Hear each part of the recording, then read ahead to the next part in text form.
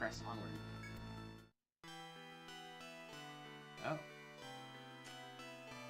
Alright, just gonna get some announcements out as usual. And we will start with our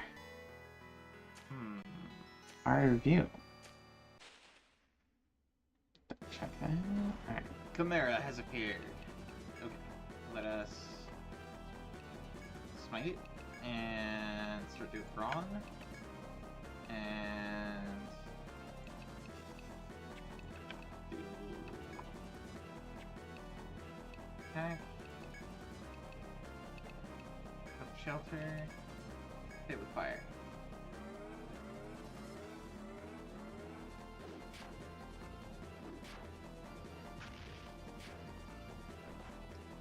Oh, he's 2 hit.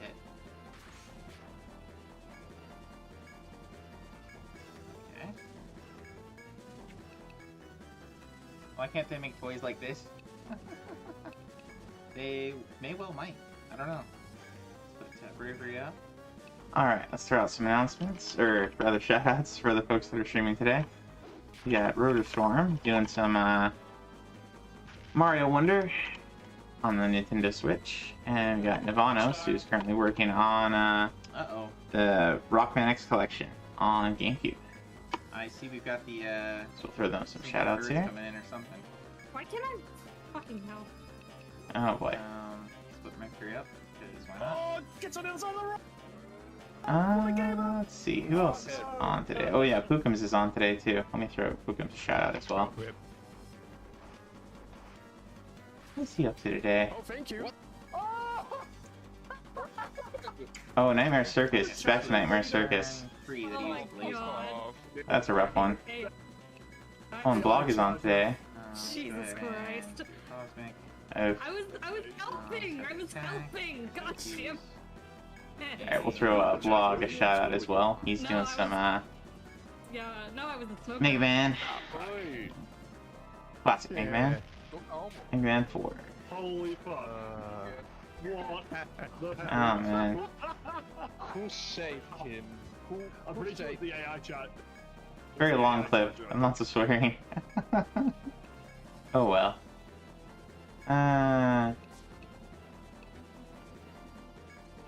Thank you. Oh dang. Oh crap. You took a ton of damage. Wait, 8948. I forgot to put down my password. Oh boy. Probably should have done that. He's almost there. Just a little bit more. Perfect. Nailed it. First try. What? Wait, what? Got him. I grabbed the potion. The potion landed on me. And then I died. That went a lot easier than I was expecting. It's probably mute the clip there. Oh well. Oh, and we did get EXP out of that. Okay. So let's get started then. We'll transition over. The fearsome king of the beasts gives them. Hello, ladies and gentlemen. This is the ARIA review where we go over the first of all, retro achievements. We hit up retroachievements.org, which I'll link in the chat here. Hey, Sega Herman. Thank you, sir. I will try. Hopefully you have a great day as well. See if I can actually spell today. So we'll link retro achievements and pin it for the day. So this is the ARIA review. We go over the last week's worth of new sets on retroachievements.org. And retroachievements.org is a group, a volunteer group of folks that put together sets of achievements and trophies and badges and whatnot for retro games. So your Marios and your Sonics and everything in between. We are currently in the midst of a GameCube event. So they just, back in, I think, July, they got compatibility with the Dolphin emulator to hook up to the Retro Achievement site, and I can start earning Retro Achievements for GameCube games. And if you beat a game, it's worth 1 point. If you badge a game, it's worth 2 points. And then there's special games that are bounty games that are worth double points or triple points. Typically, a lot of the longer games, like Super Smash Bros. Melee, the Mega Man X Collection, Baten Kaitos 2. Anyway, so that's going on, and that's what Retro Achievements are. And we cover like I said, the last week's worth of new sets, and then we'll go over community highlights. And then, if we have time at the end, we'll pick out one of the new sets and give it a spin. So, with no further ado, the first set this last week is Magnet World Final on PC-88.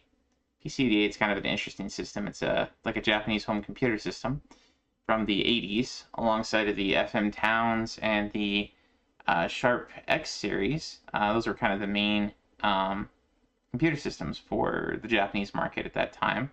And a lot of the famous companies nowadays, and programmers and game designers and such that we all know and love for JRPGs, got their start programming games for home computers at this time. So Square got their start here, Enix got their start here, Falcom, a lot of great companies.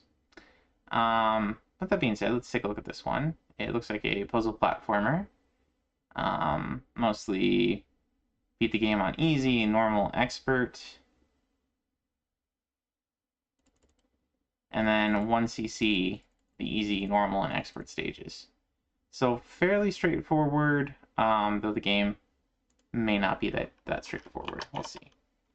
So I'll look this one up. Final, PC-88. See if we can get some.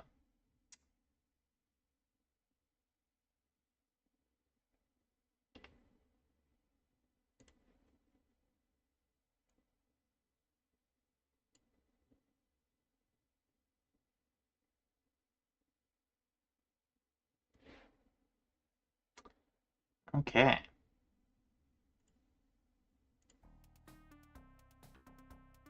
Let's see if we can't skip to some gameplay here.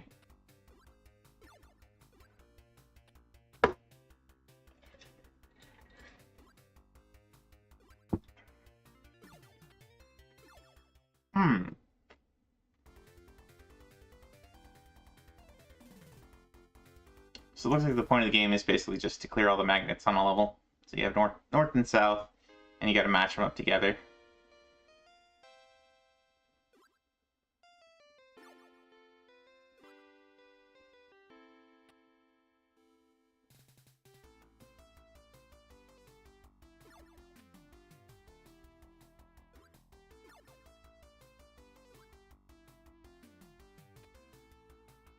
Oh, it looks like your suit is either north or south too.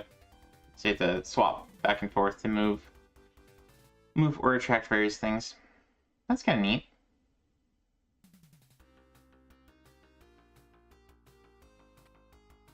I dig the soundtrack.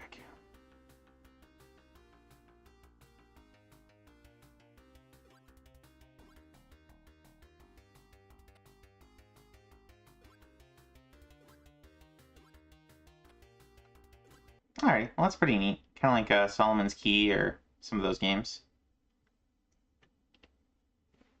Pretty neat. Alright, that's Magnet World Final on the PC-88. Actually, I think I'm gonna add that to one playlist. Give that a shot sometime. Alright, next up we've got Tri-Rush Debbie on the Sega Saturn. And it's a 2D platformer from Nihon Create and System Supply and Tech. Never heard of those companies. Let's take a look. We got, okay, so defeat some bosses. Defeat some bosses without touching the ground. Time attack some bosses.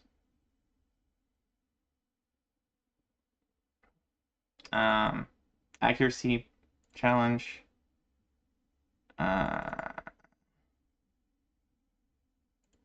So not quite damageless, but somewhat related.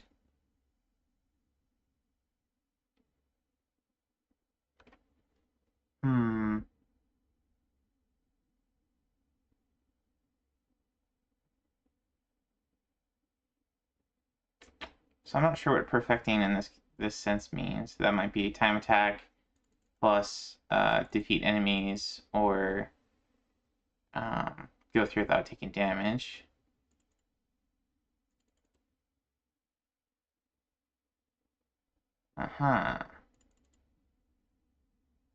Defeat 13 enemies while empowered with a battery for an extra life.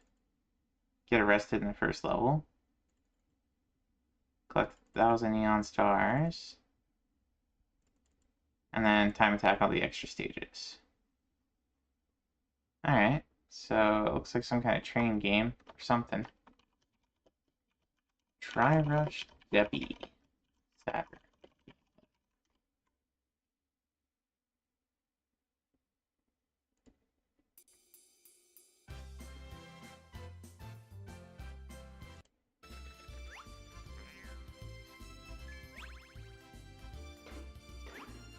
Oh, so you play like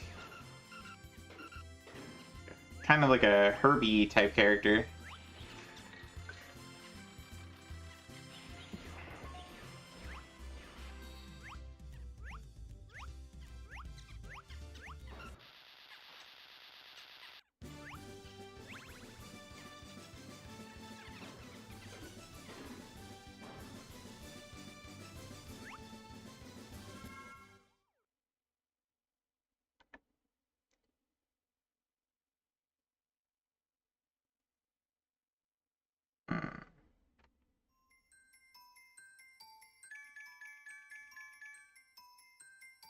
Ah, so it's like a bonus stage here.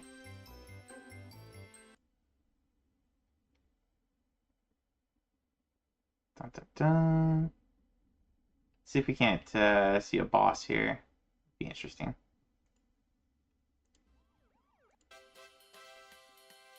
Oh, and it's Domimo pizza instead of Domino's pizza.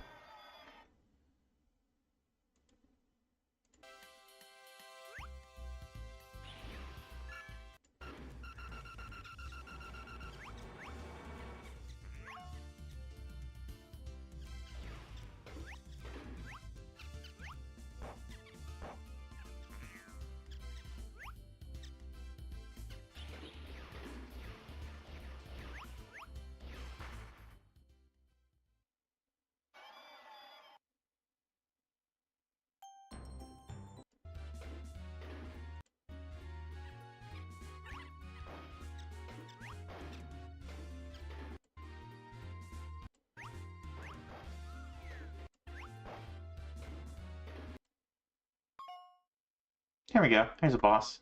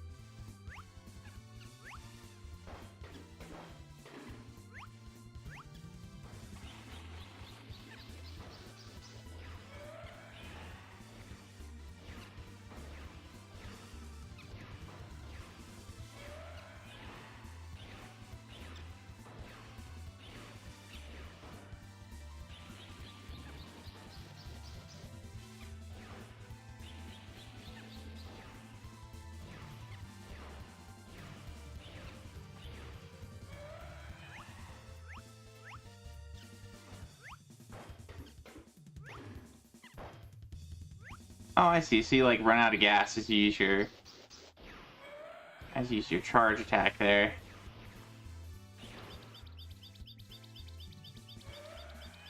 Huh. It's got some interesting mechanics at play there. Anyway, that is Tri-Rush Deputy. Looks kind of fun. On the Saturn. See, next up we got Disney's Extreme Skate Adventure. So we got another GameCube game. This one's kind of like Tony Hawk's. I've watched Necro play a bunch of this one. It's kind of like a like Tony Hawk for kids. You get a lot of goals from just walking around or while skating around and talking to various people in various stages. And there's like some Lion King stages. There's some Toy Story stages. I'm trying to remember what the other one was. Oh yeah, and there's some Tarzan stages. So if we take a look at this one, this is Disney Skate Adventure.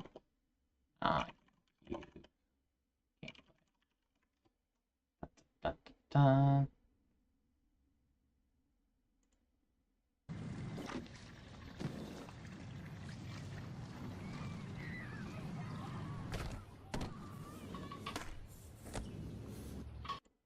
I kind of feel like we looked at this one before. Did I get a revision? No, that was listed as a new one. Hmm.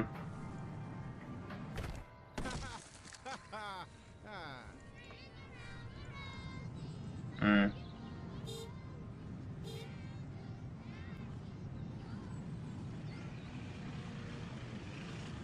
See, a lot of it's just like finding stuff,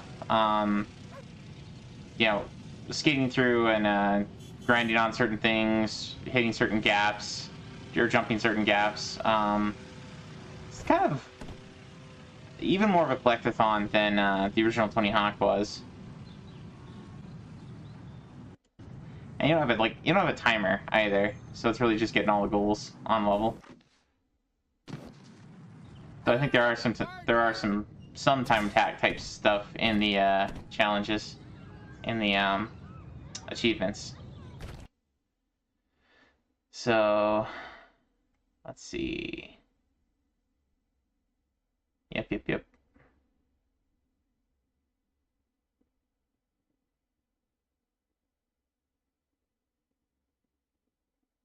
Line a combo 25 or more. And then complete different goals as different characters.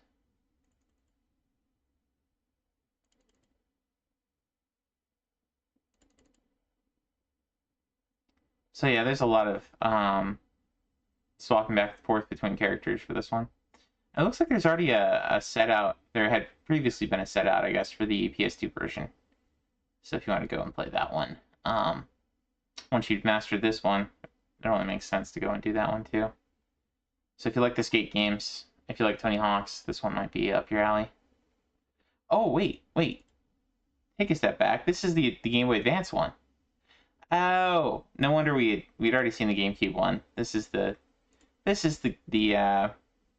Game Boy Advance one. Okay. I'm silly. Okay, let's look this one up.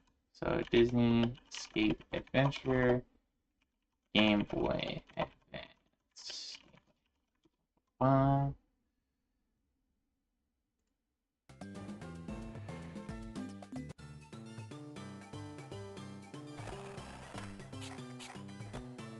So yeah, all the same stuff I said kind of applies here, but it's on the Game Boy Advance, so you get more of an isometric view for skating. And wow, this is an awful quality.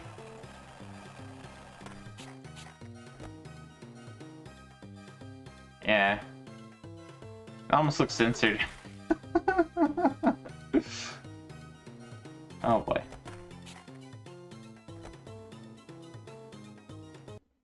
Anyway, there's some Tony Hawk games on Game Boy Advance as well, and this probably plays kind of closely to those.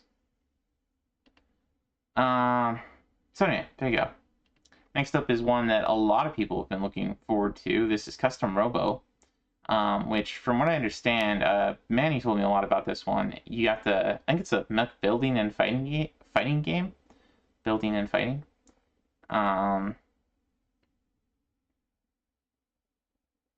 Problem next door. Da.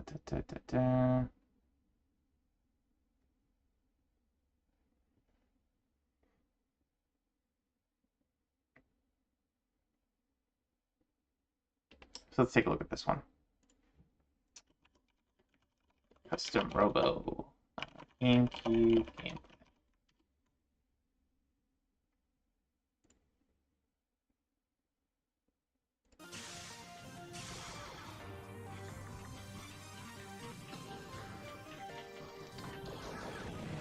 kind of a isometric-ish 3D run and gun.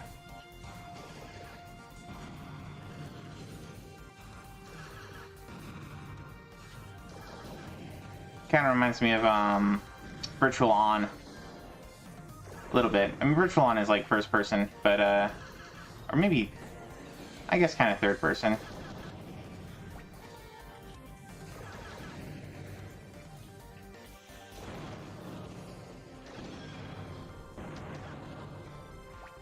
Ba-ba-bum.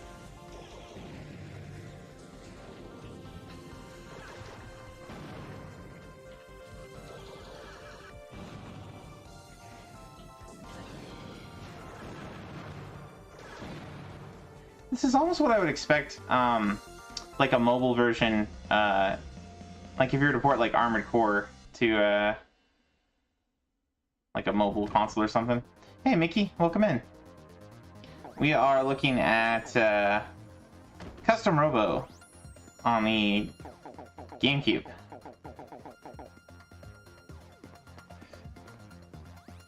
How are you guys doing today? Welcome in, Slippy.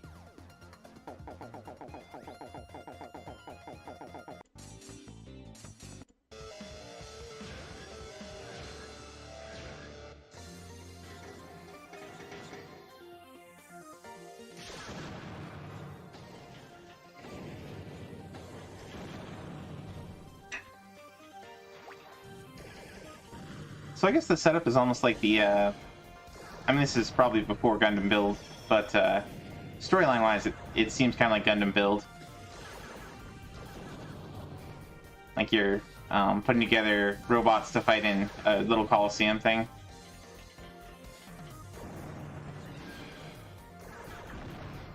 Seems pretty neat.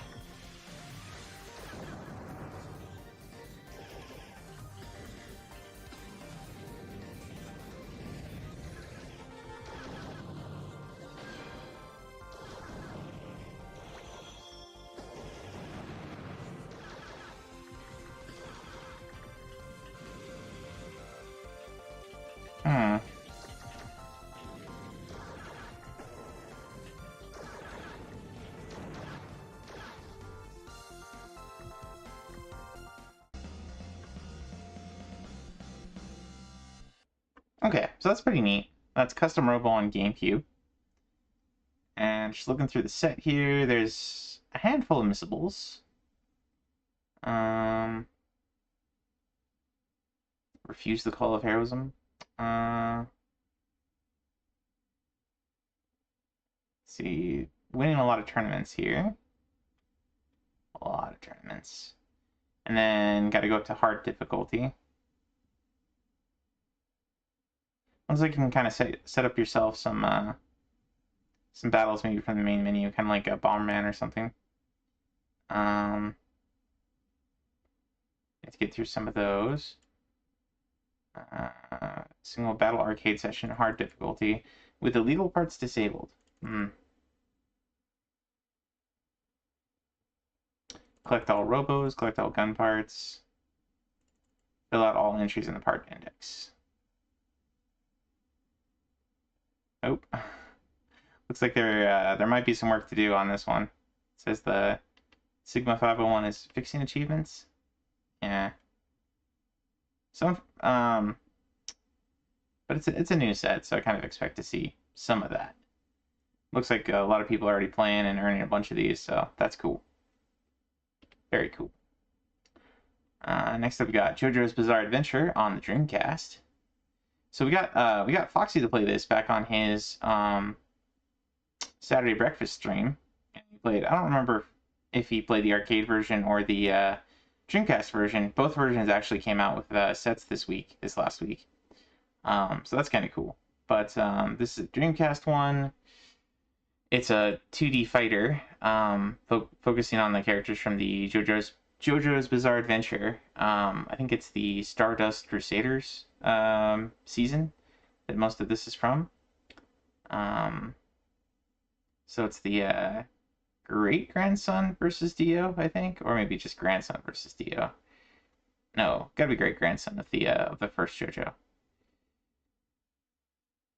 Okay, so you gotta hit survival mode with each character.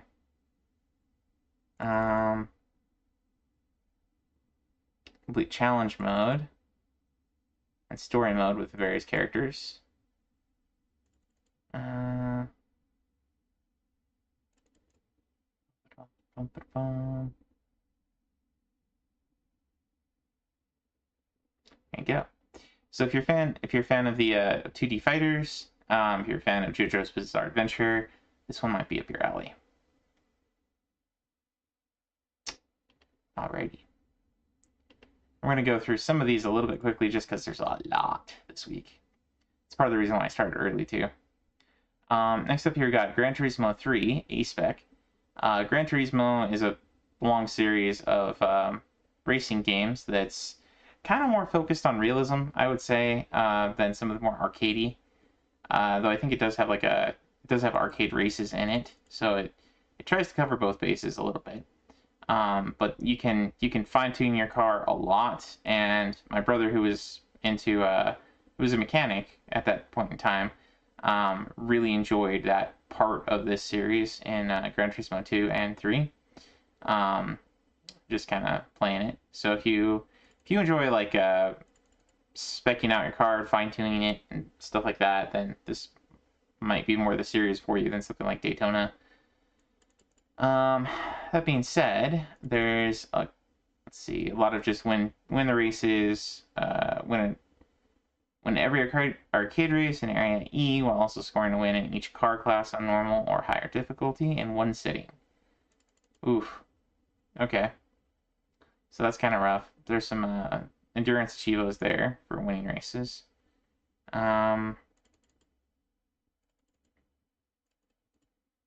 Beat the time trials, so time attack stuff, time trial stuff.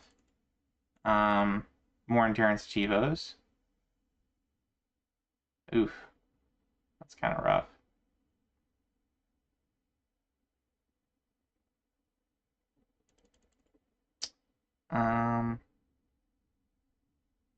Win various races with specific cars.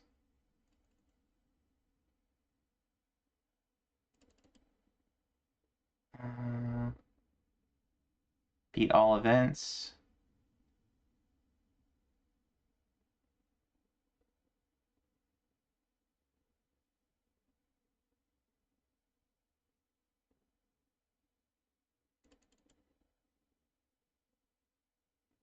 Japan GT Championship.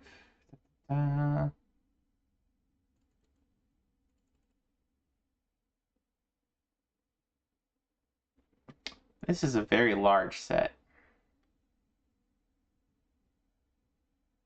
Though, earn the gold on license tests. That is probably going to be the hardest part of the game.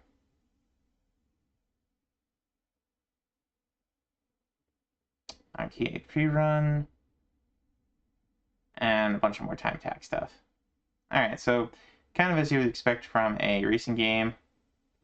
Hey Cosmic, I am. I started about an hour early just because there's a lot to cover today, and I have the day off because it's Labor Day. We were looking at right now Gran Turismo 3, which has a very large set here, 321 achievements. So it's got a mix of, beat various races in first, arcade mode, challenge mode, sort of the career mode kind of thing. Beat various races in specific cars, beat various time trials, etc. We can take a quick look at this one. Gran Turismo 3 A-Spec PS2 gameplay. Before this, we were looking at there was a puzzle platformer on PC-88 that looked pretty interesting called Magnet World, where you have a kind of a robot outfit you're running around in that you can swap to being a north or a south magnet, and you push different things around and you try to clear all the magnets on the level by pushing north magnets into south magnets and vice versa.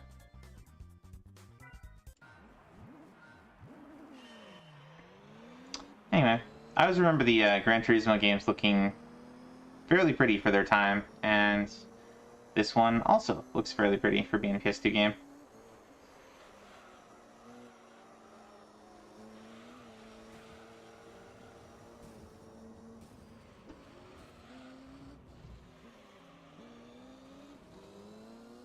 Bum-ba-bum. Backgrounds aren't that great, but the cars themselves are pretty, very pretty in this one.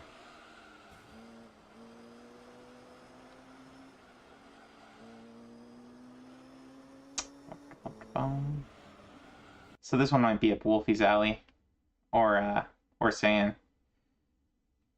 A lot of cars to choose from there, but we saw that one. There was a this one called Tri-Rush Deppy on the Sega Saturn, where you play like one of those little it kind of reminds me of those like little mobile cars. I don't know if you remember when they sold those, like Chevron, they'd have like a little car, anthropomorphized cars or whatever. And this is almost like one of those. You're running around and you have a charge to ram into things. And it's a 2D platformer. A lot of the levels kind of remind me of Sonic, so it's very it's kind of in that kind of game, I guess I would say. Kind of interesting. What else was there? Oh yeah, and there's another skate adventure game on the Game Boy Advance. So we saw Disney's Extreme Skate Adventure on GameCube, and then it came out on Game Boy Advance, and then Custom Robo came out on GameCube, and JoJo's Bizarre Adventure, which we had Foxy play back on Saturday on the Dreamcast. The arcade one came out as well. We'll get to that, as there's a whole ton of arcade games. But yeah, so that's all the things you missed. Going into the next set here. We've got Crash, Mind Over Mutant on PS2. So this is a Crash Bandicoot game, 3D platformer, beat 'em up, that came out after all the PlayStation 1 versions. The arcade episode of our review, very much so. There's a lot of arcade games to cover. Welcome, Impulse. Hope your day's going well. But yes, next one here. We do have some that are not arcade, so we're covering some of those here. This one is, like I said, Crash Mind Over Mutant on PS2. Let's see for the set here. Finish all the missions. There's some collection Chivos. Let's see if there's damage list stuff.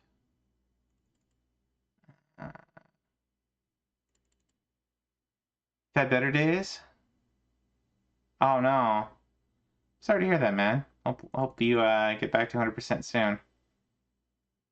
Just seems like all of us are just taking turns with various issues. I know it wasn't that many weeks ago that Wise was having some troubles, and I was having other troubles with infections earlier on, so it just goes around and round. Hopefully we'll all get back to 100% soon. Okay, so there's a lot for fully upgrading various things. Then defeating various enemies. Collect a ton of mojo. Get a 200 hit combo. And then finish everything on the highest difficulty. Alright, so there's no damage list in this one. So this might be one of the easier ones, potentially. Mind Over Mutant.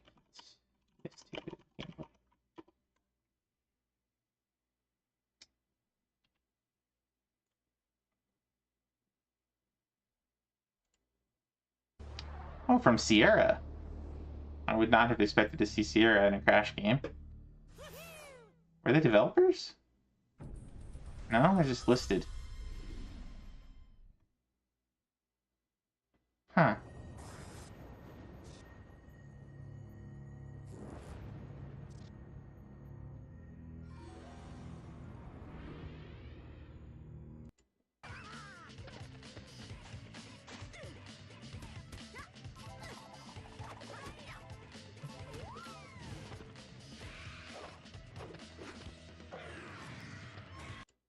So this is kind of the intro. Here's some actual gameplay. That's a very different looking Crash.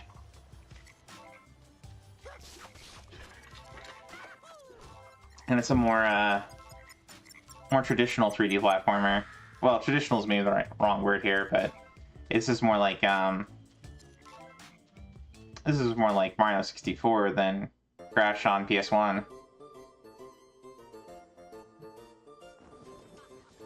Oh, stupid thing, work! Wow, we should clean this place up. Huh.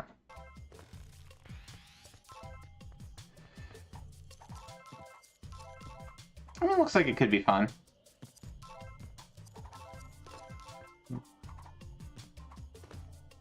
Huh. 3D platformer with no camera controls. To do your classic spin attack, quickly rotate the left analog stick. Spinning is a great attack, and also Cole says he likes this one. It's a beat 'em up.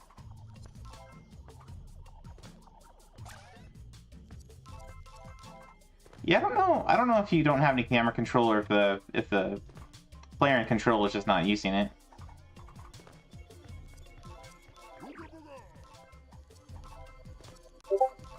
I guess it does have like looking at this one, you know, it does kind of remind me more of like the original Crash.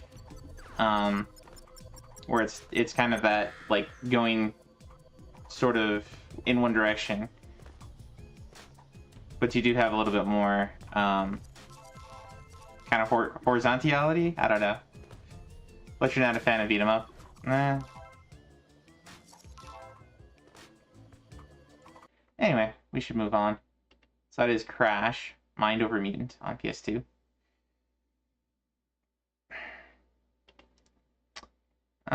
What's next?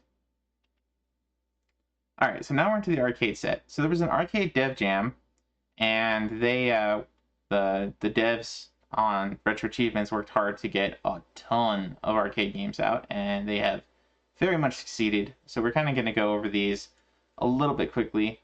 So you got 18 Holes Pro Golf, which is a 1981 golf game. A lot of these aren't going to have a ton of achievements, but we will take a look at some of these pretty quick. 18 Holes Pro Golf, 1981 arcade gameplay. Just looking at the set here. Score a birdie, score an eagle, score a hole-in-one, and then complete the courses. Complete the courses with 30 strokes or less.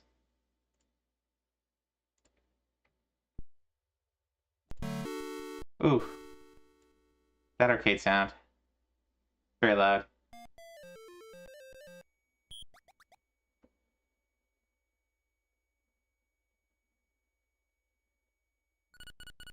Yeah, about what I would expect from a golf game. Point the direction, pick the club, and then hit a button for power and time it right. So, pretty straightforward. Hey Yasmin, welcome in. We are looking at all of the new sets for the last week on RA. There are a lot of them, so we're gonna go kind of quick. This one is a pro golf game. But welcome in. Hope your day is going well. Next up, we got Bomb Kick from 1998, another arcade game. Clear each world. Beat the game on the hardest difficulty. Score at least 123,000 points. And then damage list all the bosses. Take a look at this one. It's a 2D platformer. Bomb Kick. 1998.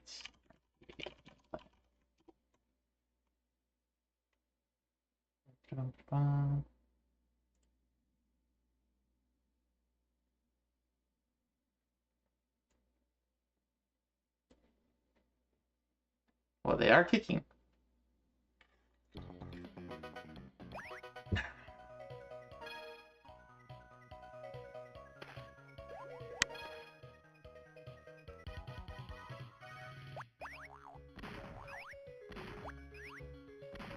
Oh, okay. So this is kind of like, we've seen a couple games kind of like this.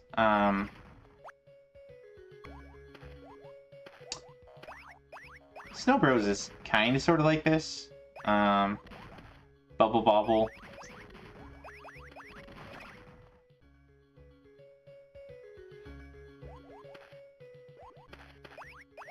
Kind of just going through stages, killing enemies on platforms.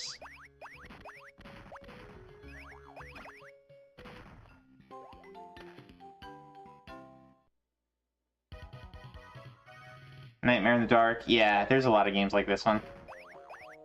But here's another one for you, if you needed some more points. There you go.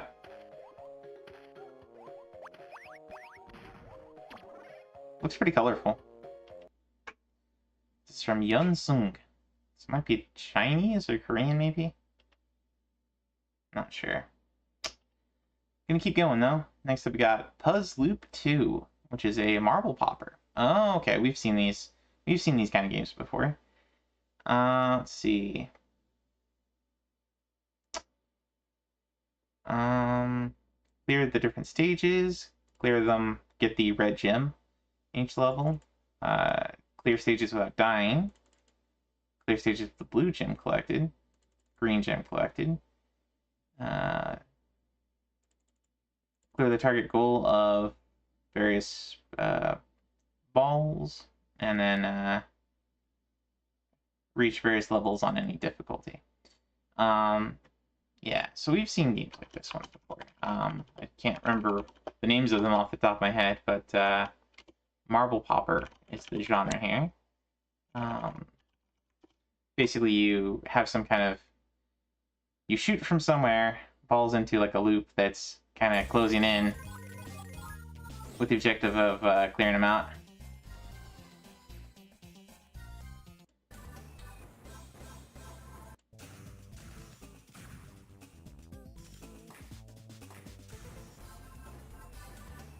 In some ways, it's kind of like a variation of those magical drop games we played before. When we saw not long ago had a snake, I think. Yeah, I think it did.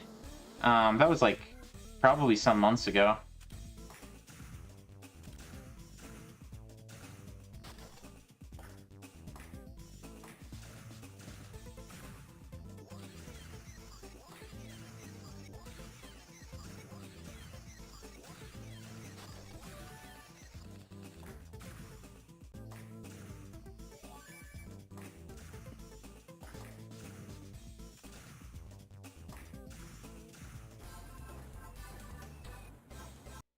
So there you go. It's a game like that.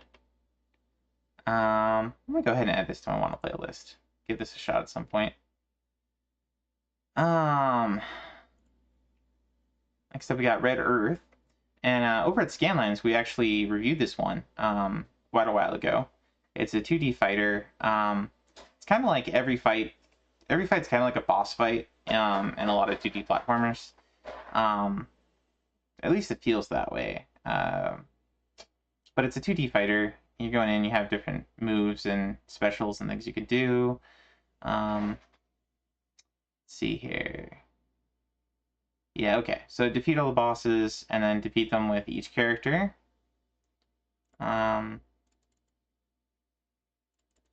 Get the bad ending, normal ending, good ending with each one. I'm guessing you can get the good ending probably by once you've seen it. I don't know if you get different decisions as you go. But, a perfect bonus. Complete the game on the hardest difficulty without using any continue. So once you see hardest difficulty, that would make this pretty tough. It looks like some people have already earned it, though. So,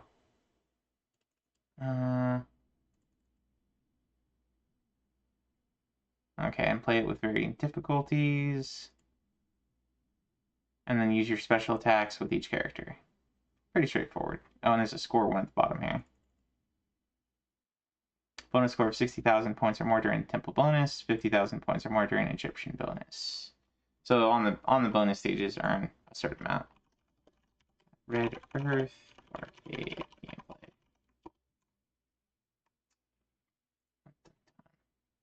I don't remember this one being very highly rated by our Scanline crew. I think it was average to slightly below average, if I remember right.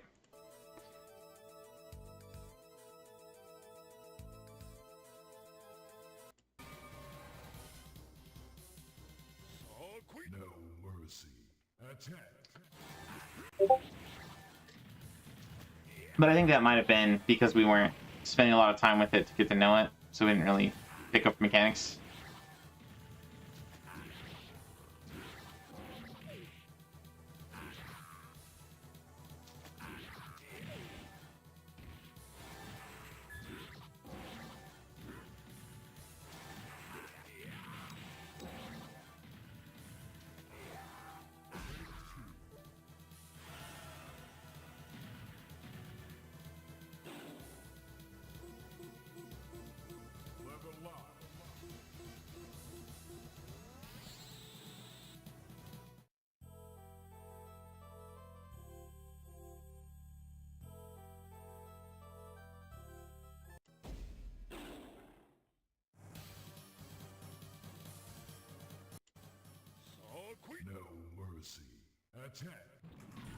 Oh, it was a challenge game. Okay. It's got dinosaurs. It can't be too bad. Cosmic says. It's a very colorful. It's a very colorful game. Art style is pretty neat, for sure.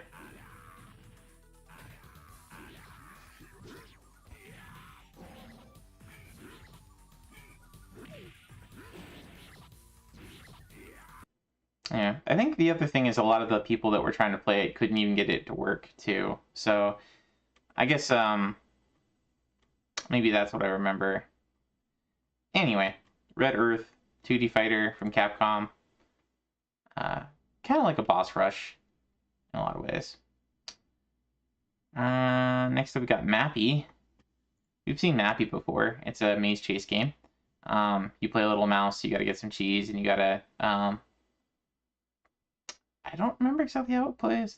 It's not quite like Pac-Man.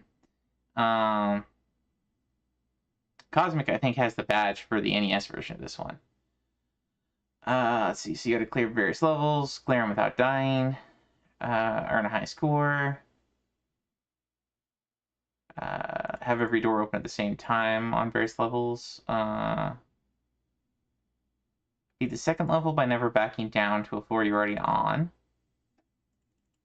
Beat the fourth level without being on the same floor as Goro. Beat the fifth level without eliminating any cats. Right, so you have cats that are after you. Capture Goro in a microwave. Get a perfect bonus on various levels.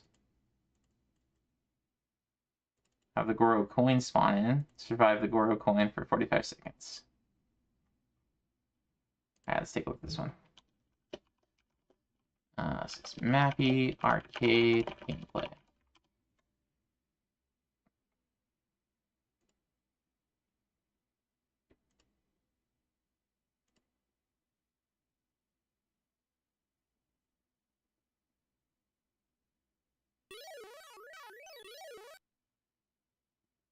Mystery score.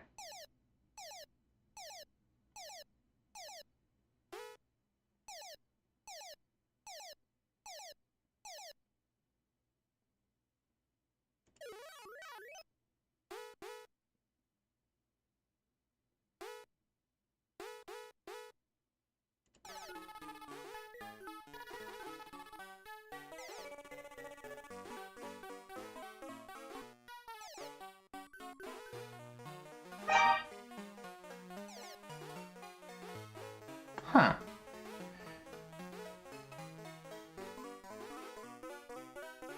Okay, so you can like jump through the cats.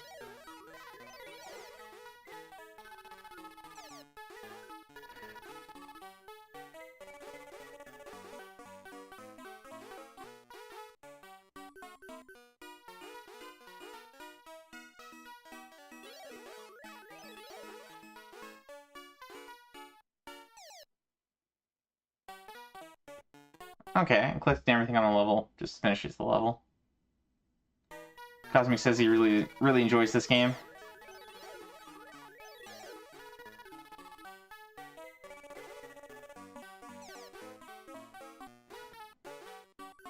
Actually, there's a lot of elements that kind of remind me of City Connection a little bit.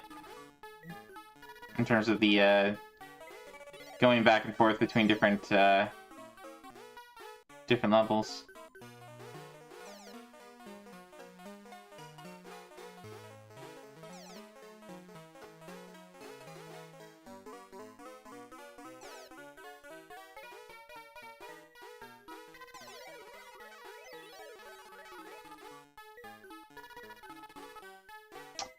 Anyway, so that's Mappy. Next up, we've got another of Cosmic's favorites. This is Athena on the arcade. You enjoy City Connection if the controls weren't so stiff. Yeah, City Connection, like the turning kind of gets you. And sometimes you have to really turn on a dime to get from one part to the other. And you have to, like, the amount that you have to paint. You know, you have to be super OCD about it. A Wild Onyx appears for those doing Pokemon. So you gotta complete the various worlds. Equip a bunch of various things you come across. And then defeat a bunch of the bosses damageless. Get a certain scores before the final boss. Transform into Ultimate Athena in various worlds. Deathless the game. That's going to be pretty tough, but somebody's already done it. Complete the various worlds without using the extra armor. All right.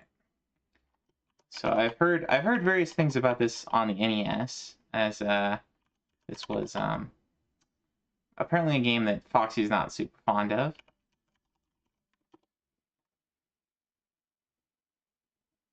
Let's see.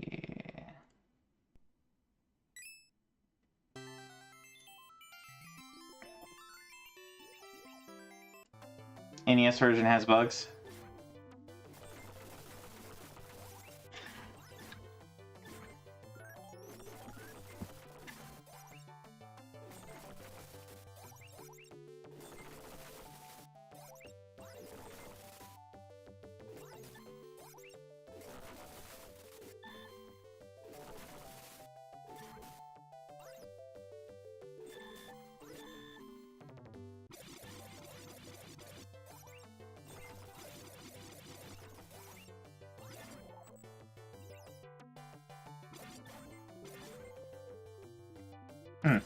Okay.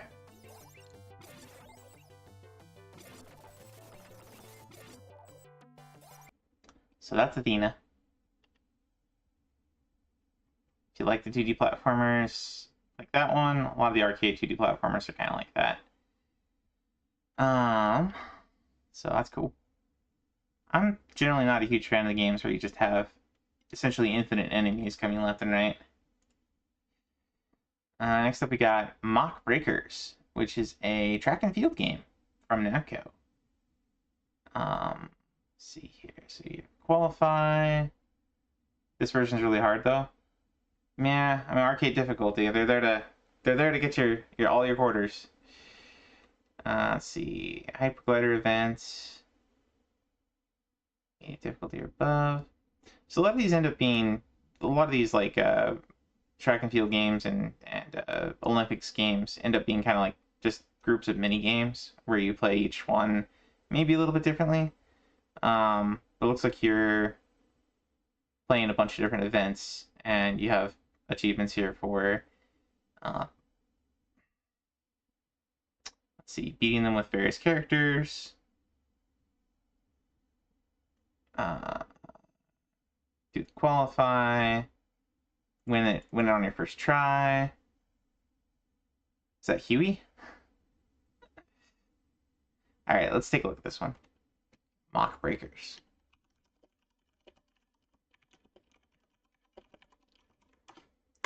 But yeah, I'm expecting this to be kind of a mini game.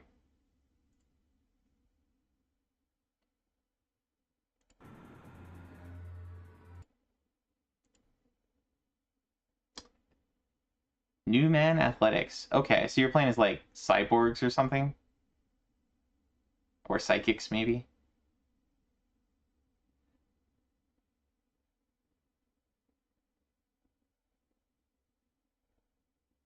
Huh.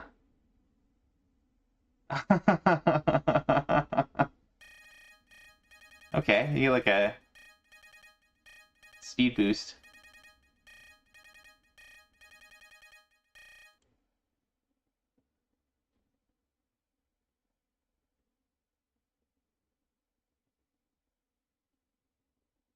Okay.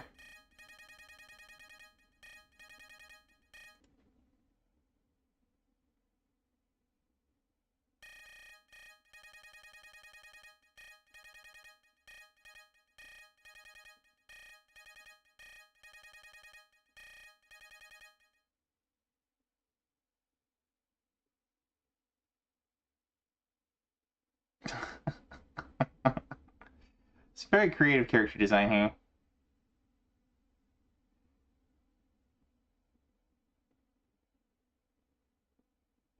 It's like charge your shot and fire.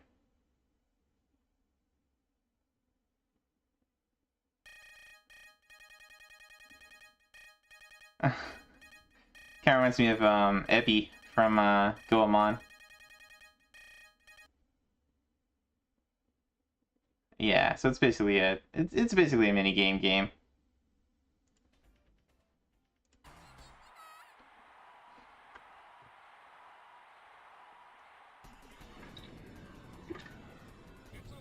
Hard to tell. It's going to depend on how you control it, I think, is going to determine if it's a good one or not.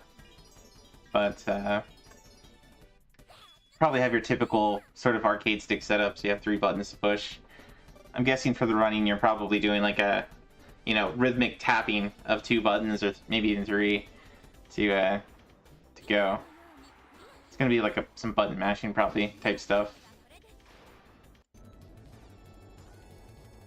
Oh, you got like a skiing jump thing?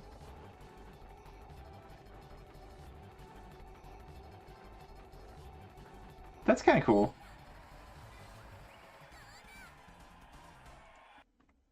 Alright. So that looks kind of interesting. Next up we got Logic Pro from Krokoi. It's a Picross game on arcade. Okay. This is definitely on my list, because I do lots of Picross. Obtain different endings. Play arcade mode without using any help. Play arcade mode with 1cc on hardest difficulty. I don't know how you turn Picross into an arcade game, but let's see. I've played lots of Picross on Super Nintendo and on Game Boy, WonderSwan.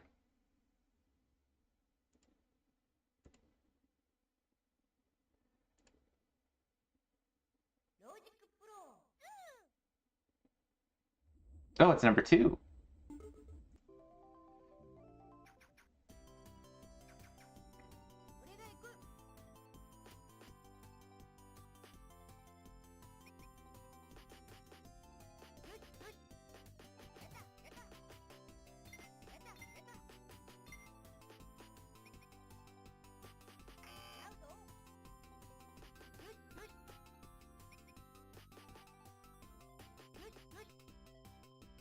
So I guess you just, like, take a certain amount of damage if you cross out the wrong things.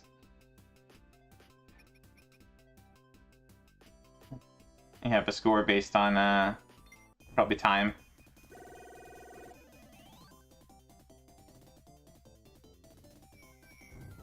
Shingle. I'm not sure what Shingle is in that context.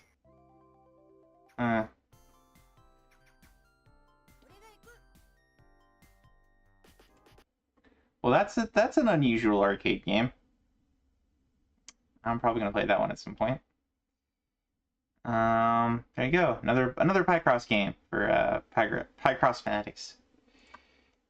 Next up we got Bang Bead, which is a action ball and paddle sports game. So you gotta win it. Playing with the various characters. Beat certain characters. Went around with both barriers turned off. Nice taunt. Electrocute your rival 3 times in a single round. Fun.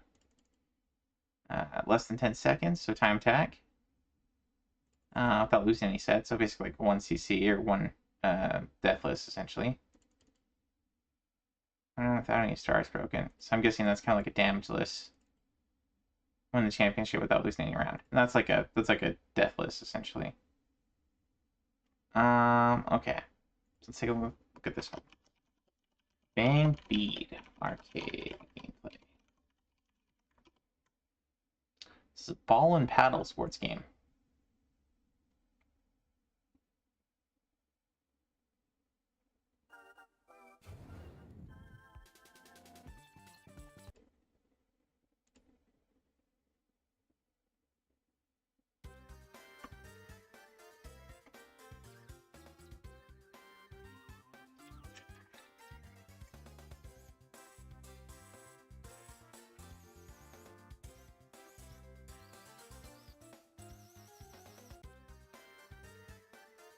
So it's kind of a tennis game, or a Pong.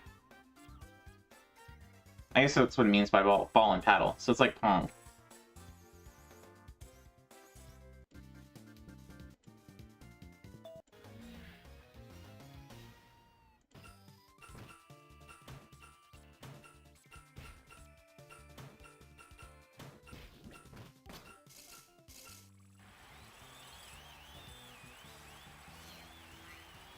Interesting.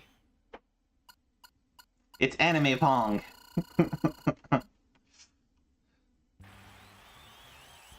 Okay, that's kind of neat.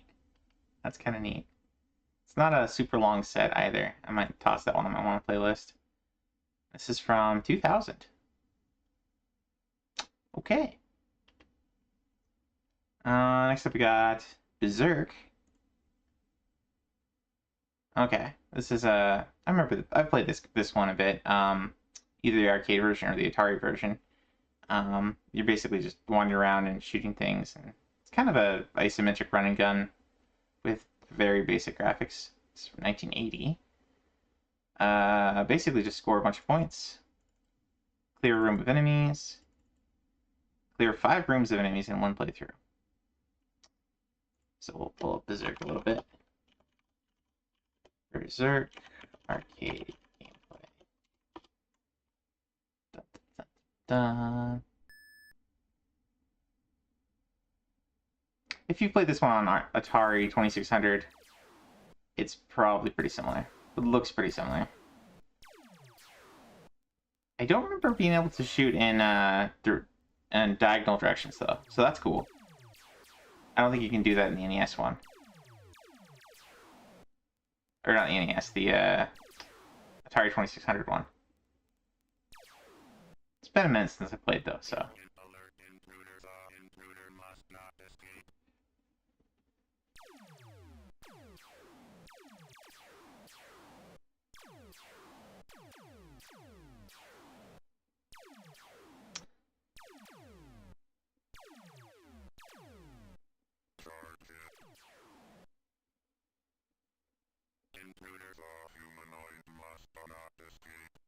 I think Castle Wolfenstein plays pretty similar to the original Castle Wolfenstein.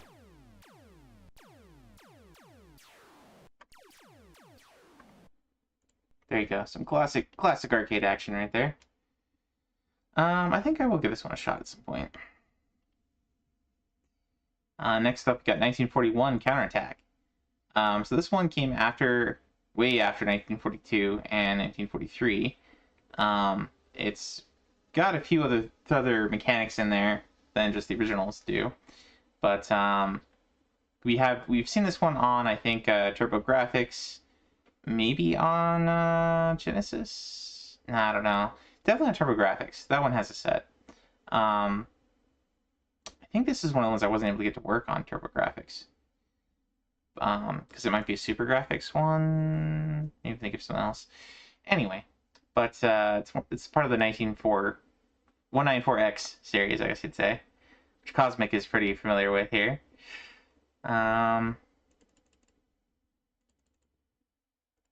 Ooh, okay. So get yourself a multi-rank advancement on each level. So there's achievements about that. No more than 2 continues without using any credits. So once you see the game, favorite shooter series. It's a good one. It's a good one. 1943. I remember I had a lot of fun with 1943 on NES, and I think I played this one quite a bit. And 1942 on arcade. I like all of those. Not a huge fan of 1942 on NES just because of the sound, but it's not a bad game other than that. Can rank of Major General, so that's like a score ranking. The end of Mission 3. Ooh, so get a huge score pretty early on. And 2 continues to the hardest difficulty and fastest. Wow. Okay. So just the dip switches to the hardest settings and then beat it within 2 continues. At least it's not 1cc, but man, that's rough. Wild Stuff It appears for those doing Pokemon. But yeah, let's take a quick look at this one. It's only fair. Counterattack. Arcade.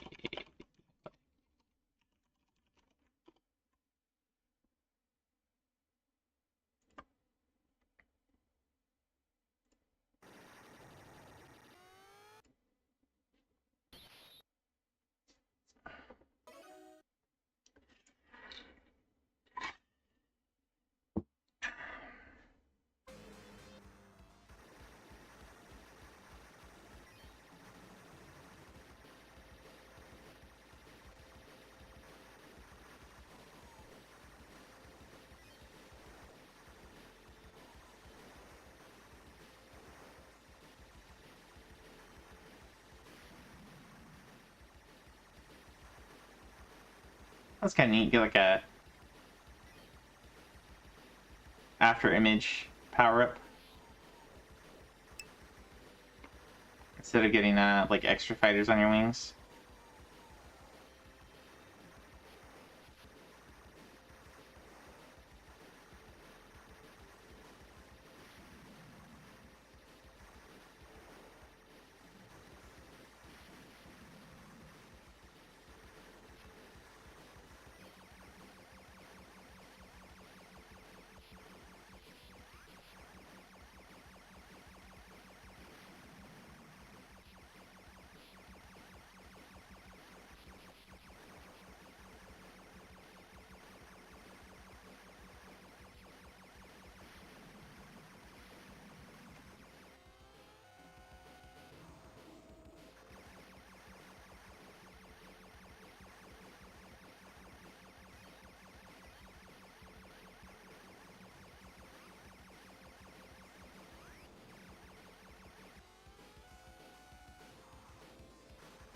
Oh, yeah, and you can charge your shot.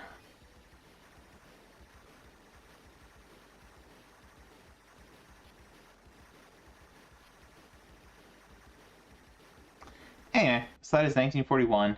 Pretty neat shoot 'em up. I feel like any of the other 194X series, you will probably like this one. Alright, next up we got Metal Saver, which is an action game.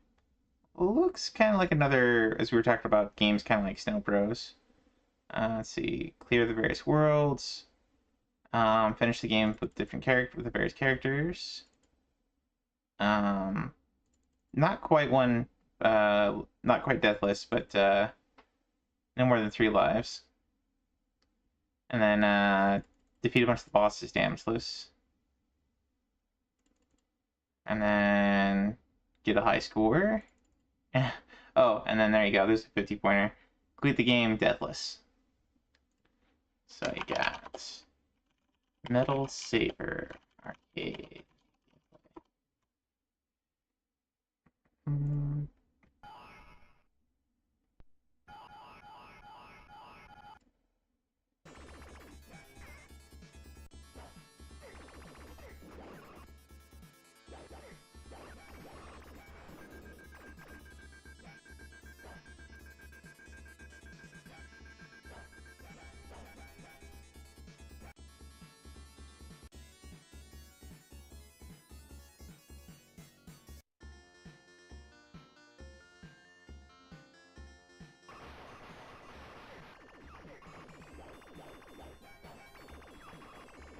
So you've got kind of more of a ranged character, more of a melee character you can pick between.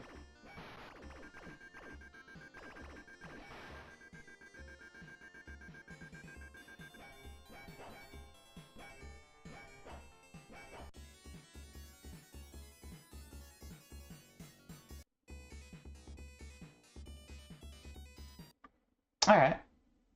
So that's kind of interesting. Dun, dun, dun. Next we got Alien 3, The Gun. This is a rail shooter. Okay. So you're going to be shooting a bunch of aliens left and right. Make it through all the various stages. Make it through stages without using credits. Without using over 1 credit. Reach the rank of Brigadier General. So I guess that's get a certain score, which would require not using continues. So that'll reset your score, typically. This is Alien 3 The Gun Arcade. So if you like House of the Dead, if you like Generation X, some of the Terminator arcade games, this one might be up your alley.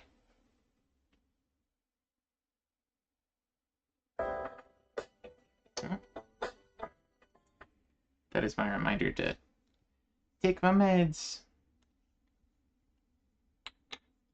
It's a big Area 51 fan. There you go. Time Crisis, Area 51.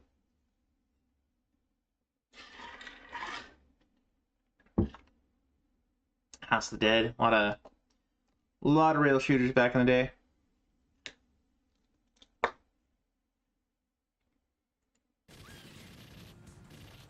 Let's get to some actual gameplay so with the music.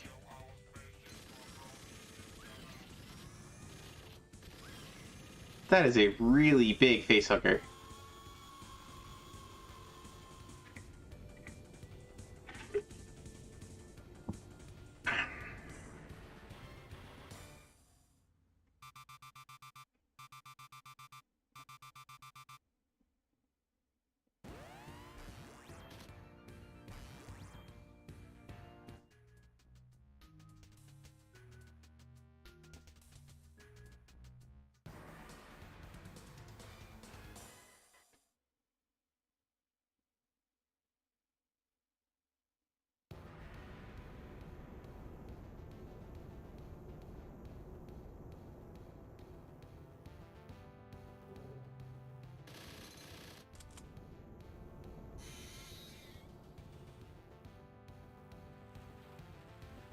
Get some flamethrowers.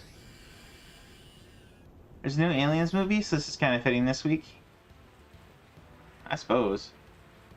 I have pretty low expectations of Aliens movies post Resurrection. I don't know. Pretty much everything past Resurrection has been pretty bad. Covenant and what was the one with the ship that they would was chasing after them in like one direction, and they didn't have the intelligence to go like this way. You know, or it's like it's going in one direction, and they didn't have the intelligence to like move out of the way.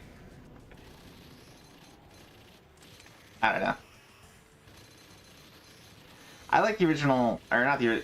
Well, yeah, the original movie was pretty good. It was really well done horror. The second one, The Aliens, is one of the better '80s action movies for sci-fi.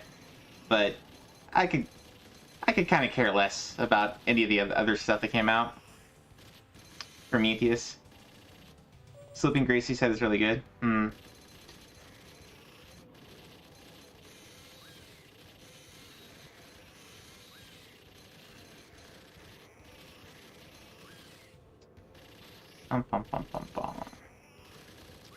So there you go. It is a rail shooter with the Alien theme. Licensed game. So if you like Aliens, I don't know why they're calling it Alien 3. It looks like the plot isn't really following at all the Alien 3, which is probably for the best, because that doesn't necessarily work all that well for as a plot of, like, you know, being stuck in a prison. It looks like you're just kind of a Marine being sent out to various colonies and clearing them of aliens, which is fine. It's, you know, I think that's probably a better plot, or a better setup, better premise. Yeah, that looks pretty cool if you like rail shooters. Moving on. Next one we've got Dark Seal, Gate of Doom, which is an action RPG beat 'em up. Action RPG, okay. Clear the different stages. Clear them without using extra credit. Then obtain a bunch of stuff. Okay, it's a pretty straightforward set. Dark Soul Arcade. Play.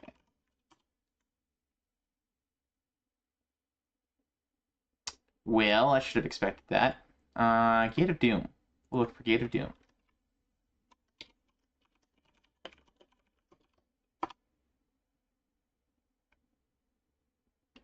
There we go.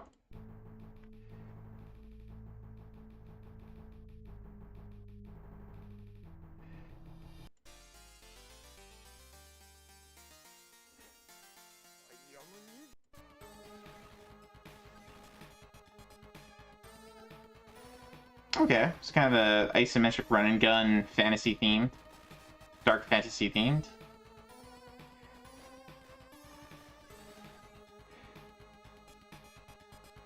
Cosmic says he's seen this one.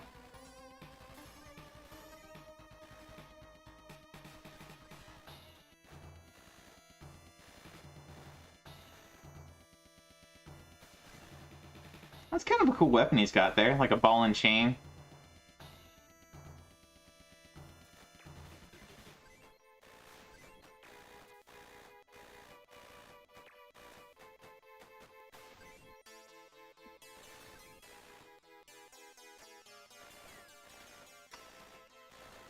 think Oaz was playing it a while back.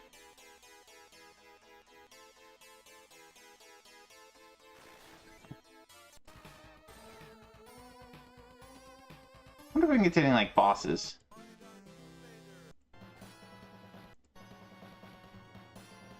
Okay, cool. It's like a dragon boss. This actually reminds me of Demon Souls. the part where you fight the dragon on the bridge in Bulletaria.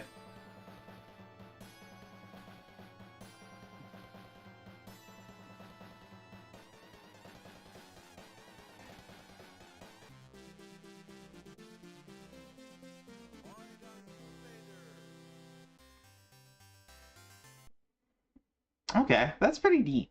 That is pretty neat. I'm gonna toss that on my wanna play list. Shoot his tail off. Yeah, yeah. Okay, so it's Dark Seal. Oh, Dark Seal, not Dark Soul. Dark Seal. Gate of Doom. Next up we got Ninja Gaiden, also called Shadow Warriors on arcade. Now this one's quite a bit different. I played this one before.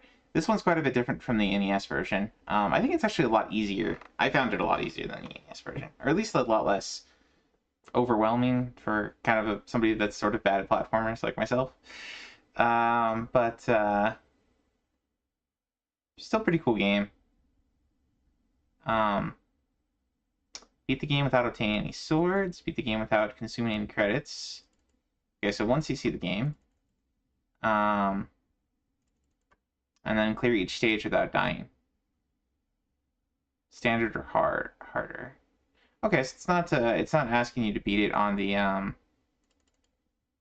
hardest difficulty, though beating it without obtaining any swords might be tough. Ninja Gaiden arcade.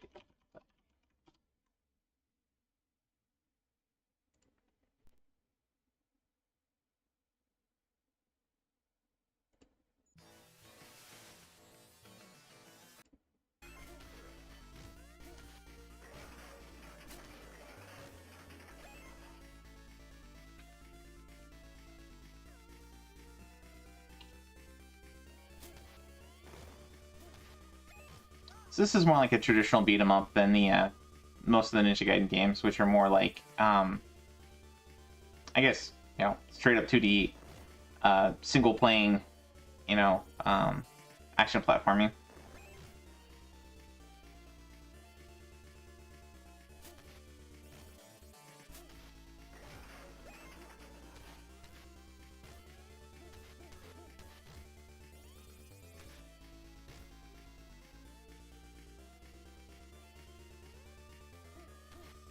That's a pretty neat game. Pretty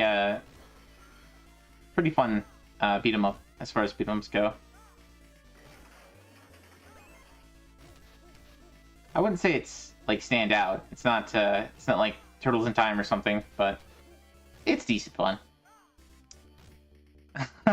Cosmic's like, this is not my Ninja Gaiden. It's very different. It's very different from the NES one.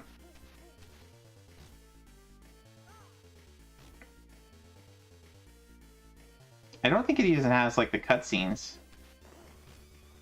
You know, like, you go to...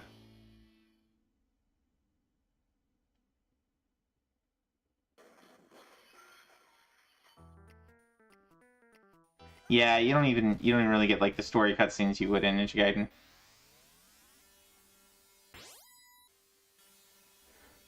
That's always kind of neat. Continue!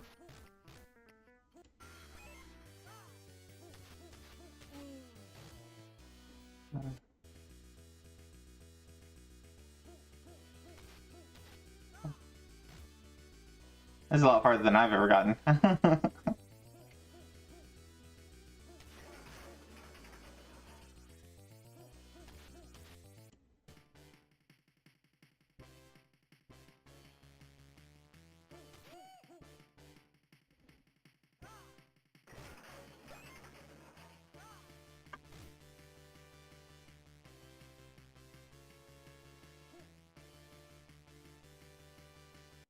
Anyway, so worth checking out if you like beat 'em ups.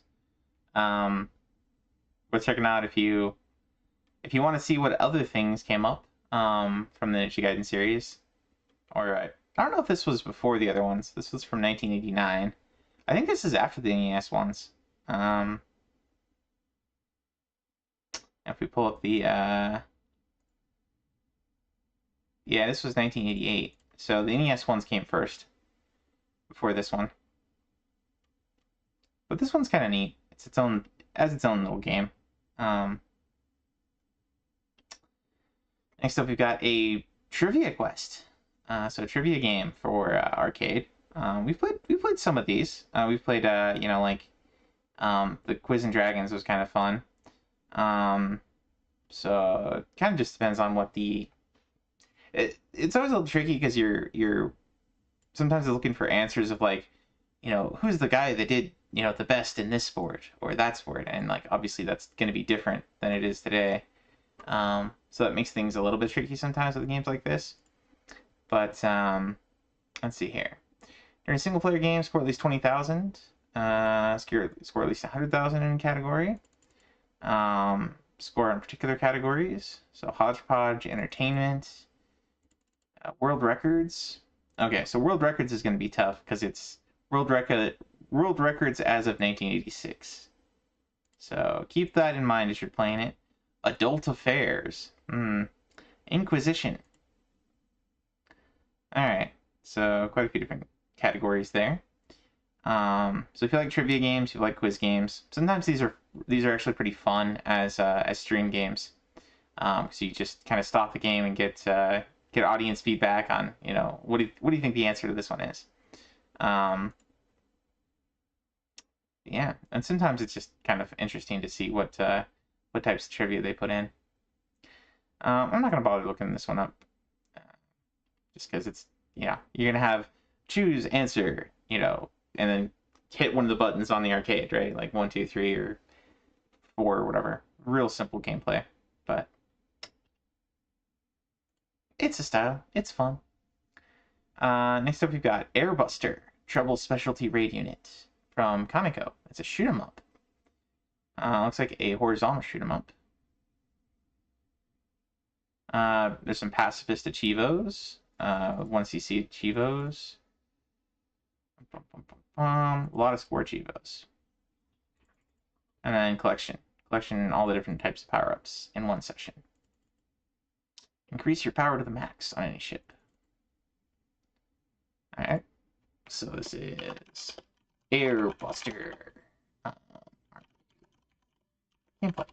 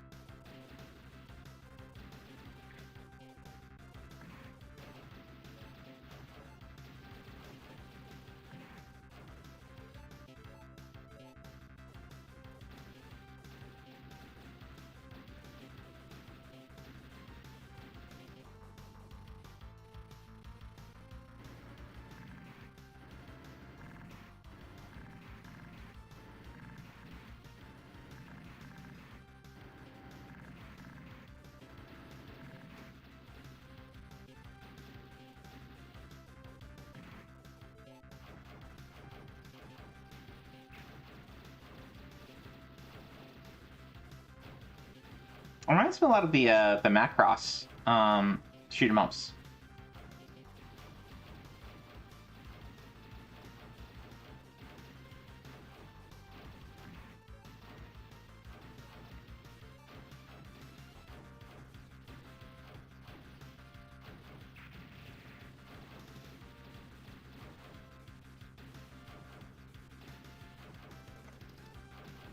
Looks potentially pretty neat. Let's see if we can skip to, like, a boss.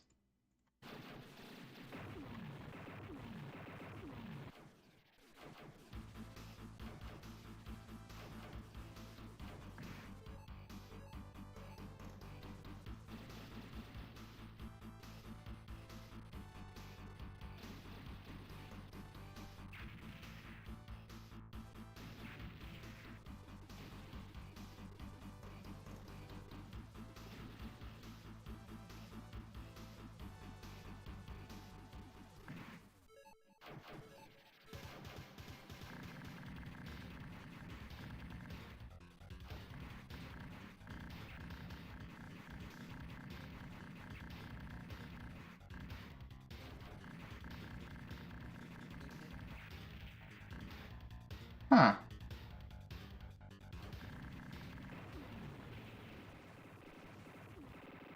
I'm supposed to be able to beat that guy without firing a shot.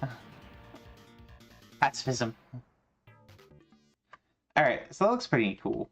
So if you're up for trying out a new shoot 'em up, there you go. I'm sure our friend Zash is probably going to be on that one. Like white on rice. Next up we got Bioseed from 1990, which is a falling block puzzle. That's an interesting name for a falling block puzzle game. Let's see. So, score Chivos, line Chivos, good to soon bonus, flicky power block, shot satellite power block, 16-ton bomb power block. Okay. I read that wrong. That's Blowseed. With an X. Blowseed arcade gameplay. Blockseed? Maybe it's Blockseed. For blocks? That would make more sense.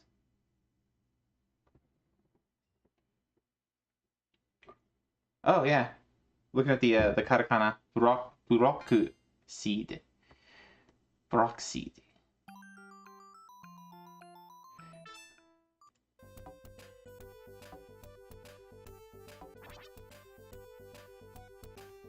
Kind of interested to see what these various power-up things are. If we'll get to see those relatively quickly.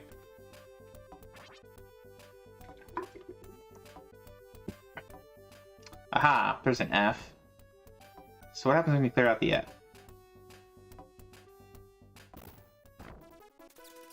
Extra score.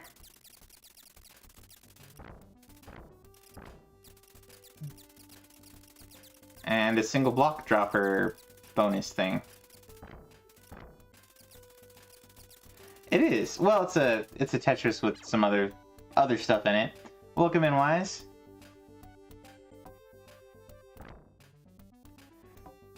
Oh, you came in at Ninja Gaiden. I've not been. I don't know why I didn't catch your chat earlier. But welcome in, man. Hope you're feeling well. Hope you're doing well. We are looking at the new sets, and there's a lot of new sets. A lot of new sets. So yeah, I'm gonna add this one to my wanna play because I do some Tetris games here and there. Let's see. Next up, we got G-Lock Air Battle, which is a combat flight simulation game. Okay, so this is gonna be kind of like oh, what is it, like Top Gun or the Sega game we were looking at a while ago. Beginner, medium, expert missions. So these are the kinds that they put like a joystick in the arcade. I really liked some of these growing up. I haven't heard of this particular one, but G-Lock Air Battle arcade.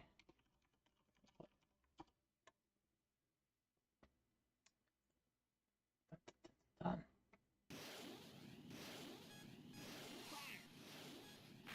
I have been kind of thinking about getting a Thrustmaster for when DOS comes out. If they put Wing Commander, if they give Wing Commander a set, I've got to play that one. So I might get myself a joystick to play games like this. Afterburner, yeah, that's the one I was thinking of. On I think that's on Genesis, and it might be on Master System as well. We were looking at the Master System one; it was a little bit underwhelming, I think.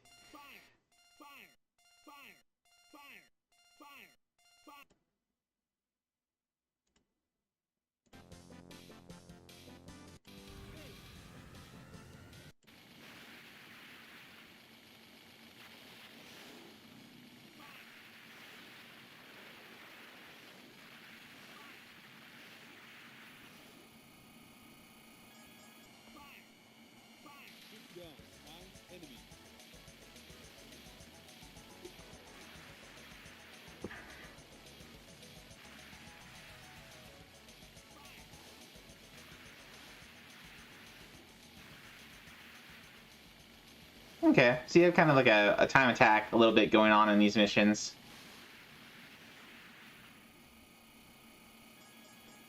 was thinking of getting a joystick controller for your space flight games recently. Yeah, I mean, it's a fun way to play.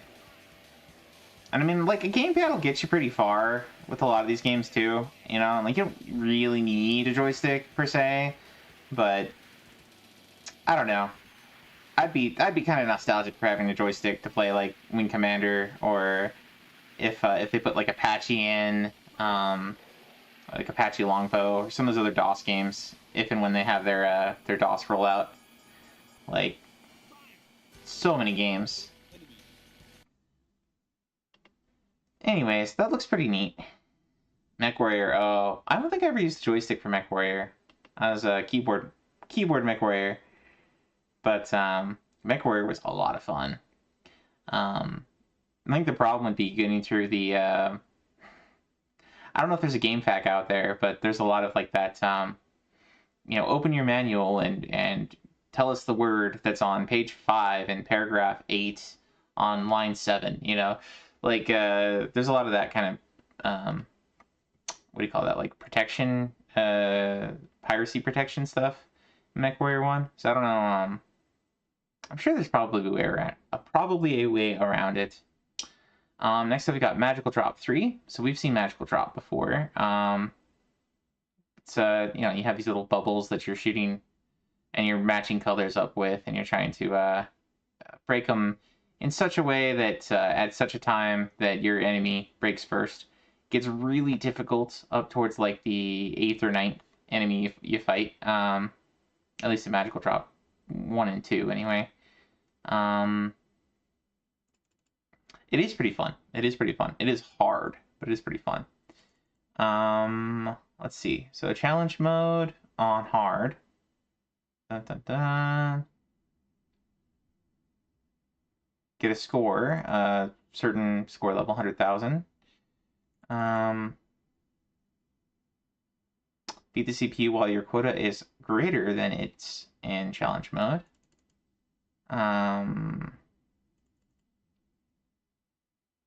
1cc challenge mode. And then Magical Journey. Win Magical Journey with each character. 6 extra spaces and win the round. 1cc Magical Journey. Survival mode on easy, normal, hard. Chain reaction of 15. Chain reaction of 8 with only 1 ball throw. Have 2 Castle Joker balls on your hands ready to throw. Break 21 or more balls at the first step of chain reaction. And a wild Tombi appears for those doing Pokemon. So Magical Drop 3, arcade game.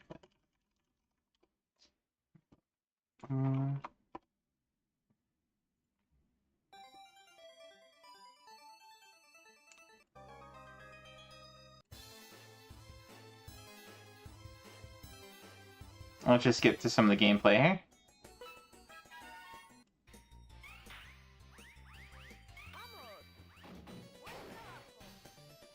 Oh boy.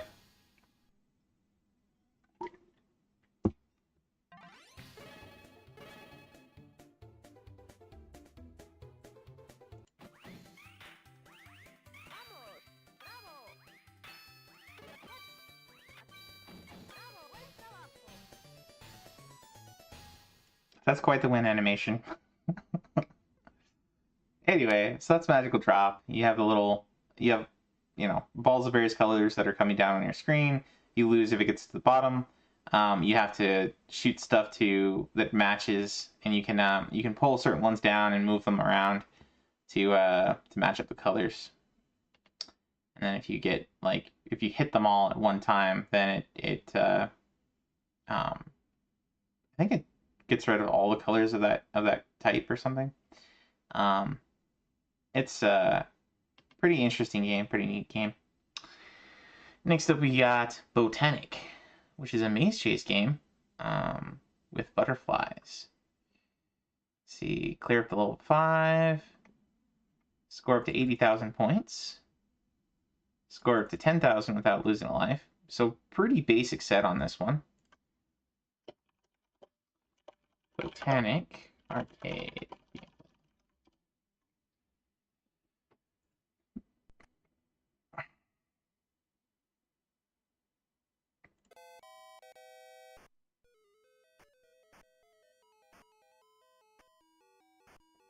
Oh, I guess you play as a what do you call it? Caterpillar.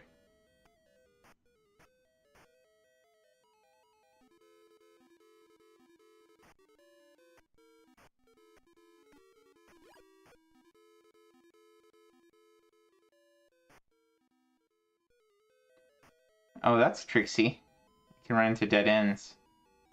The Leafs hide what are dead ends and what are not.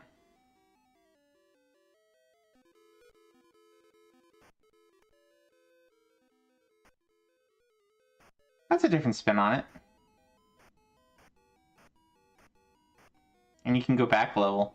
It's kind of interesting.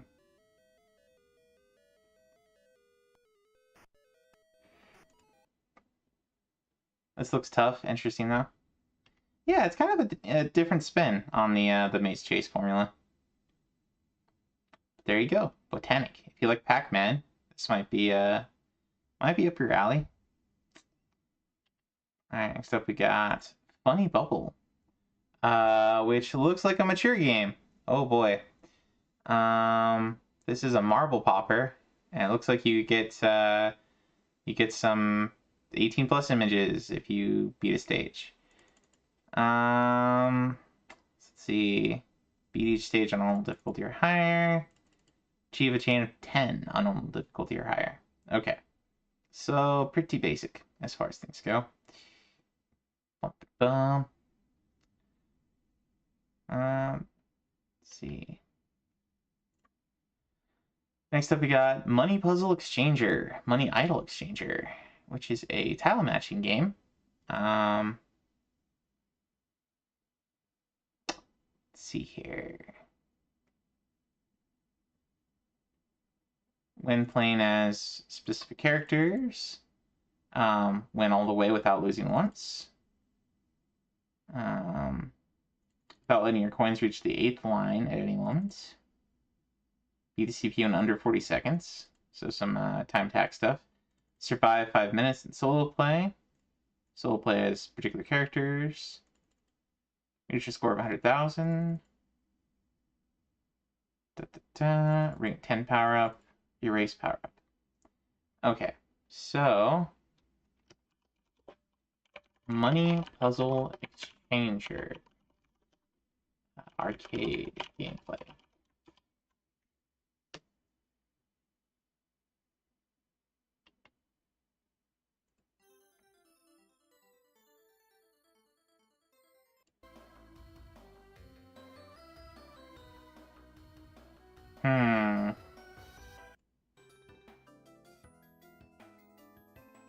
Okay, so you're hitting coins.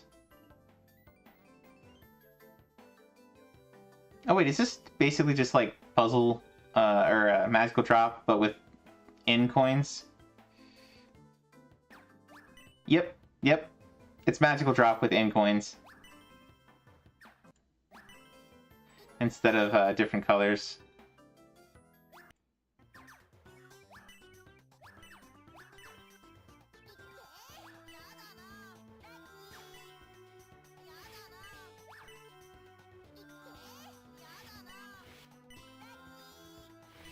Okay, so it's basically just magical drop again. It's a magical drop clone. There you go. If you like magical drop and you batch that one, then maybe give this one a shot. Alright, next up we've got Puzzle Bobble, Azumanga Daioh. So Azumanga Daioh was a comedy manga that was like what's called a 4-koma, which is where they have, think of it like Garfield, only, serially down instead of left right, and you read it right left. But it's these four komas are just like real simple, get to the punchline pretty quick kind of comics, and that's what Azumanga Daioh was. It's basically just cute high school girls doing dumb things. Then they made an anime of it, and the anime had Norio Wakamoto as the cat, so it caught my attention. It's very, very strange and absurdist kind of comedy, but they did a lot of licensed games based on Azumanga Daioh, which is kind of strange in a way because it's, I don't know. But here's a puzzle game, Puzzle Bobble. So let's see.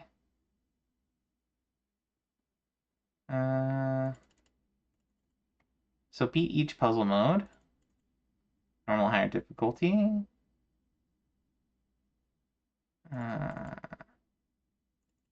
So each character has their own kind of stuff going on in puzzle modes, looks like. There's a lot of characters in Azumanga Daioh. Wow, there's quite a lot of achievements for this game. After school course, as each of the characters. Using 2 or fewer continues. Here we go. So there's some limited continues. And then limited continues. So you don't have to 1cc anything here. They have Garfield and Peanuts video games, but I guess they made TV cartoons out of them. Yes, that's true. That's true.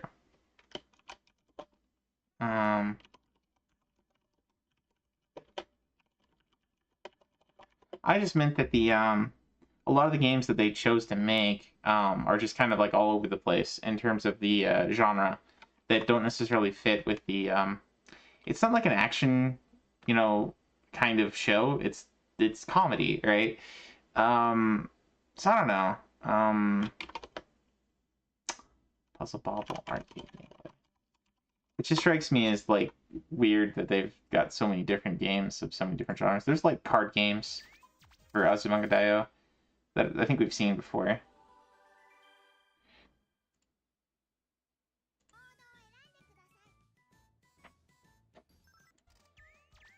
Oh hey, it's Magical Drop again. Wouldn't you know it?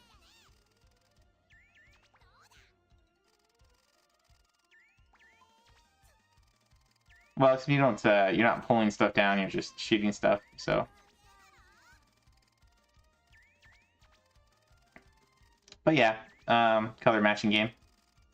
Oh, bust a move. I guess bust a move because you're shooting the ones you have. You're not pulling stuff down and moving it about.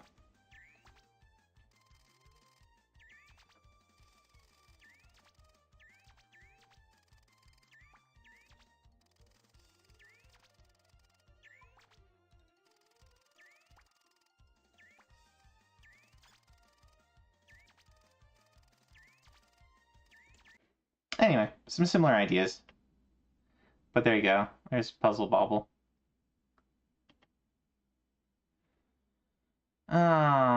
Next up we've got Puli-Rula. I feel like we've heard about this one before. Ah, yes, it's a beat 'em up. I think we saw a port of this. Yeah, we saw the Saturn version before, I think. It's a beat 'em up with almost like Ghibli-esque character designs. It's a little bit different. Let's see, so you have collection achievos, you have complete each round without having gone through the round select, so beat the rounds in order.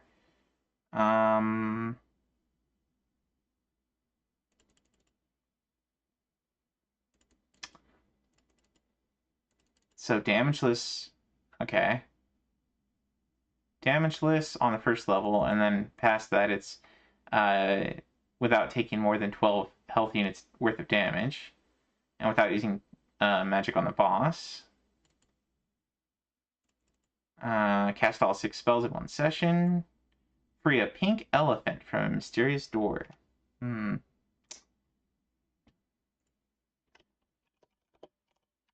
Puli-Rula. Arcade.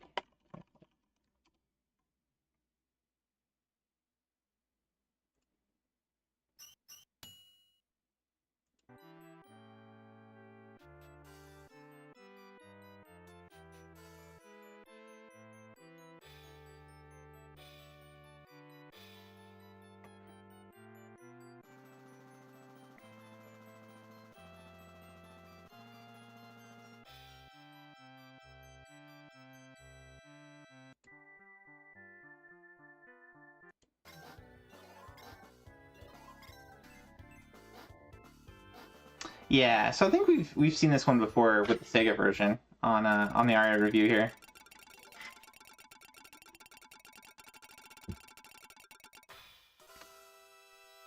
Looks pretty similar.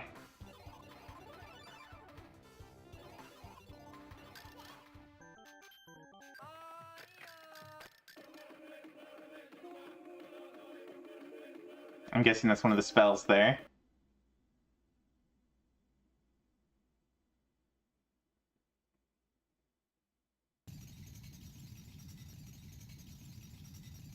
He won, but he took the key.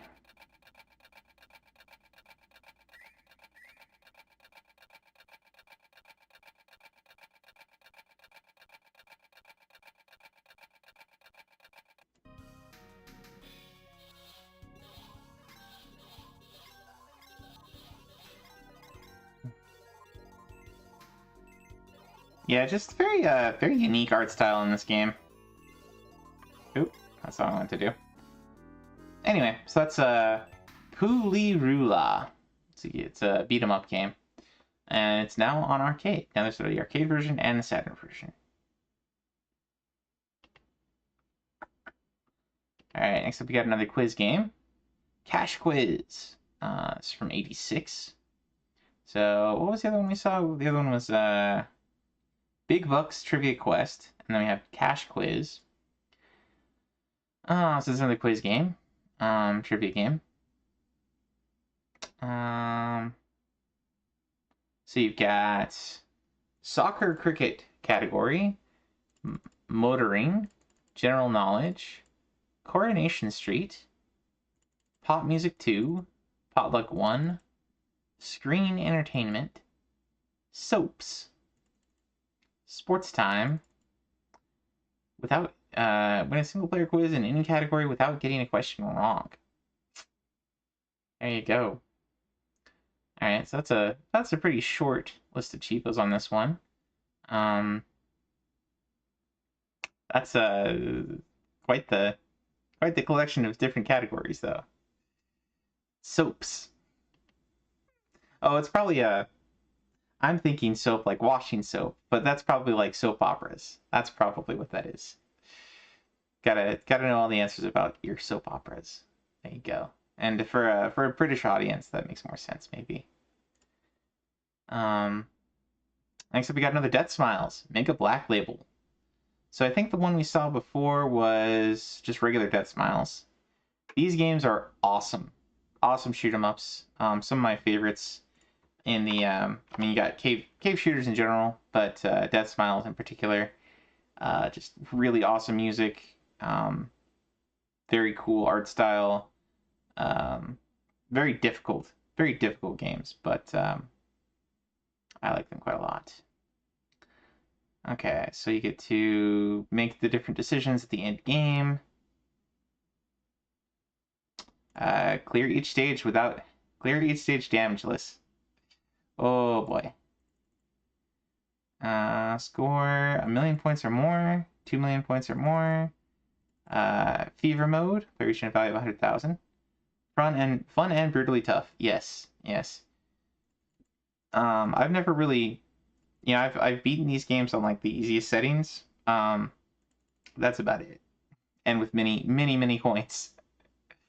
I'm definitely not one to be able to 1cc these, but they are lots of fun and just cool games. Oof. Level 999. Yeah, you can rank up the levels. So 1cc each level, and without using a continue. Boy, oh boy, on level 999. All right, let's go ahead and pull up one of these ones. That's Death Smiles, Mega Black Label, arcade.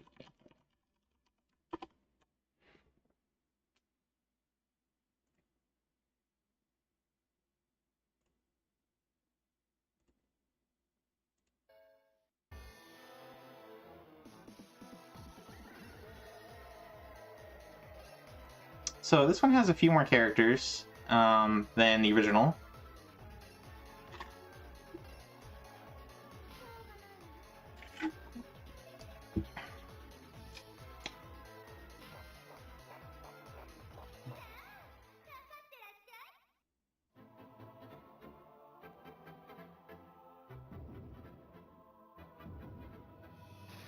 I think these may be the same levels as the original Death Smiles. I think this might just be like a you get more characters. I think. I take that back. This looks a little different than the original first level. It's got some of the same elements, but I'm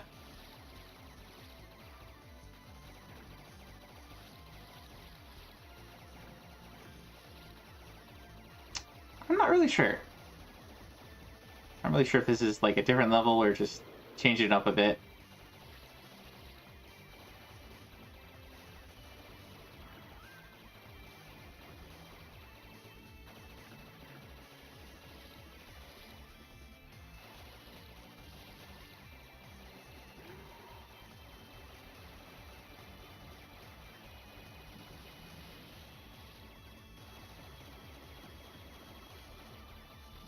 But yeah, if you're into shoot 'em ups at all, I would highly recommend any of the games in this series. Any of the games from Cave. They are bullet hells, but they're pretty dang neat.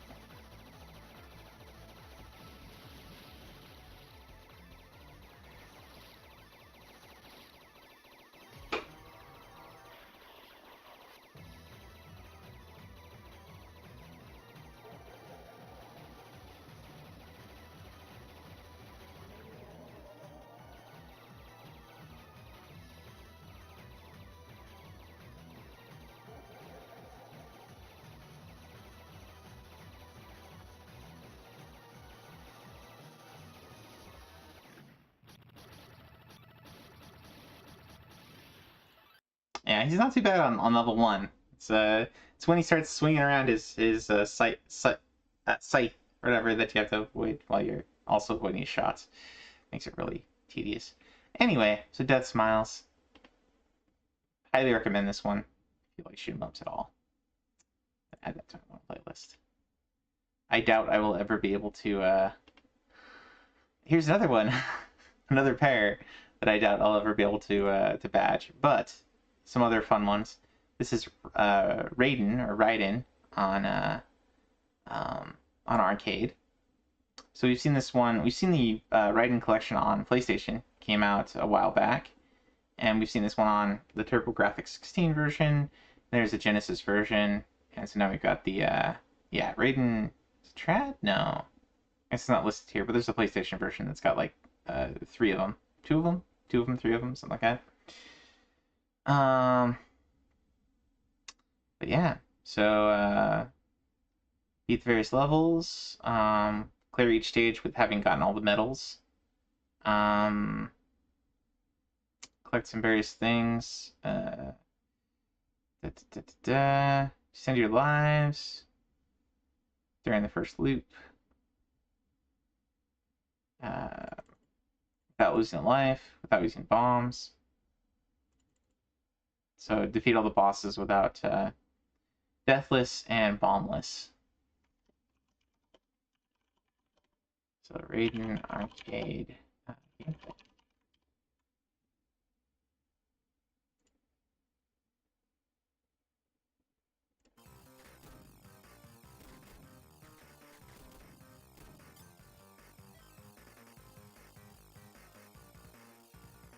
Pretty straightforward vertical shooter.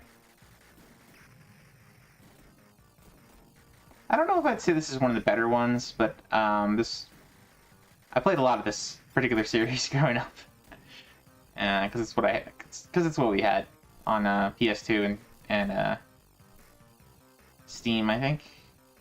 No, I don't know if I had this on Steam, but I had it on PS2.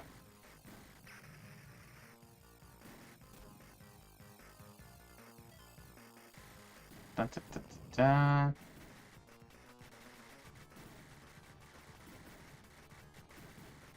There's the first boss.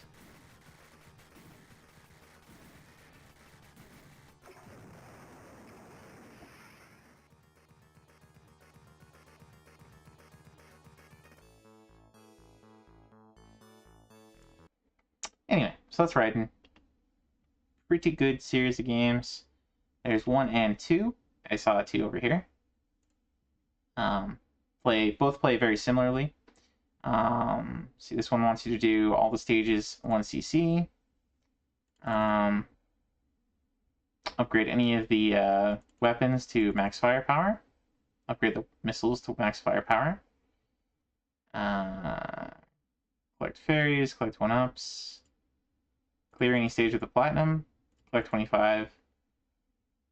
In the first loop, using 3 continues or less. 50 in the first loop, using 3 continues or less. 100 in the first loop. So collect all the medals. Clear any stage with 5 or more bombs. So basically, clear any stage without using bombs. Let's see.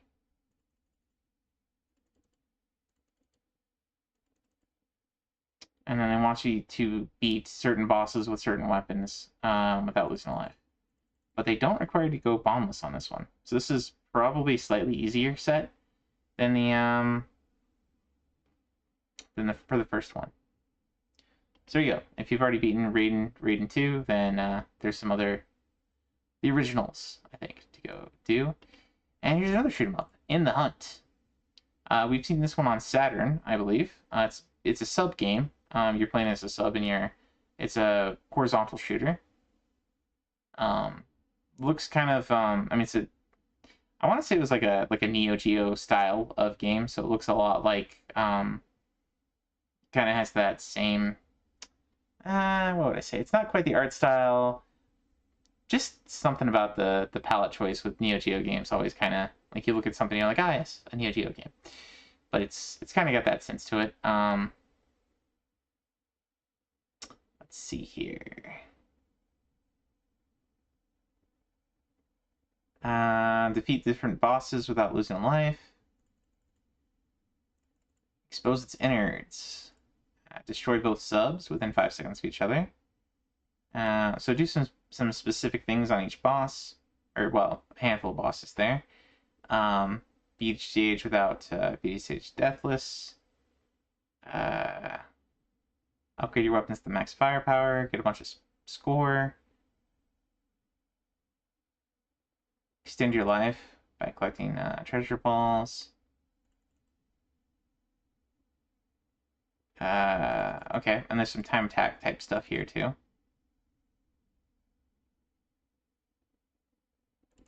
Kill 2 of the giant fish. Clear the game using at least 1 continue, and unlock ending 1. Unlock ending 2. So there's a bad ending and a good ending, or normal and good ending. Okay, let's look at In the Hunt.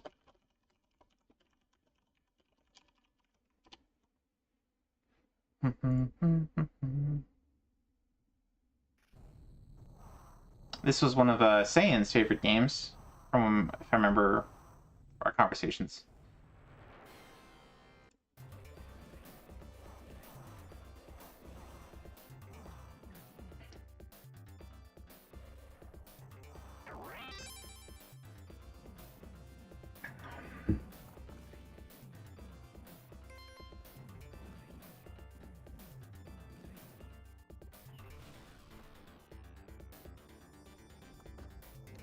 So you get some death charges, you get some, I don't know what those balloon things you would call, but,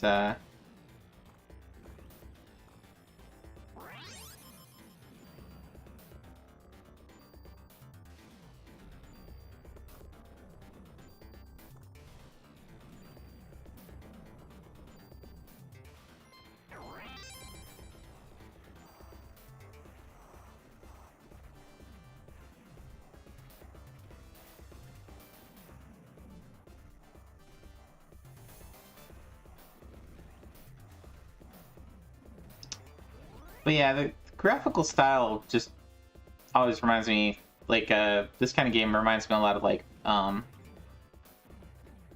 do I want to say?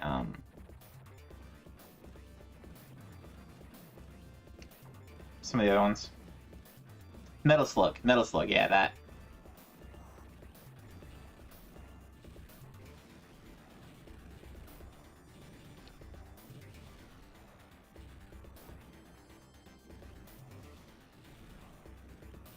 Very neat game.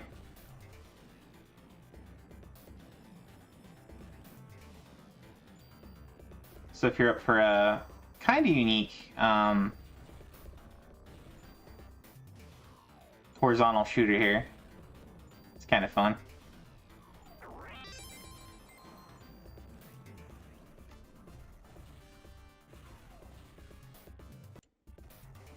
See if we can get to a boss here.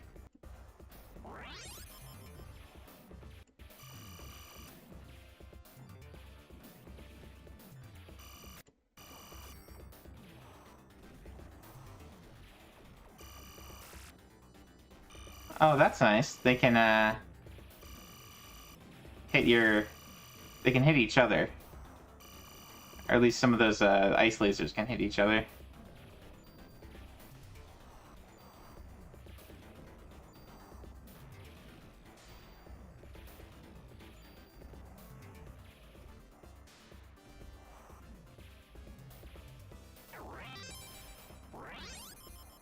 Alright, looks like we're getting to a boss. Here we go.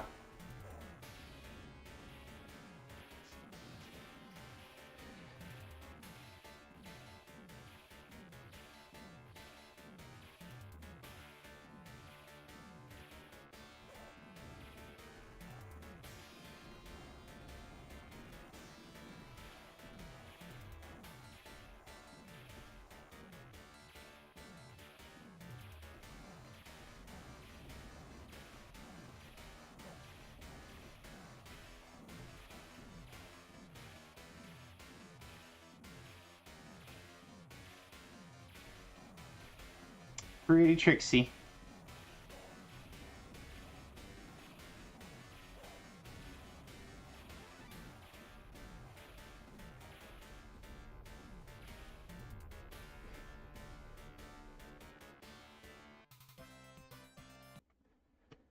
Alright, so it's In the Hunt on the arcade. So you got the Saturn version and the arcade version. Next up we got Ghost Pilots, which sounds like another shoot 'em up. This one looks like a vertical shooter. Let's see here.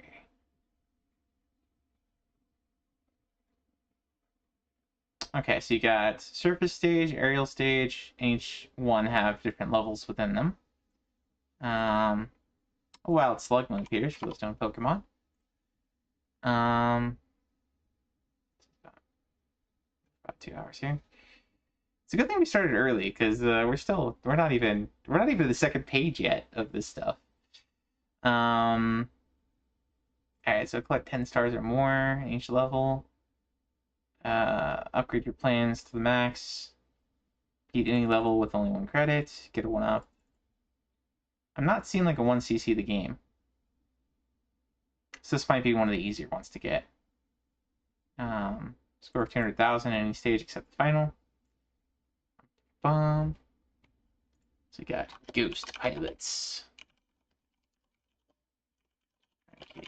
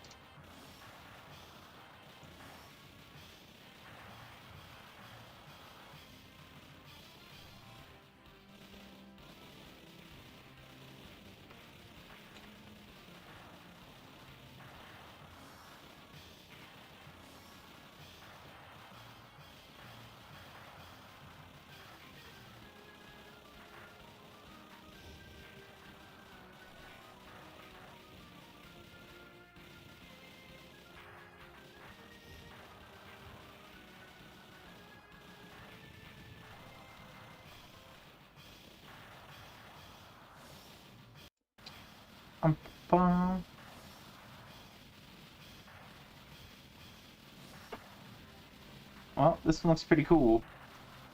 It's also the kind of Neo Geo. I mean, it's from Neo Geo, obviously, but has that same kind of graphic style to it.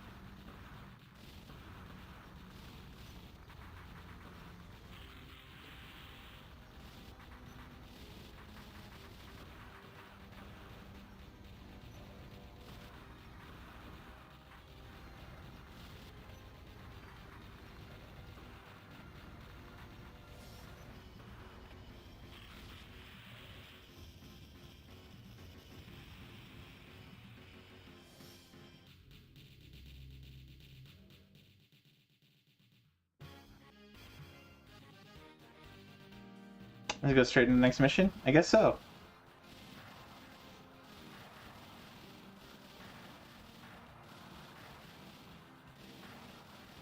Huh.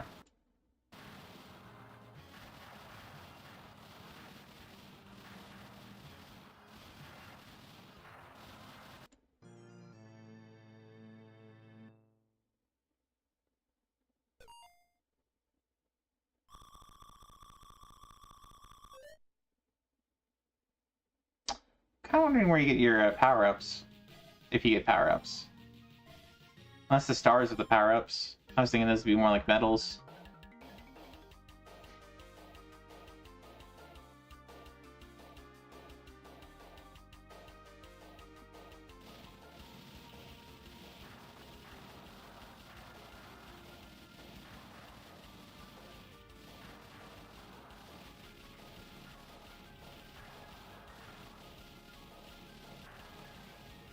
Well, anyway, there you go. Ghost Pilots. On the arcade. Alright, next up we got Badlands. This is from Atari. It's a racing vehicular combat game. Top-down, non-scrolling combat racing. Okay, so you gotta find different upgrades. And then time attack on various levels. Win 4 races in a row. Converting credits to wrenches will reset the streak. Okay, so don't use credits. So basically win 4 races without using credits. Badlands arcade gameplay.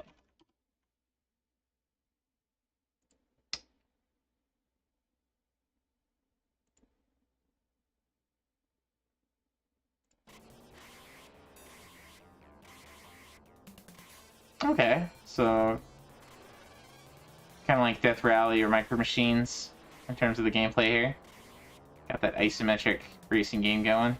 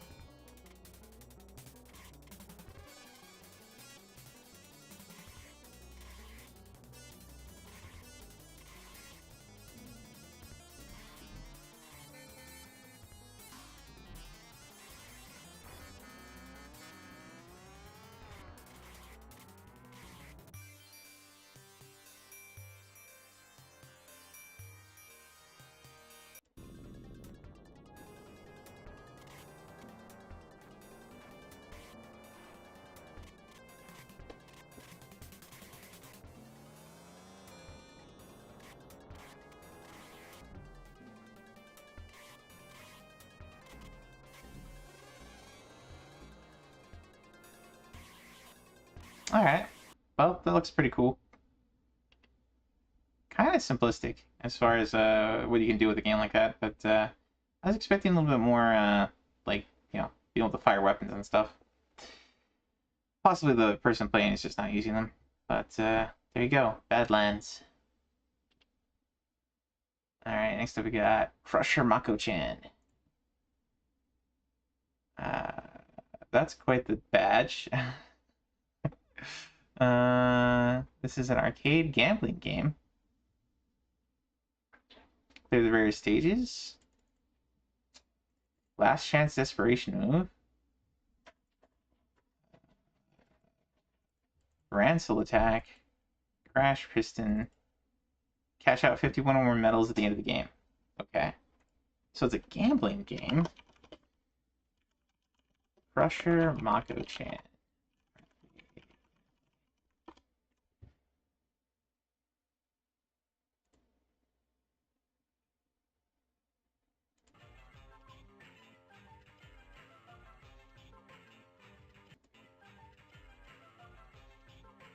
Oh, it's a metal game. Okay, I guess that makes sense.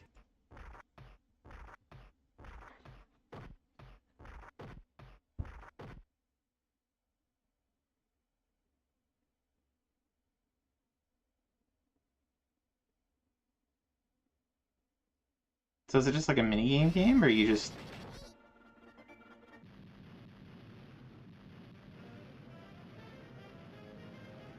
Just button mash? Is that all you do?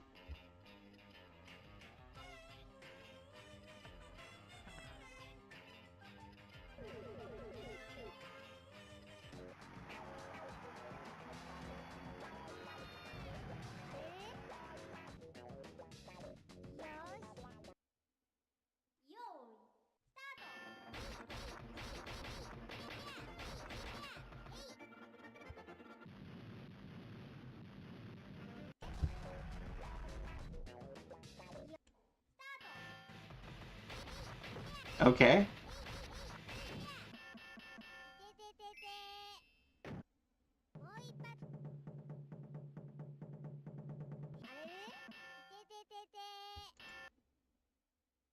Huh.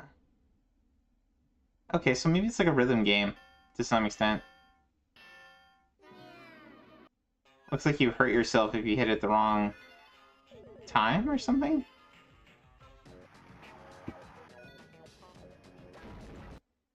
Well, anyway. Weird looking game.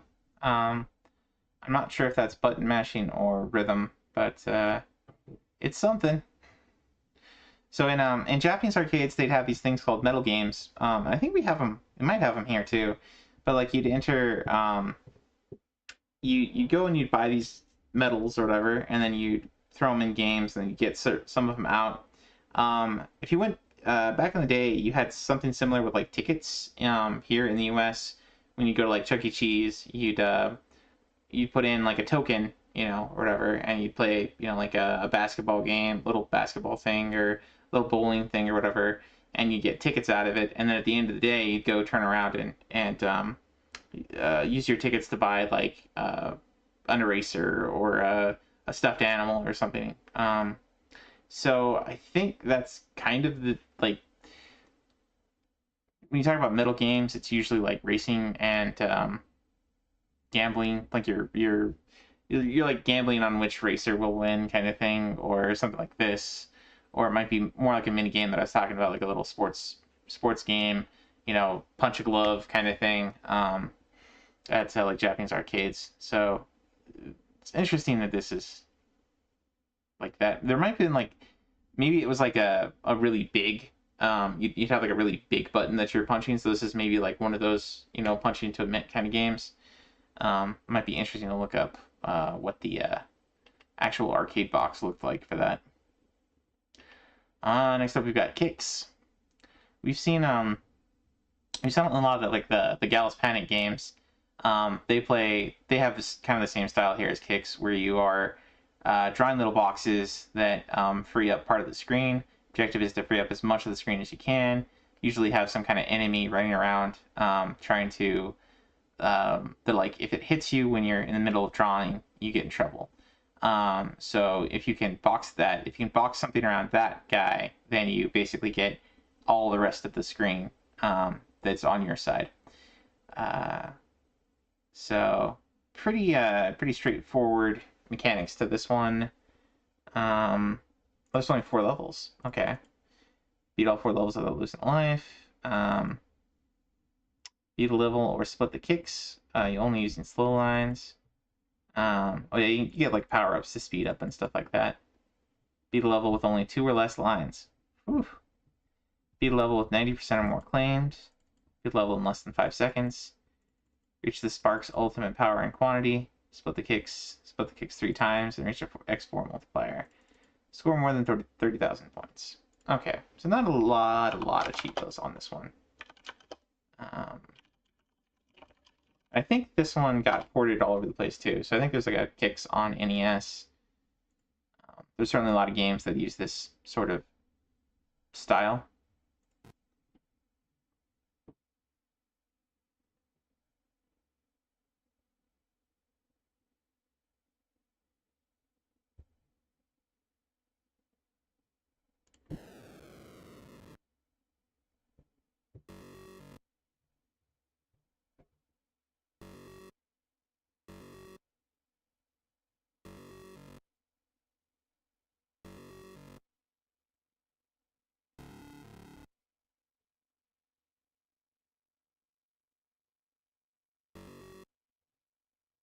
Oh, okay. In this version, if it hits your line, it's okay if it hits your line. It's just not okay if it hits you.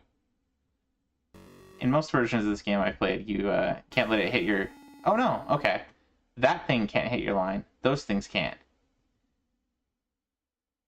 Interesting. Okay.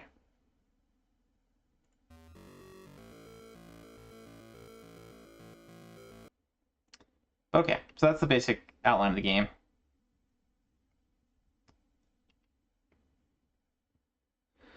Dun, dun, dun. Next up, you got Funky Bee, which is a shoot 'em up from 1982. So probably not gonna look all that great, but let's see, clear up to round 10 on default. Score up to 120,000. Funky Bee.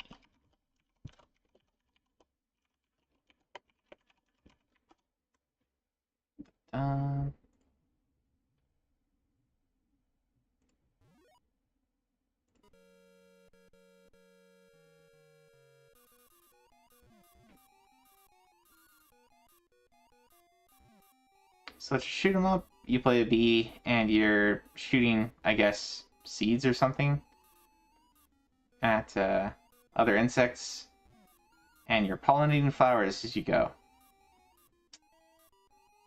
A wild Caracosta appears for those known Pokemon.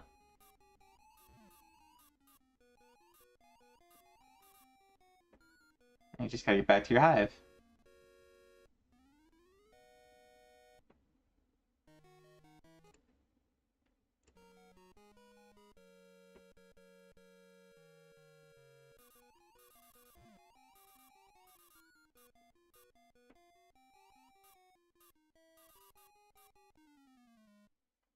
Don't run into the trees.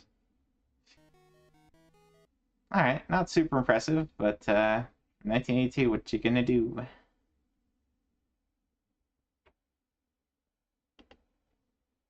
Alright, let's see. Next up we got Darius.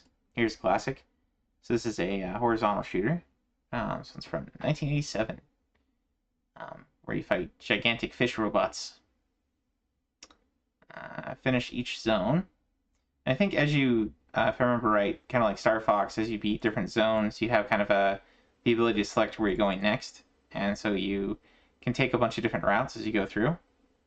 Arcade screen is ultra wide. It was on multiple monitors. Ah. Let's see. Upgrade your weapons to various things. Get a 1-up with 600,000. Find a 1-up. Hey, welcome in, Rev, by the way. Yeah, I saw this screenshot. Finish the zone without using bombs. Finishing the zone without using your main weapons, so kind of pacifist. Reach the boss area without making any points or losing a credit in the current zone. So another kind of pacifist. And then follow particular routes. But how's your day going, Rev? Welcome in. Got Darius Arcade.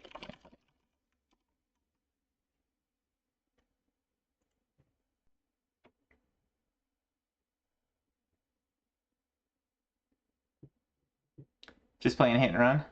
Cool.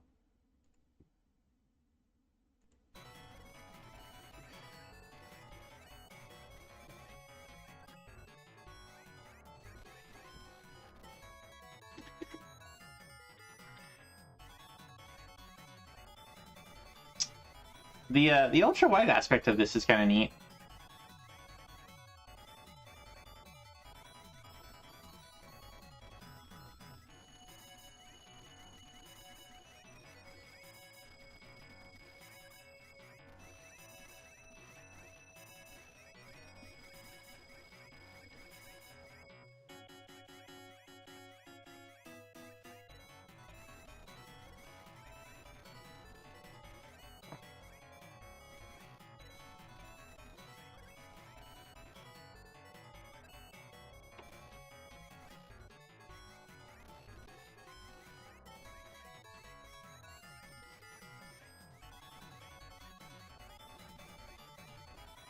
Let's get to a boss.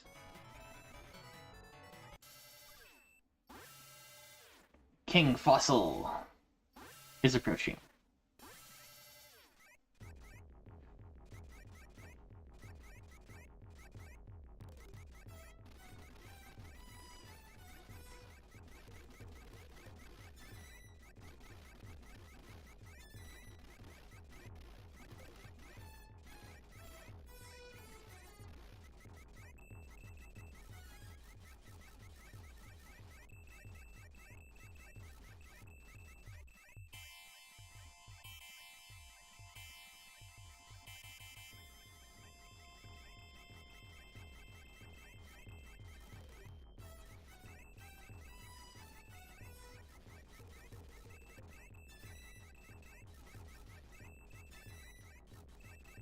So it's kind of your typical shooter of, you know, hit the boss when it's in its weak points.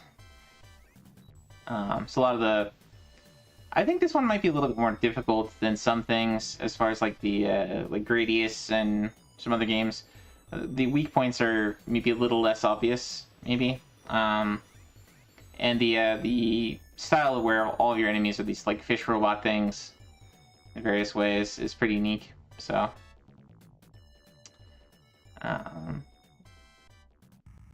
okay. So rather than having a choice, it's like I'm used to playing the Genesis version where you'd have actually like a choice at the end of a level where you could like select where you're going. But in this one, you actually have like you have two paths there, and so it leads to different areas. So I guess you just kind of have to know, having played through the game, which goes where, and you have to be a little bit you have to be decisive about it at the end there. So that's pretty cool. So here's Darius for the arcade. There's a lot of shoot 'em ups. Next up we got Hexa, which is another falling block puzzle. This looks kind of like Tetris. Maybe like Tetris 2 with the bombs, because you're like get different colors there.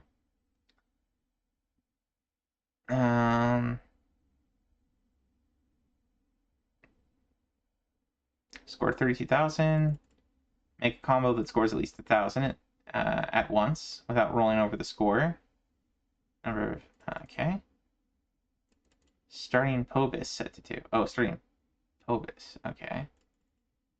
8,000, 10,000. 16,000. Okay. So Hexa arcade gameplay.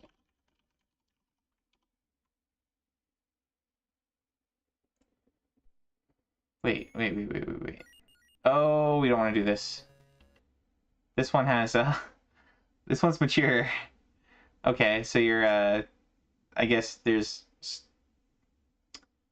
women, images of women behind the Tetris that you're doing. So you get higher scores, you see more of the girls. Okay, that's not going to be stream appropriate. I need to pay more attention to that. Anyway, so there you go, another Tetris game. Next up we got Avenging Spirit. I think we've seen this one before.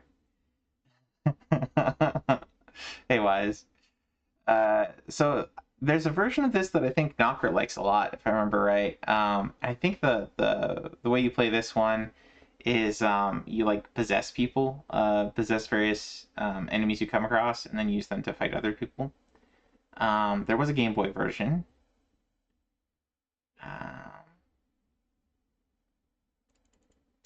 So let's see. Defeat the boss of stage 1 while possessing a grenade commando without using a continue, or the boss self-destructing.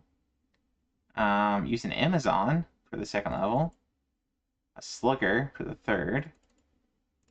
Time attack on fourth boss. Use a Vampire on fifth boss. A Snow Woman on sixth boss. And then reach the boss without losing your possessed enemy. So basically damageless or deathless. Possess both types of Amazons, both types of gangsters, both types of dragons, hoppers, commando, ninja, wizard. So basically there's Chivas for possessing every different type of enemy.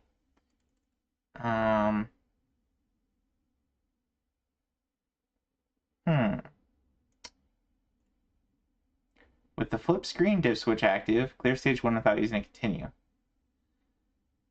Flip screen dip switch. Okay, so play with the screen flipped. And beat stage 1. Alright, let's take a look at this one.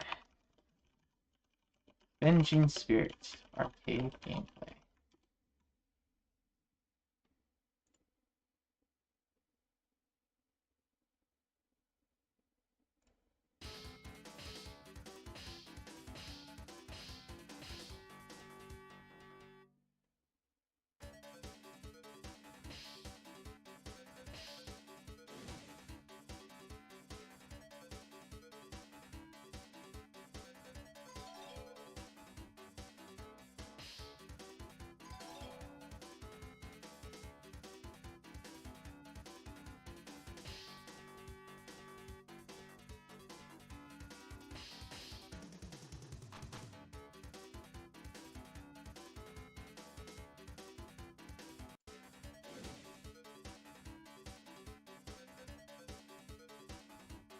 There you go. You get a Dragon Man.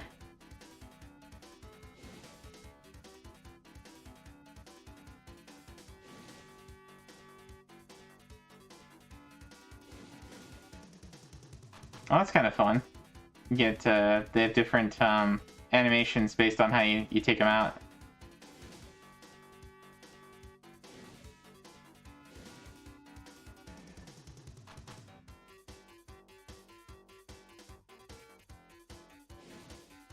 Music's pretty fun.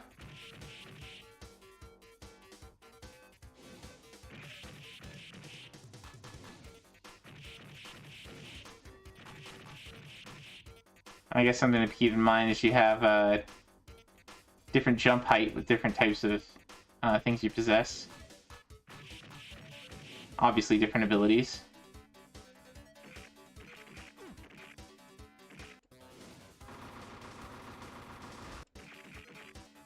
Let's see. Here we go.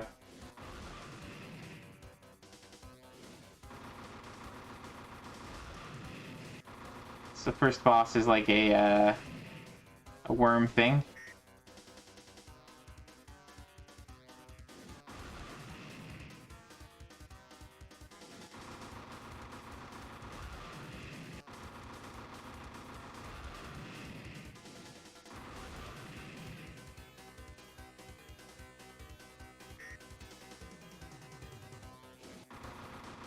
Well, there you go. So that's Avenging Spirit on arcade.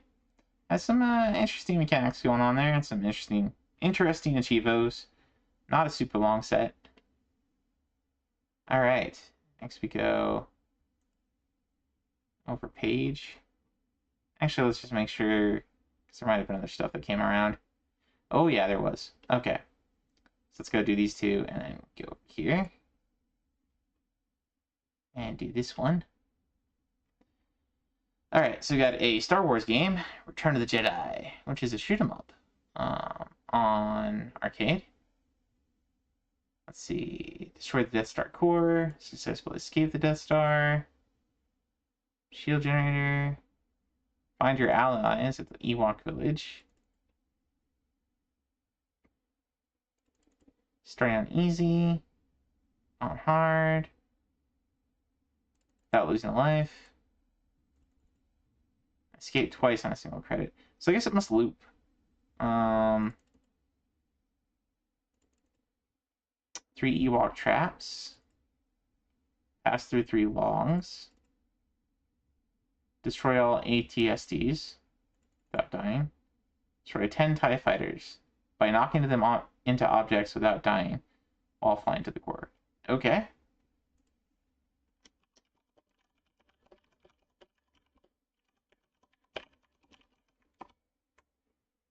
Let's take a look at this one.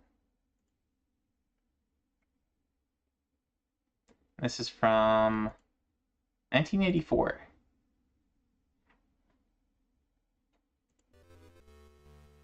Here goes nothing.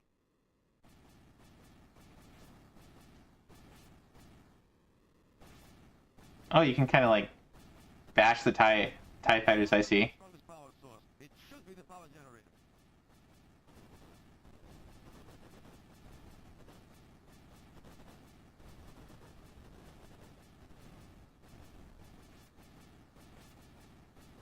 Okay, so it's basically like a... You're playing the speeder part, and you're playing the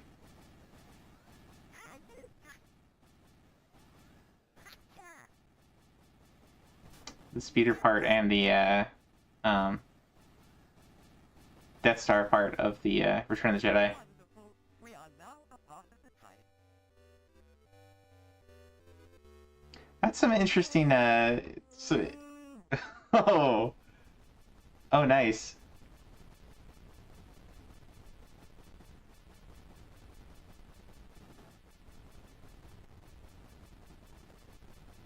You got Chewbacca and the ATST, and you're avoiding the Ewok traps.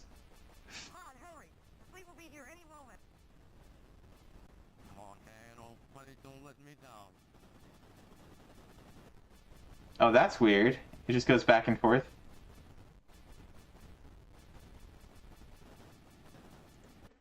Alright, well, there you go. Return of the Jedi. I don't know. If you like Star Wars, that might be worth checking out. If you like some of the older Star Wars games, just for sort of nostalgia's sake, that's an interesting one. It's like playing a game shuffler. Yeah, a little bit. If it's pushing you back and forth like that between the Star scene and the ATSD Chewbacca scene. There you go. There's the original Star Wars also got a set at some point, so you can play the one based around Episode 1 or Episode 4 rather. Anyways, next up we got Hustle on the arcade, which is just listed as an arcade game. Looks like all you need is a score 10,000, and then score 10,000 without a penalty. Finish with 15, finish with 19,000. I guess we'll see what this is about. Hustle arcade gameplay.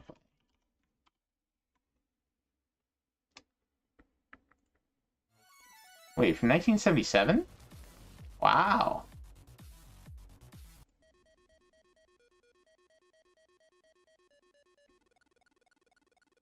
Huh.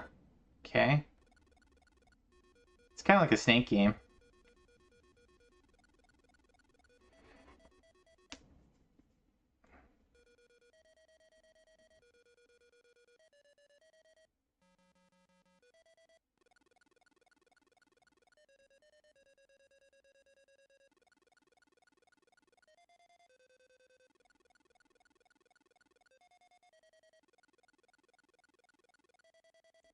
Interesting. Sounds like we've got some thunder outside or something.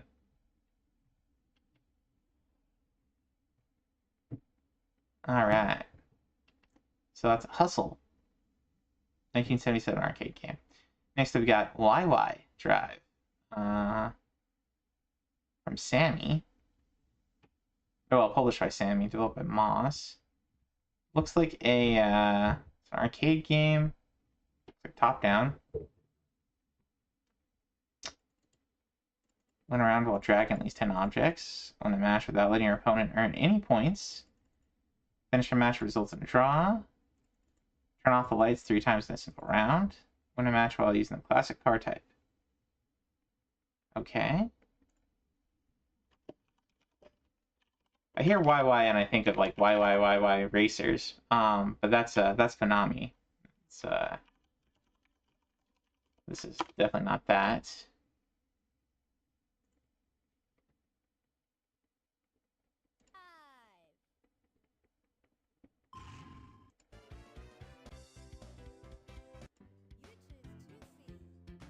Hmm.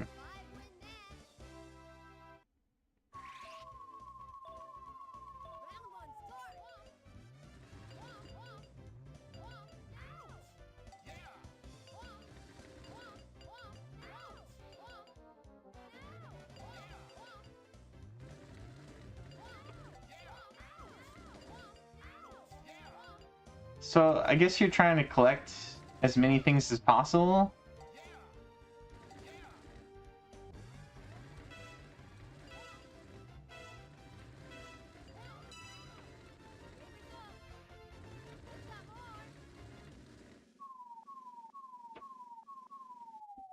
You got 1 point. Huh. Okay.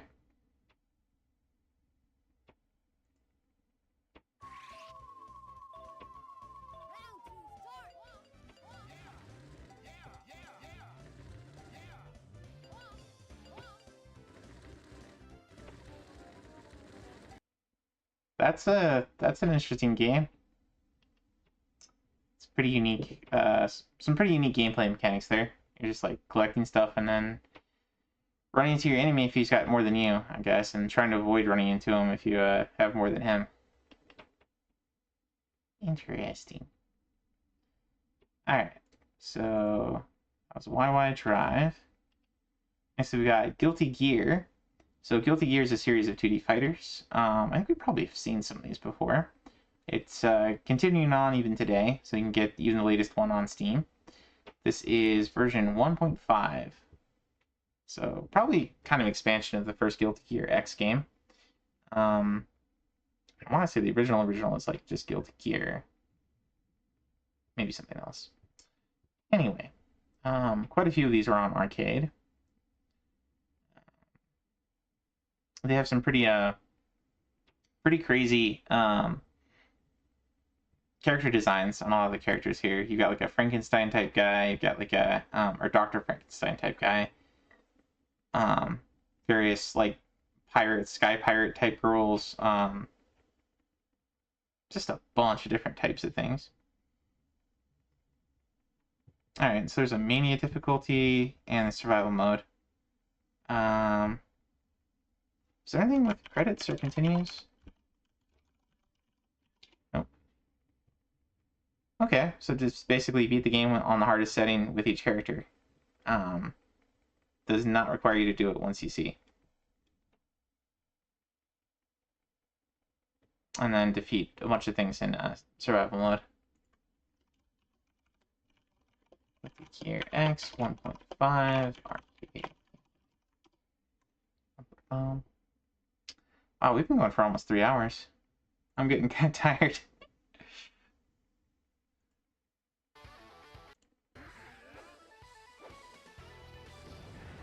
But yeah, Guilty Gear games have always looked pretty good. I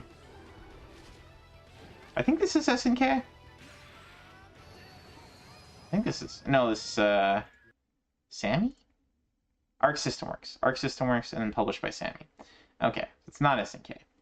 But it looks kind of more similar to the SNK games than the like Capcom in terms of the style.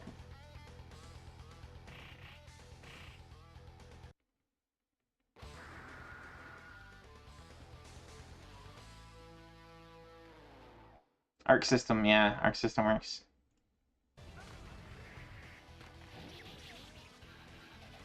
I got a mirror match here going.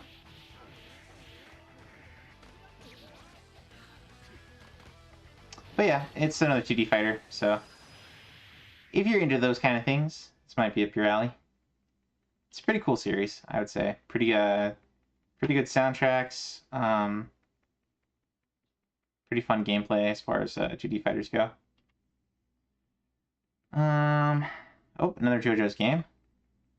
Yes, okay. So this is the same as the arcade, the Dreamcast game that we saw earlier. This is just the arcade version. Let's see, clear story mode. Difficulty 2, difficulty 8. So I think 8's probably the hardest. So they want you to, yeah, clear story mode, clear challenge mode. With each character on normal difficulty and the hardest difficulty.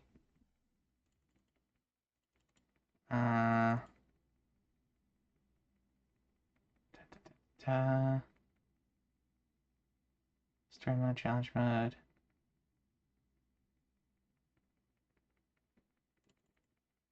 Death 13 story mode. With a perfect on story mode. Okay. So I gotta defeat in duel, whoever that is, with a perfect in story mode. With doesn't matter which character. But there you go. So I think I don't know if we pulled up the other one, but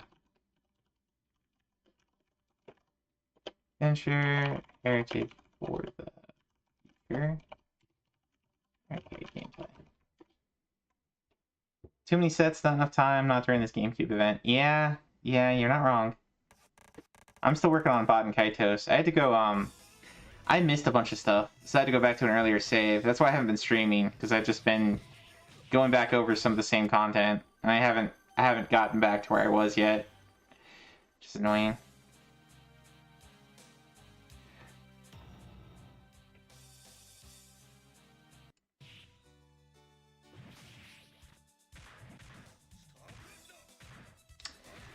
But yeah, if you're used to, if you're familiar with JoJo, they have like these stand things that they fight with, alongside of just regular fighting moves.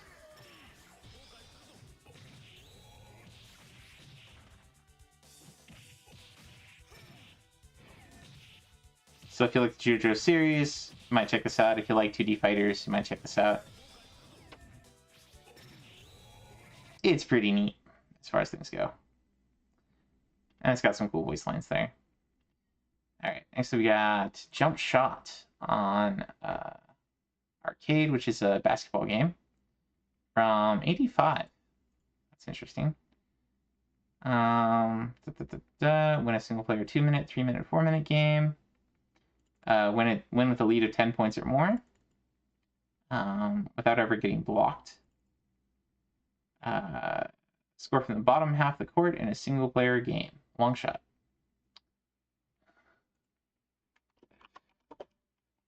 Jump Shot Arcade gameplay. We'll this one pretty quick.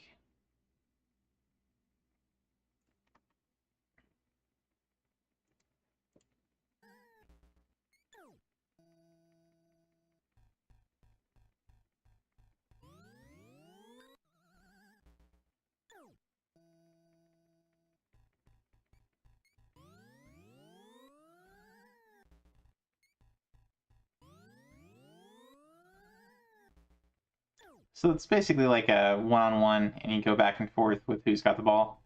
So you get to see if you can block well, and then see if you can score well.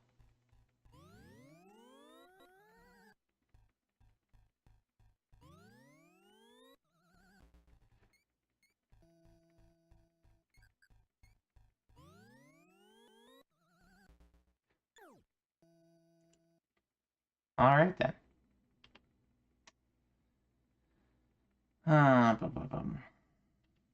Next up, we've got LED Storm Rally 2011. It's a driving game, top-down combat racing. ADD, ADHD is spinning. Kids start school tomorrow, so I've been running wild last week, ready for them to be back. Let's see here, reach 1 million points. Beat. Okay, so 5 million points. Collect 6 fuel cans, get an energy boost. Crossing the finish line, collecting more energy from a checkpoint or power-up after hitting 0. Finish stage 18 with 1 credit in the machine and witness a somewhat secret credit sequence. Okay, so once you see the game, basically. Finish each level. And then time attack each level.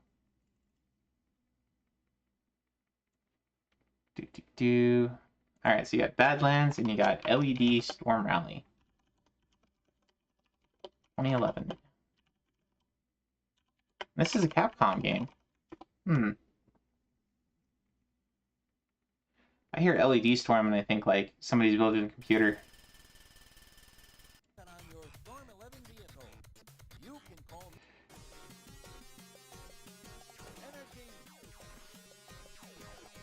Oh.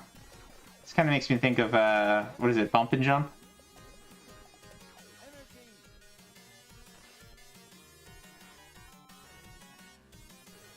Oh yeah, this is like an updated Bump and Jump.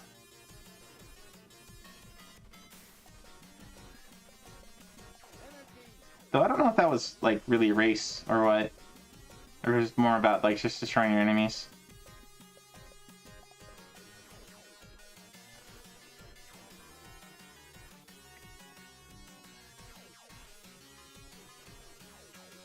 So that's kind of cool. You go back and forth between like a motorcycle mode and a car mode.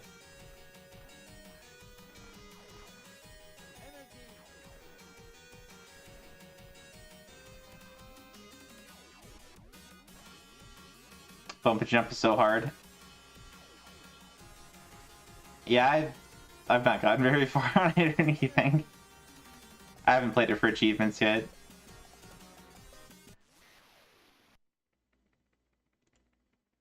Alright, that's pretty neat. I might give that a shot sometime. I know Cosmic likes bump and jump, so you might give this one a shot, Cosmic, if you're still around. LED Storm Rally 2011. Next up we got... Indeed. Lotto Fun. So it's a lotto game. Basically, pick numbers and then you wait for the balls to come out and scratch them out until you get... Or no, I'm thinking of bingo. Lotto is like you pick out numbers and spin, I guess. Match at least 2 numbers in any game mode. 3 numbers, 4 numbers, 5 numbers, and choose 6. 3 numbers and choose 3. 4 numbers and choose 4. 6 numbers and choose 6. Whew. Gonna be playing the game a lot to get to that one, but it's probably it's really just RNG. Lotto Fun arcade gameplay.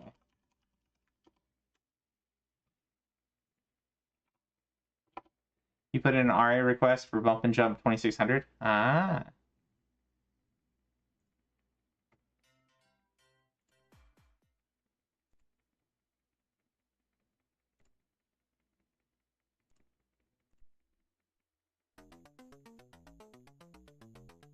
Hmm.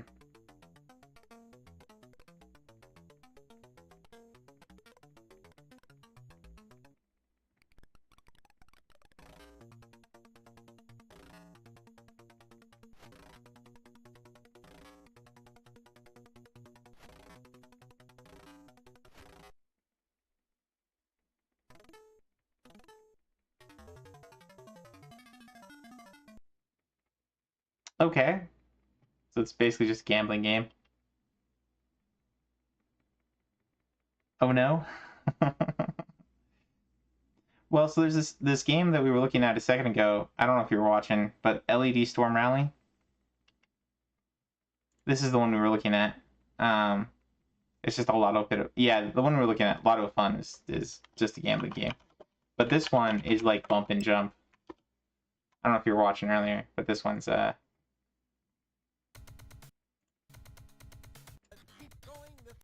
skip forward here.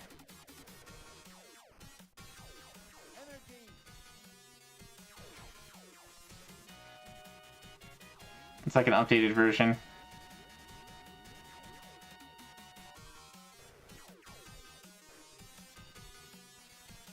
So this might be up your alley to check out sometime, Cosmic. If not necessarily for retro achievements, just to give a shot. It's a little zoomed in, it looks neat. Yeah, you don't see very much of the course. There you go. It's a Capcom game, so... Alright, next up we got Black Widow, which is a twin-stick shooter from 1982. Ah, Capcom, yeah. Let's see. Clear up to wave 16. 21. Factory settings. Starting from wave 21 or lower, clear wave 60.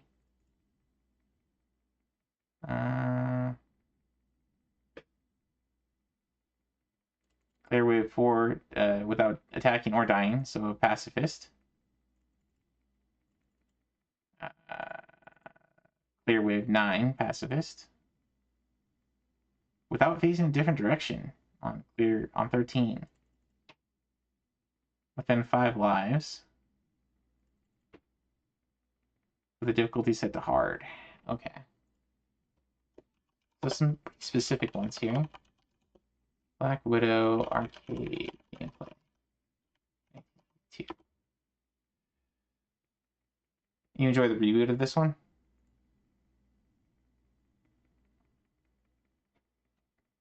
Shoot bugs, then tag grub stakes.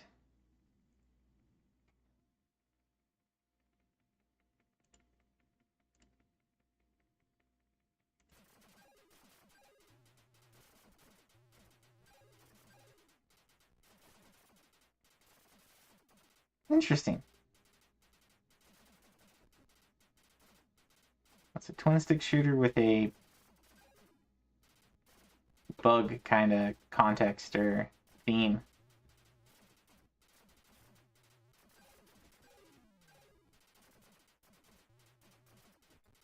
You enjoy the reboot of this one? Haven't tried the original? There you go. Here you go, rather. The original.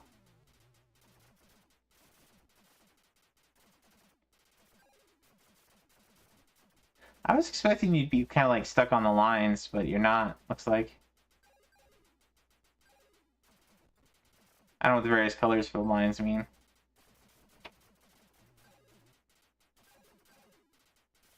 Maybe they catch bugs on them or something.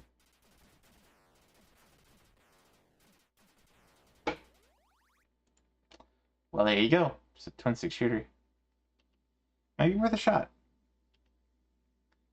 Alright, next up we got Snapper on the arcade, which is just arcade game. Doesn't tell us much here. Eat all 66 items in a bonus round. Complete the game with a score above 320,000. Complete the game without attacking. Complete the game without letting the time run out. Restarting lives. Complete the game without using continue, attacking, or letting the time run out. Ooh. Solid Snapper.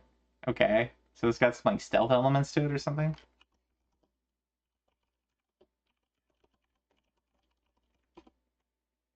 Serve the public trust, protect. Oh, well. Should have figured that. It's a snake game.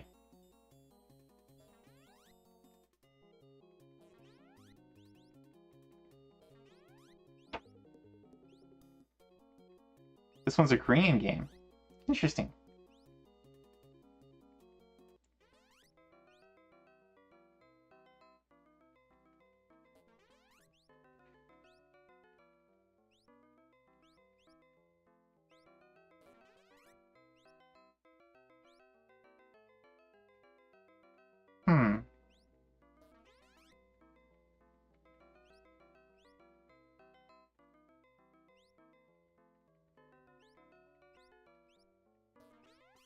So it's basically collect all the balls on the level before the enemies get you.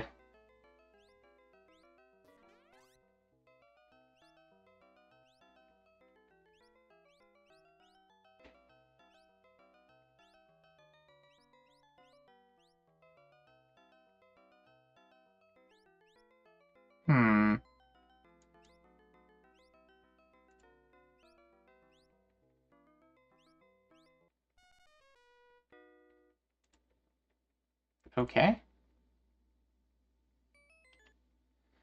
Alright, so you lose if you run into yourself, but you don't lose if enemies hit your tail. Huh. Without attacking. So yeah, 1990. Interesting. Alright, next up we got Soko Nukie Tyson game. It's a minigame game. Alright. Make wish to be cool, happy, rich. Let's see.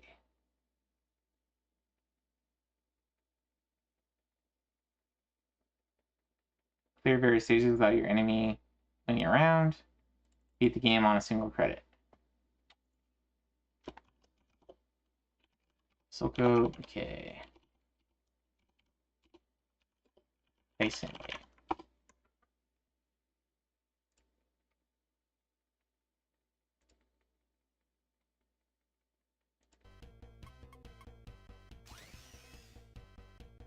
Oh, you're like little rabbits.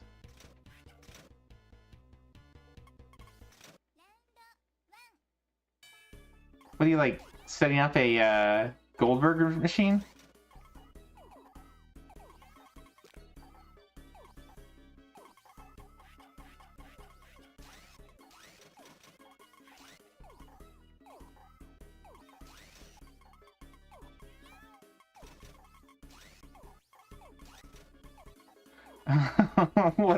what a like wacky minigame.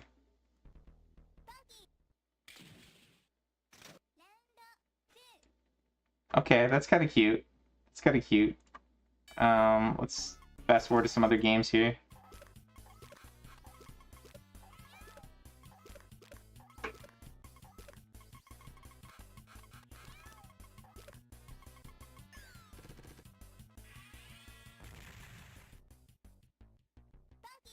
What?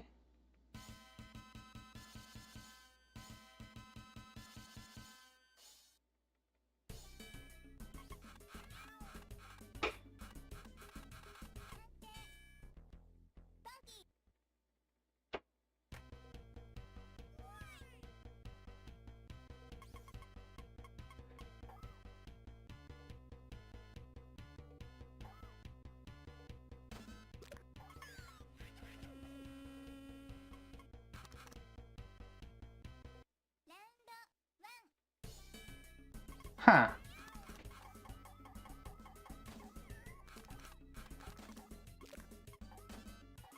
Oh no, his friend's gonna get boiled.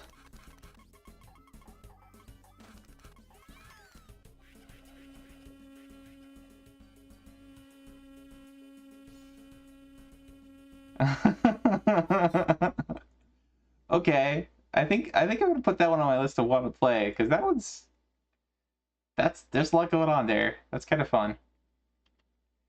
Sokonuke Tyson game. All right. Next up, we got Mat Mania, which is a wrestling game. Looks like from '85. All right. Defeat various characters. Golden Hulk, Blues Bloody. To win the world title. I want the count out. Up to 100,000. You're interested in seeing this one? Mat Mania? Mat Mania arcade gameplay.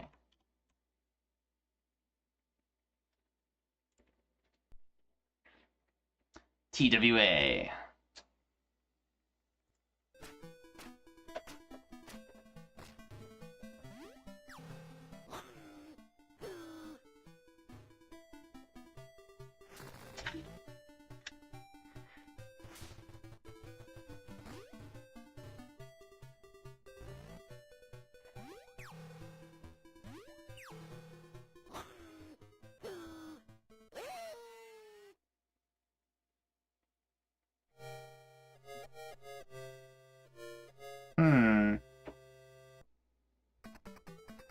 Taito Wrestling Association.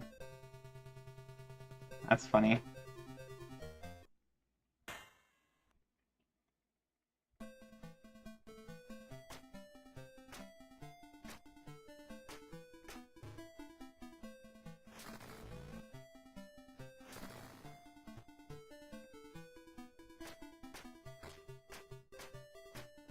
Made by the same people who made Pro Wrestling on NES.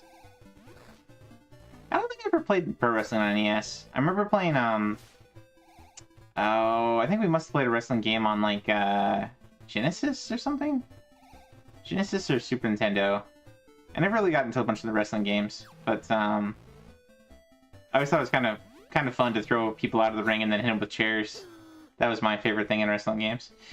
But, this looks like it's got pretty much, all the main mechanics of a wrestling game. I was expecting something a little bit more primitive, but this is actually pretty impressive, especially for 1985.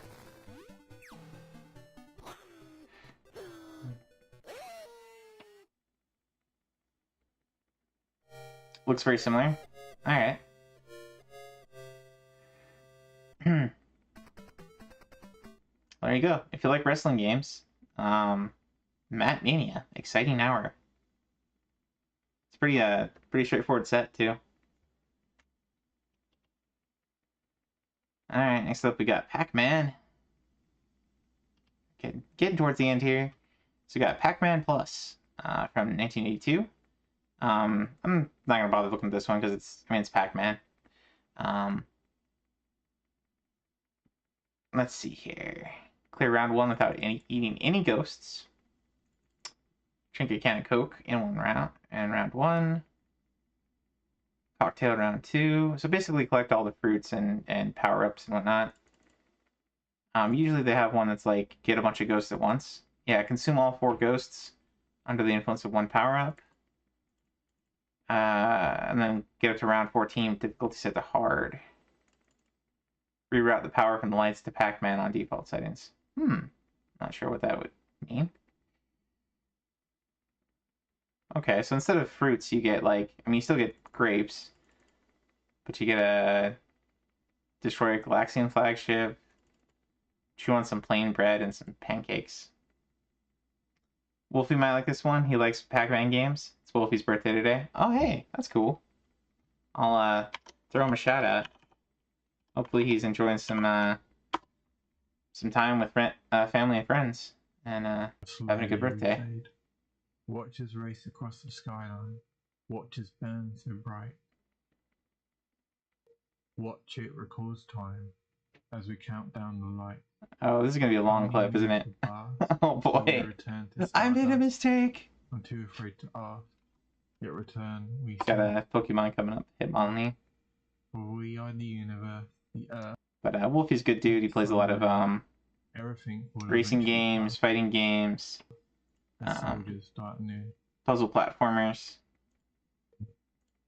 Good dude. Part of the kind of part of the Scanlines groups. Scanline group shows up with Credits and Continues and some of the other shows. Broken Beauty. Alright. We're just gonna mute that chat out for now. It's just gonna go. I was hoping for more of like him playing a game than reading poetry, because we gotta get through this stuff. Next we got Pon Poko, which is a 2D platformer. Let's see, clear level by collecting all the pineapple, by all the eggplant, chestnuts, strawberries. Okay, so this is another probably like Mappy. Hey, Game Man, welcome in. Throw you a shout out here.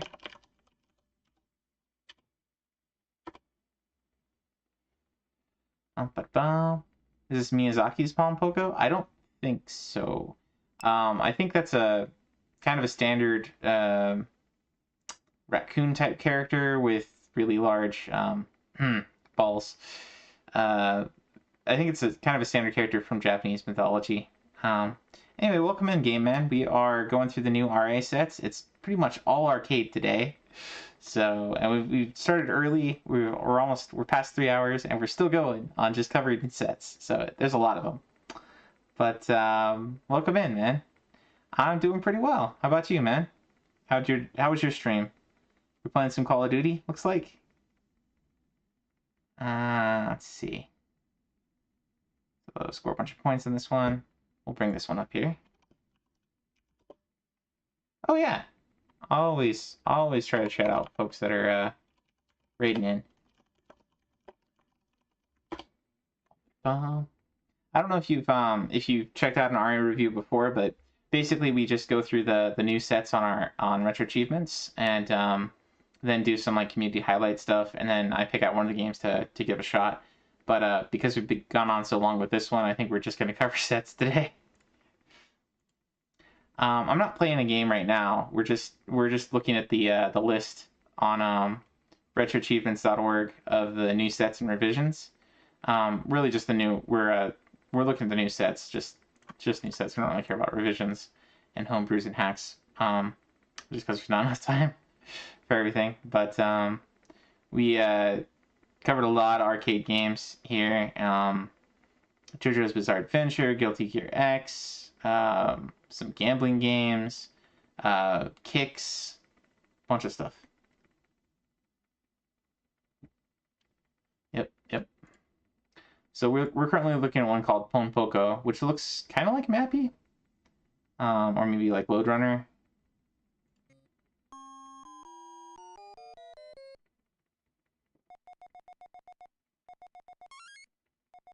Oh, you play. I was thinking you play like a little raccoon dude, but it's more like looks more like a bird. The box art makes it look like a raccoon. I think it's supposed to be a raccoon, but he does look more like a bird.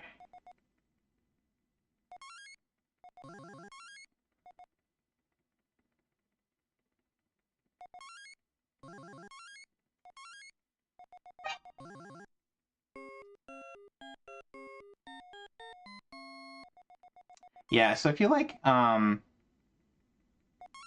Mappy, then this game might be worth checking out. Got some similar elements to it. There are quite a few games that were kind of like this, so. Looks like Donkey Kong. Well, I mean, Donkey Kong, the objective was to get to the top, and this one is collect all the fruit. So, I mean, similar kind of stuff going on here. And you don't really jump you don't jump very high here. You're mostly avoiding enemies by climbing ladders, looks like. Done with Tony Hawk, and you don't stream Mondays? Wow, that was pretty quick to be done with Tony Hawk already.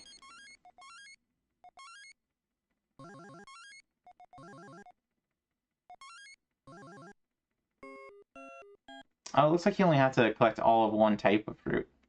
Interesting. Anywho, so that is Pon Poco on the arcade.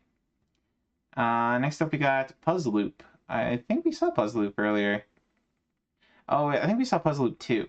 Okay, so this is another marble shooter, marble popper. Dun, dun, dun, dun, dun. You're back, you died. Oh, your phone died. Gotcha. Beat the first tournament and played through 6 through 8 levels. Ah, okay. Let's see. So, clear each stage, any mode. Clear level 50. Okay, so panic mode. A chain of 10 or more. And then clear the last level on most difficult. And then clear any stage with continues disabled.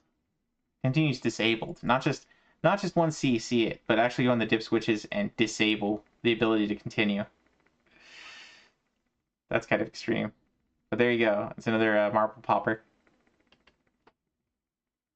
Finished with Revelations 1 and 2. Fun survival horror games. Gotcha. Just didn't want to play a sports game on stream forever. Makes sense. Yeah, with Tony Hawk, I don't think I ever played any of them to completion. Just popped it in when I was in the mood for it and played some, and then went on to the next thing. Next up, we've got a shoot 'em up from 1980, Radar Scope. Looks very, very primitive. Maybe kind of like Space Invaders, but we'll see here in a sec. Clear the first, second, and third attack. Beat default high score of 7,650. Right, because it's Namco. No, it's Nintendo. But it's still 765. Interesting. Score more than 30,000. I wonder if they left that in there as like a reference for Namco, because Namuko is 765. Let's see here. So Radar Scope. Arcade. It's a Nintendo game on arcade from 1980. Yeah, you're welcome. I'm glad you had fun with it. Your duties are to shoot 48 UFOs. But what if they come in peace? Oh, this is more like Galaxian. I dig the music. And the texture scaling to make it look like it's getting larger as it's approaching. That's pretty neat. Like, this is actually this is like a more more interesting version of Galaxian. Plus you can shoot more than one shot.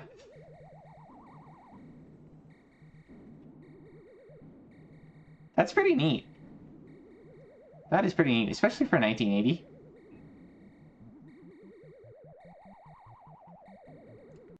Alright, I think I'll add this to my list to play at some point. Because I do like Galaxian, and this is like a better Galaxian. Radar Scope is the name of that one. Interesting. Next up we got Target Hits, which looks like a gallery shooter. Okay. From 1994. Let's see. Clear each of the scenes is player 1.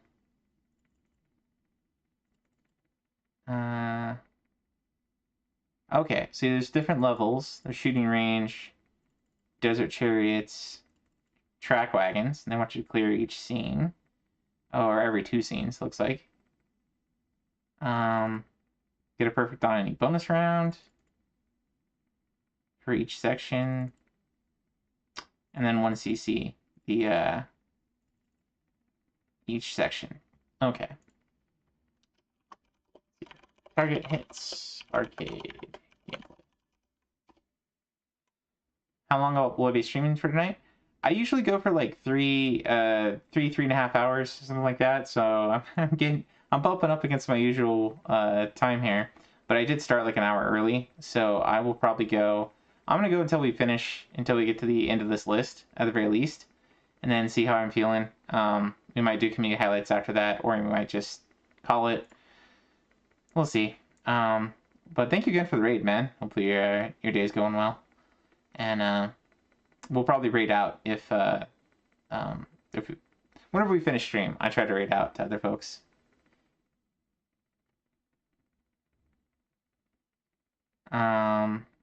Alright, so let's see if we can find this one. Target Hits is the name of this game.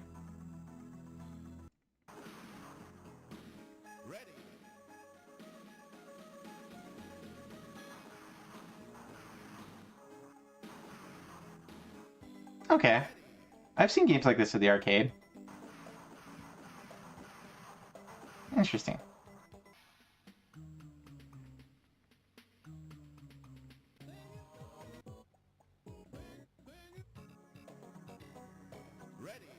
I don't love the music for this.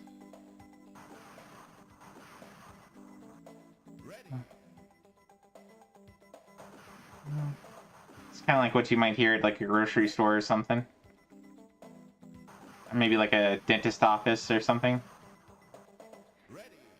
Plan to give Warzone some more tries. Fun to play with multiplayer and kill for money. Oh yeah, for Call of Duty. I have my brother was really big into Call of Duty Warzone for a while, and I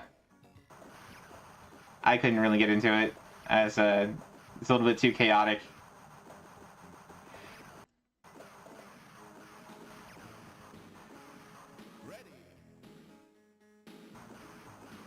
Alright, so that's like target shooting. It doesn't look like he tries any of the other ones in this one. But anyway, so that's target hit.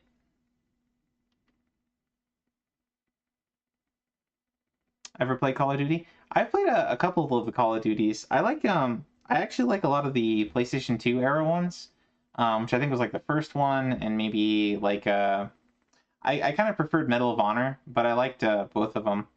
I do kind of prefer playing those games with mouse and keyboard, but it wasn't too bad on like PS2.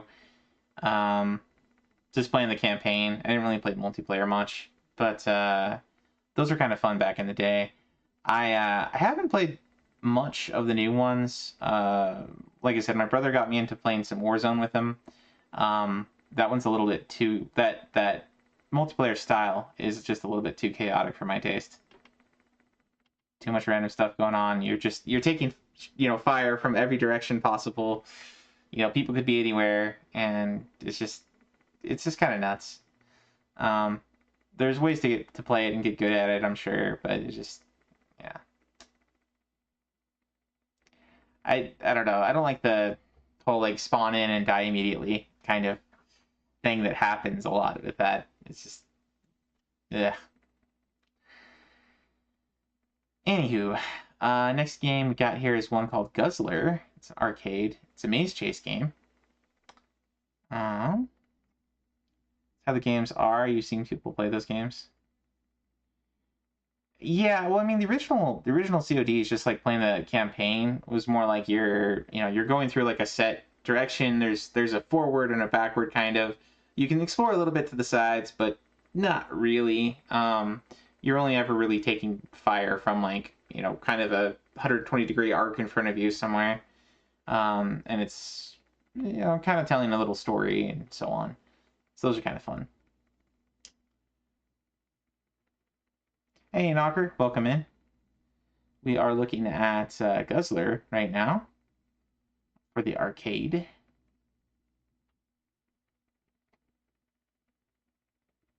Let's see. Collect a cocktail glass, mug of beer, keg of beer, bottle of sake. Get the ×2 point bonus by spelling Guzzler on the bottom of the screen by defeating enemies in specific horizontal areas of the maze. Let Guzzler generate its own water after running out. No need for puddles. Okay, so Guzzler arcade gameplay.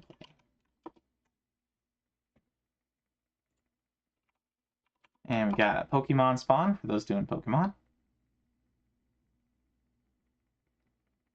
Glad to be off work for the next 2 days. Cool.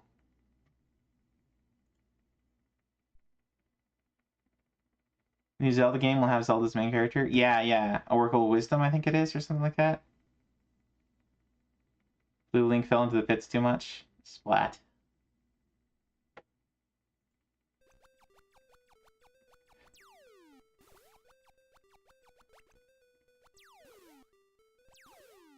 Huh.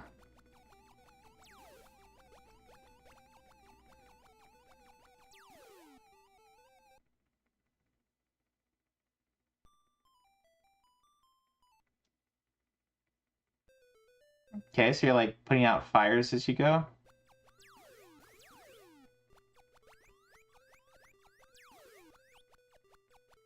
And gathering up the puddles?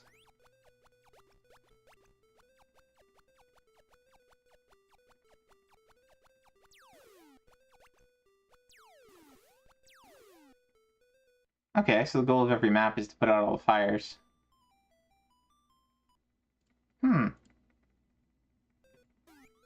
That's a bit different take on things. There you go. If you like Pac-Man, if you like Bubble Bobble, this might be worth checking out.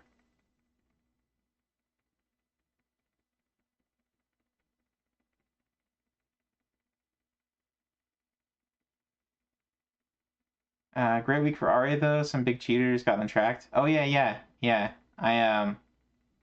I saw that. A lot of people, a lot of us in our little community got bumped up in rank, kind of unexpectedly. Ninja Gaiden Arcade. Yeah. Ninja Gaiden Arcade was one of the new sets tonight. All right, Game Man. Thanks again for the raid. Have a great night. Yeah. All right, so that was Guzzler. Next up, we've got Swimmer, which is an action game from Tecmo. Eat a super pellet, and I can eat enemies. Don't try eating logs, though. Earn a free life from a match. Let's see. Collecting 4 strawberries, bananas, grapes, melons. You lose 25 fruits of any variety in a single game. You lose 3 crabs on round 2.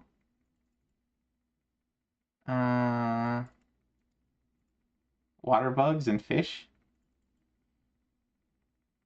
Huh. Kind of like tubing.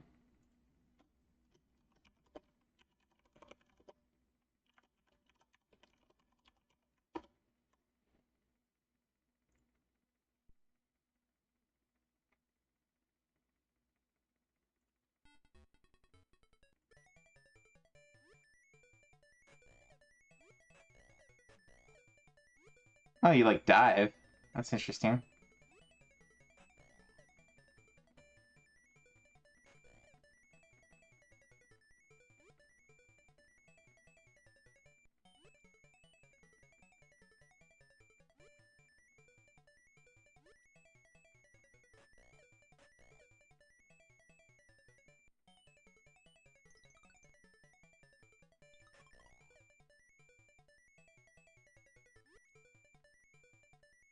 I guess he's avoiding the, No, maybe not.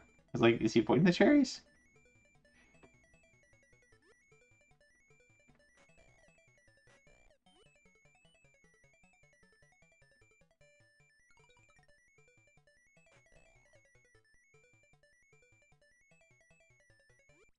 Collect 4 of each fruit, yeah.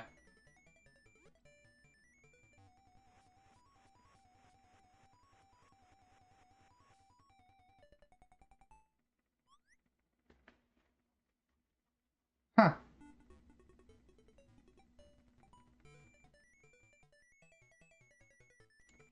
Okay, well there you go. Swimmer. Never seen this before? So many games got sets. Yes, indeed. Looks like Big Dev Jam has a set, but Breath of Fire 3 doesn't. Welcome to RA. Breath of Fire 3 doesn't have a set? I thought it did. On PlayStation? How does that not have a set?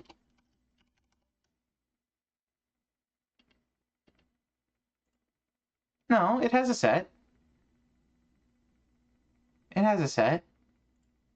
The PSP version doesn't, but the PlayStation version has a set. He had me going there for a minute. Like, I could have sworn I've seen people play Breath of Fire 3 for RA.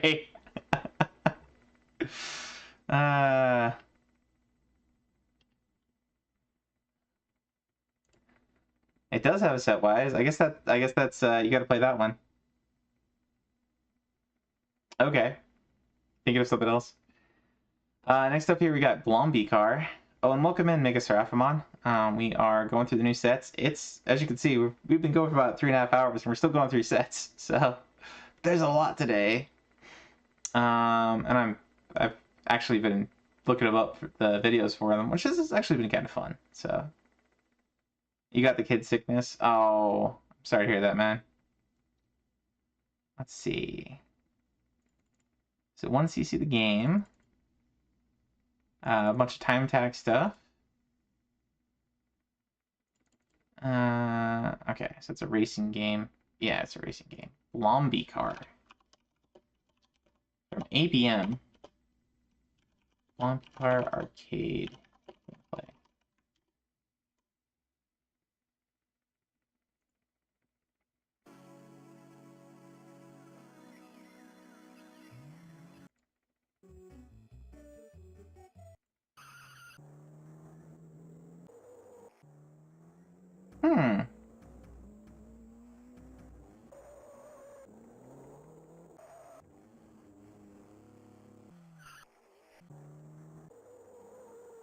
Okay, this kind of reminds me of some of the isometric racers on Neo Geo that we were looking at a while back.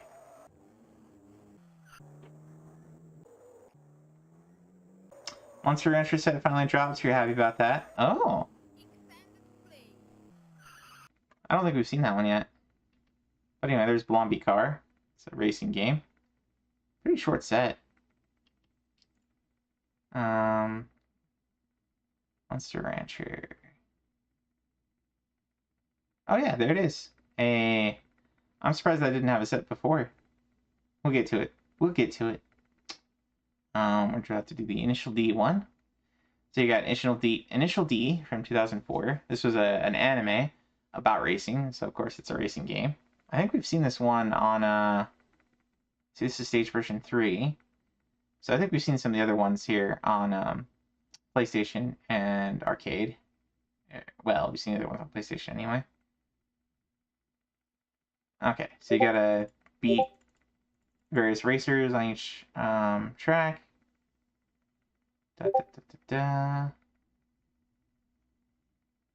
So there's a story mode, Legend of the Street. Clear each area within. You got some time attack stuff. Punta level 5.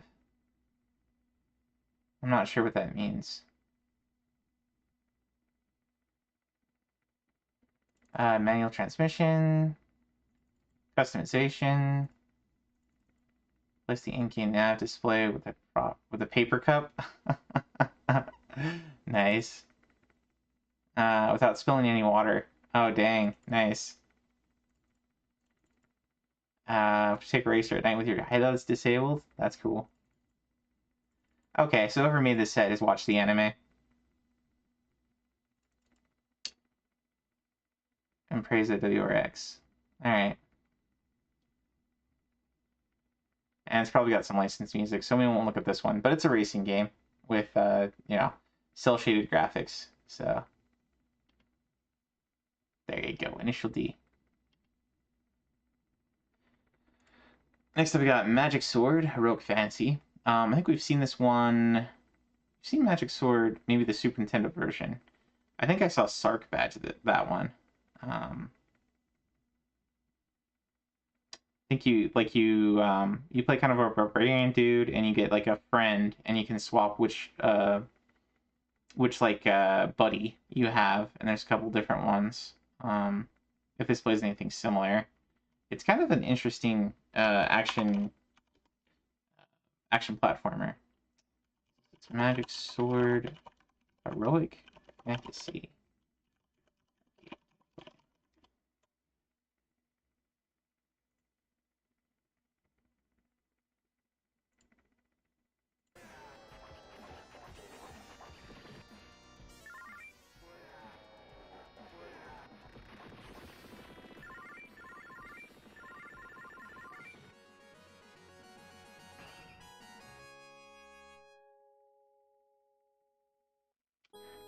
So you do kind of like level up as you go, so it's got some RPG elements.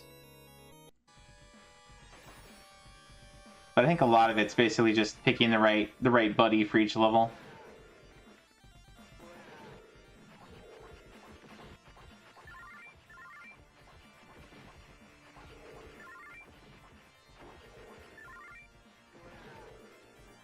Just get the knight, Rev says.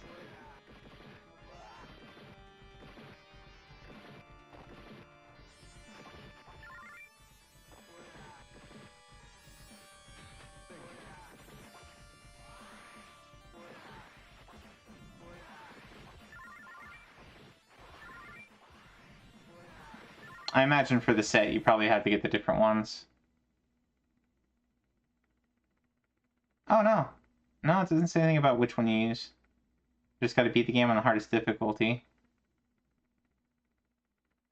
Take a bunch of hidden doors. Clear the alternate path. Have 20 more keys. Okay.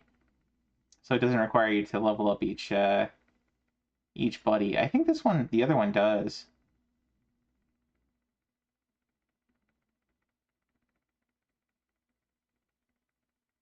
Oh no, maybe just it requires you to have used everybody.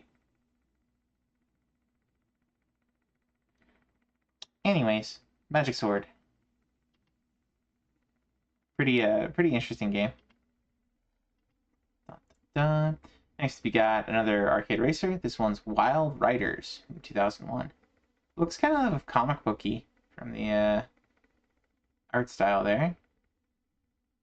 Let's see, make it past each area, make it to the end. Make it through the end without crashing. Achieve 5 S-rank jumps without crashing in a single run. Score 500,000 points or more. Achieve a lead of almost a kilometer after being under 50 meters. Multiplier of x25 or higher. Wheelie for an accumulated time of 1 minute without crashing. Okay.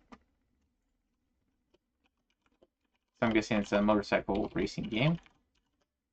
Wild Riders arcade game.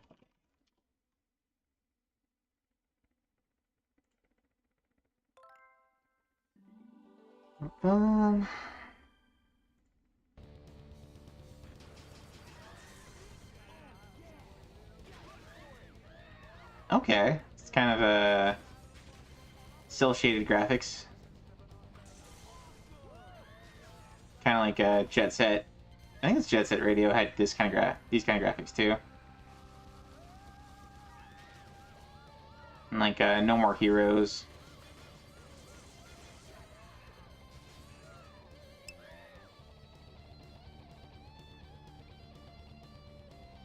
What's up, Wise? Oh, Rotor. Hey, Rotor, welcome in. Cel shaded Road Rash. Yeah, I think so. Cel shaded Road Rash is probably a pretty good description.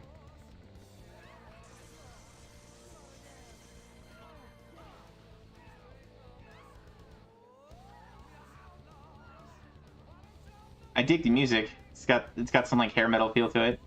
Anyway, how you doing, Roto? Welcome in, man. Sorry, I saw your name at first, and it was about the same length and color as Wise's, so I was like, what is Wise saying hey for? But welcome in, man. Good to see you. Hope your day's going well.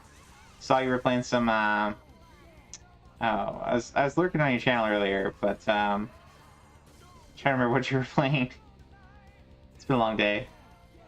Doing fine. Day off on Labor Day is nice. With another one tomorrow. Nice. That's right. That's right. Wonder. Mario Wonder. That's right.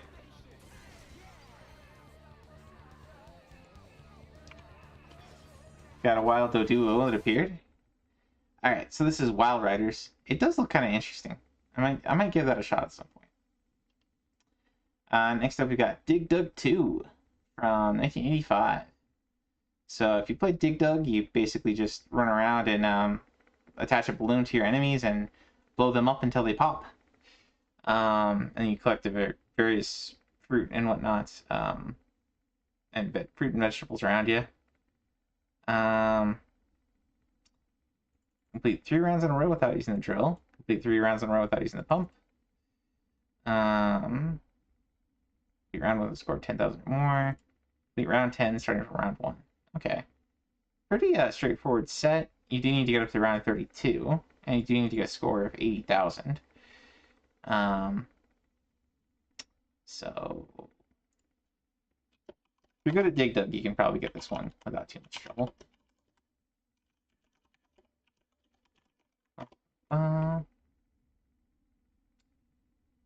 Part of it got muted. Oh, Nintendo.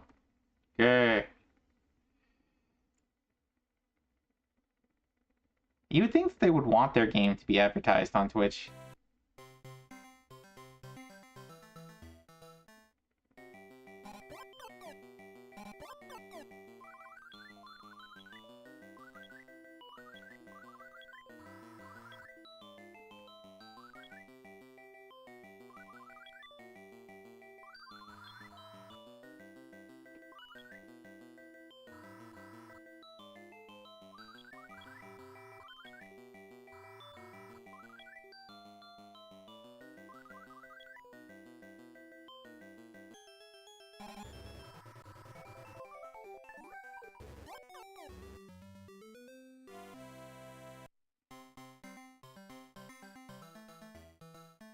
Alright, so that's Dig Dug. Well, Dig Dug 2, so. Kind of a puzzle, arcade, action game. Gotta love it. A lot of things going on. Well, it's Nintendo after all. Yeah, they're pretty stingy with some of these things. Alright, next we got Gladiator. Which looks like a... Okay. So maybe this is kind of like Magic Sword.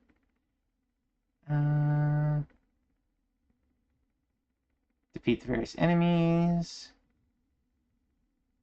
Collect enough swords to turn your sword red. Gold mace. Jump onto the railing. Reach 100,000 points. Without... Okay, so from start of level, reach the first battle and defeat your opponent without losing any armor. So damage list until you get to the boss. And once you see the game. So let's see this one. Gladiator.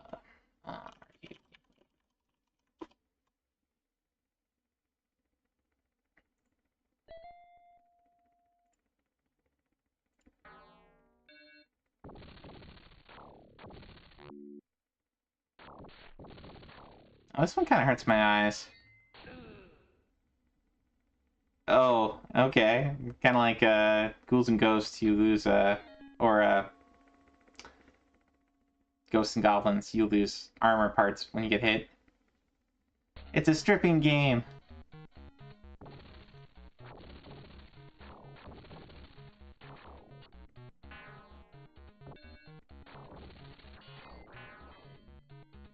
So I guess it's mostly about placing the shield in the right spot.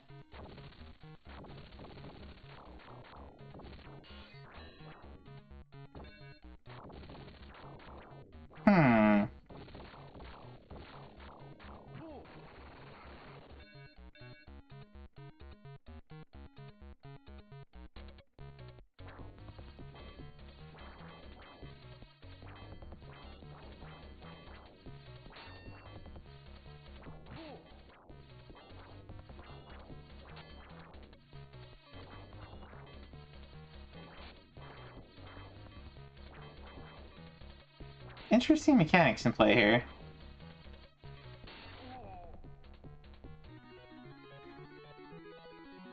I don't love the character art.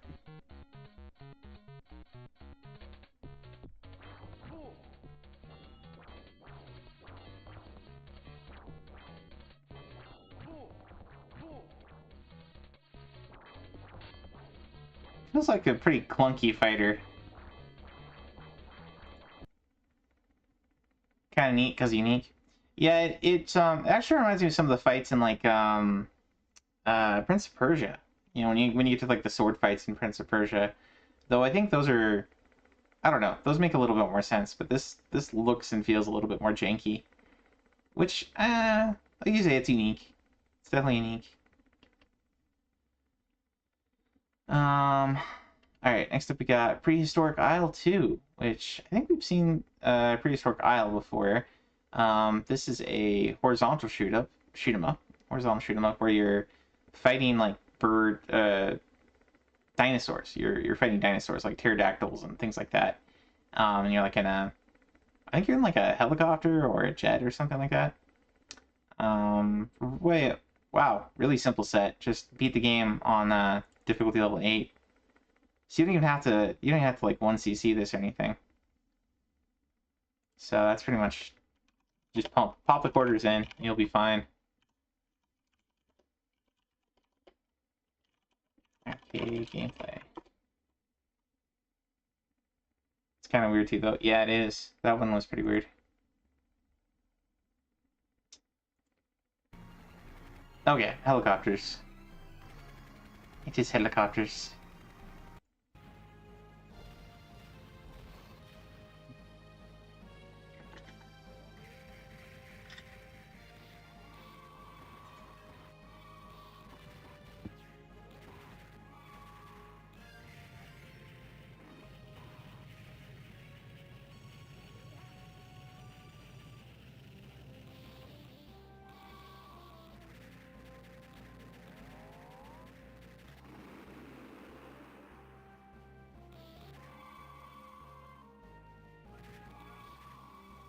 Definitely got that Neo Geo style of graphics here.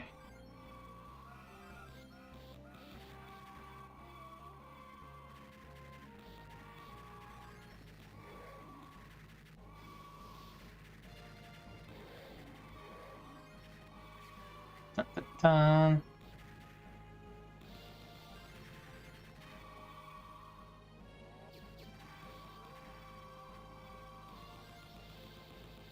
Who knew that pterodactyls could spit out laser beams, right?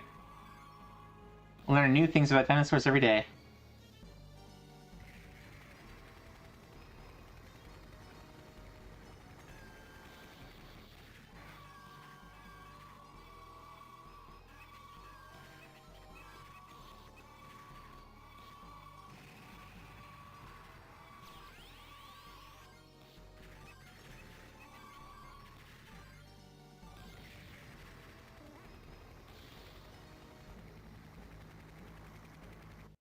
Alright, so there's Prehistoric Isle. It's got some different elements to it than your typical shoot 'em up, in as much as you're like rescuing people, and I mean it's dinosaurs, so yeah.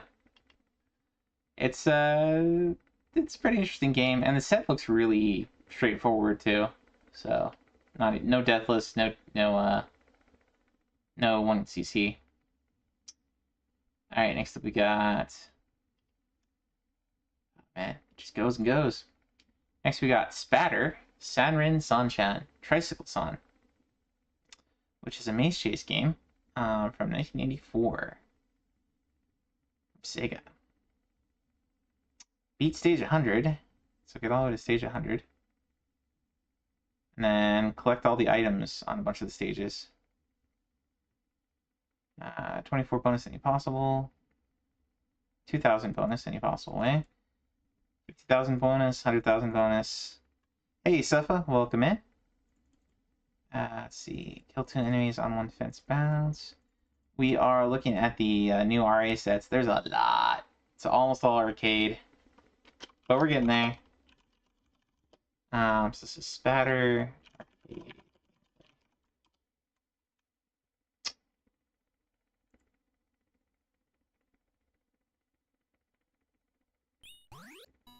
Hey, Lo, welcome in. How are you guys doing tonight? So, hello. You guys, have you tried any of the new sets? We're just looking through them and almost to the end. On to the last page.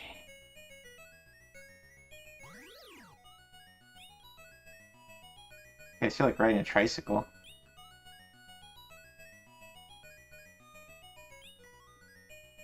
Guess you're like collecting flowers.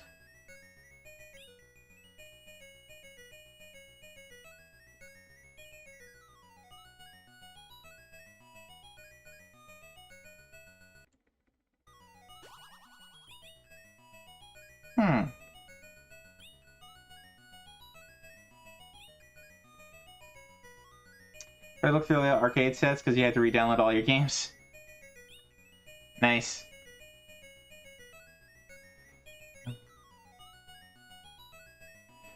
Alright, so if you like Pac-Man, maybe check this one out.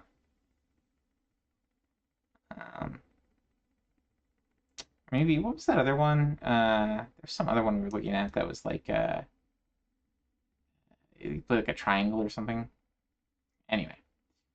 Next up we got Zippy Bug, which is a shooter. Let's see. Okay, so it wants you to loop the game 4 times. Take off all 8 spider legs without shooting in the face at all. Beat stage 3 on the hardest difficulty. I imagine that you might get that just from looping, because sometimes, often with these games, looping increases difficulty. Zippy Bug. Arcade. Gameplay, and this is from, doesn't tell us the year. I'm guessing this is another bug-oriented game here.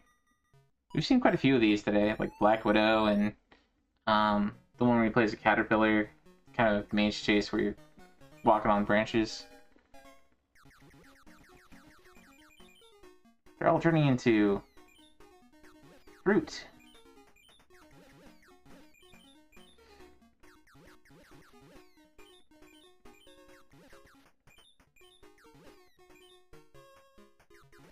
Huh.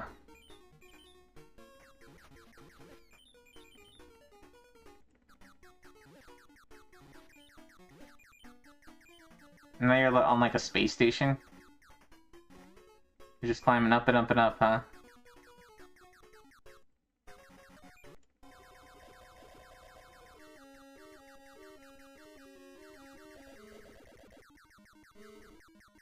Oh, weird. I guess your character sprouted wings.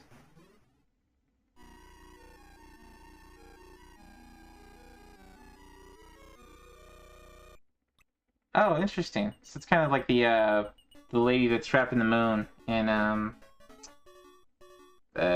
Japanese folklore. Okay, so you're climbing a tree to the moon. Okay, it's very Japanese. These sets look a bit too much for you.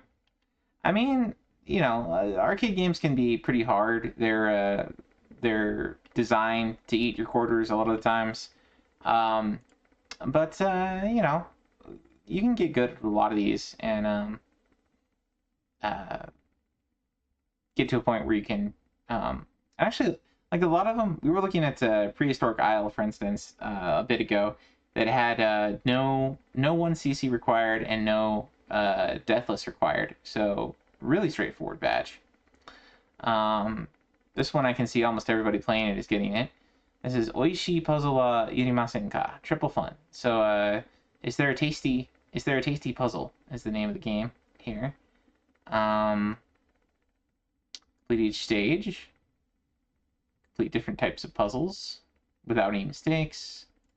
Without using credits to extend time. Complete a jigsaw. I might do okay at this one. I do pretty good with jigsaws. Looks kind of like a mini game. A little bit here. So we'll do triple fun arcade gameplay.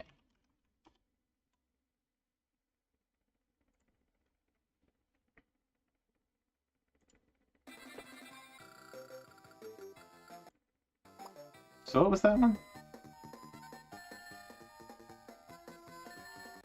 Oh, find the differences.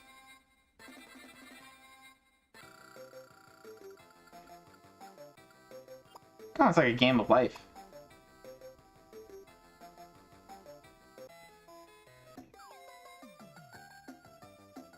Oh, and it's a Where's Waldo.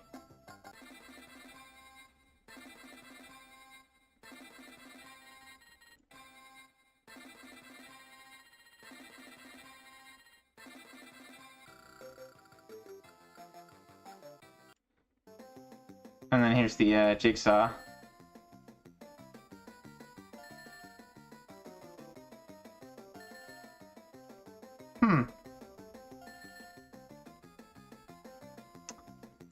Okay, that's a little different. So there you go. I might do this one sometime, just for a free set. Looks like for those of us that are pretty decent in puzzle games. You can always pause the game too to if you're looking for like a spot the differences or you know, where's Waldo or where's the professor or whatever. All right. Next up we've got Wizard Fire or Dark Seal 2. So we Dark Seal, otherwise called Gate of Doom, we were looking at earlier, got a set, and it's kind of this isometric beat 'em up game. Around with like you have different classes you can pick and so on. You're the first boss without dying or getting paralyzed, without any negative status effects, without dying. Both tunnels and traverse the boss room. Without taking damage while paralyzed. So you have the knight, the wizard, the bard, the elf, and the dwarf. So take a look at this one. Wizard Fire arcade gameplay. Probably gonna be pretty similar to what we were looking at earlier with Dark Seal 1.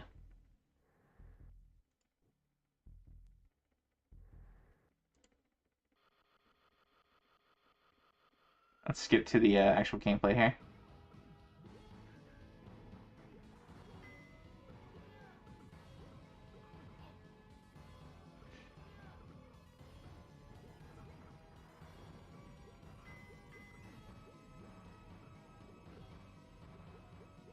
This is kind of neat. Pretty good looking game. I like the art style.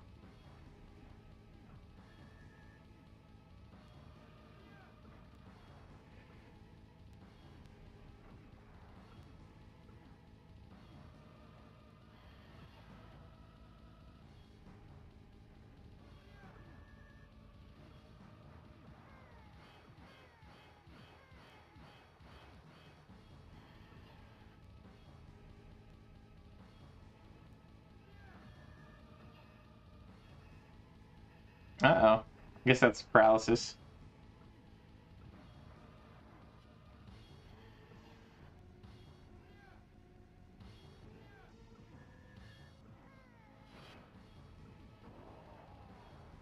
Not sure how you're supposed to avoid the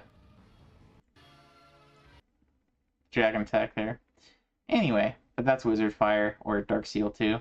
Both those games look pretty neat. Next up we got a Snow Bros game. Nick and Tom, The Winter Bauble. I don't know if this is the first Snow Bros. I know, let's see, the NES one was from 91, so this might be the first one. Might just be the same game as the NES one, just ported.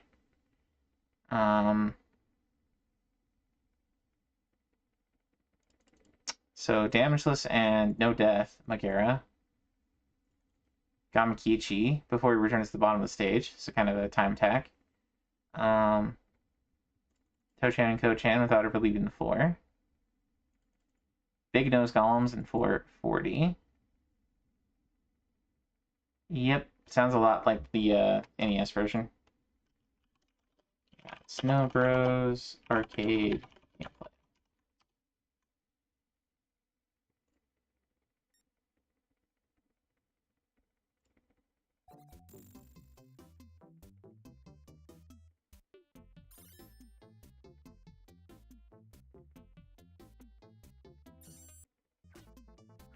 So yep, it's Snow Bros.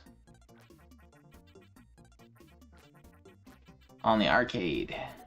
You can freeze your enemies and roll them to others for extra points.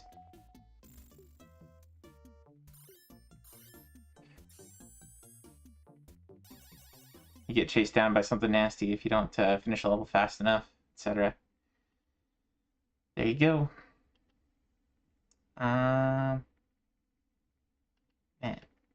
Guess we got Karnak. Big Karnak.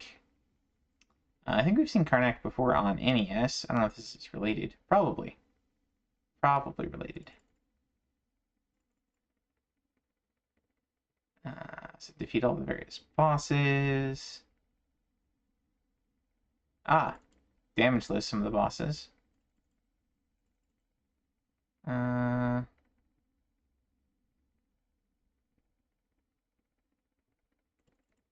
Start the desert stage, hit all the 5 monkeys with coconuts. Use only up to 5 regular attack moves. Okay. So we got some big Karnak.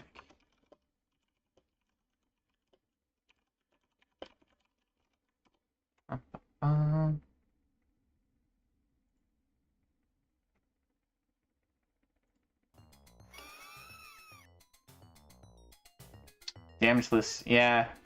There's some damageless Shivas on this one.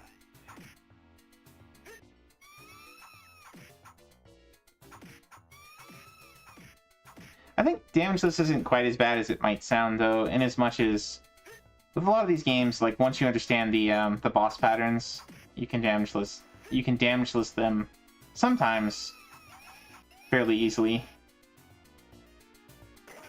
Not always. There's some bosses that are very RNG and not really designed to be done damageless, but sometimes.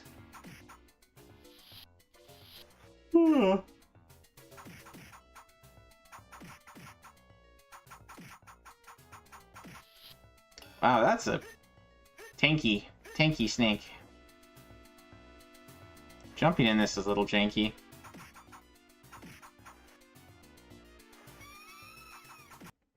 Anyway, so that's Big Karnak. I was gonna say, you look like an Egyptian in every stage? Looks like you do. Looks like you get a fair amount of different types of weapons, too.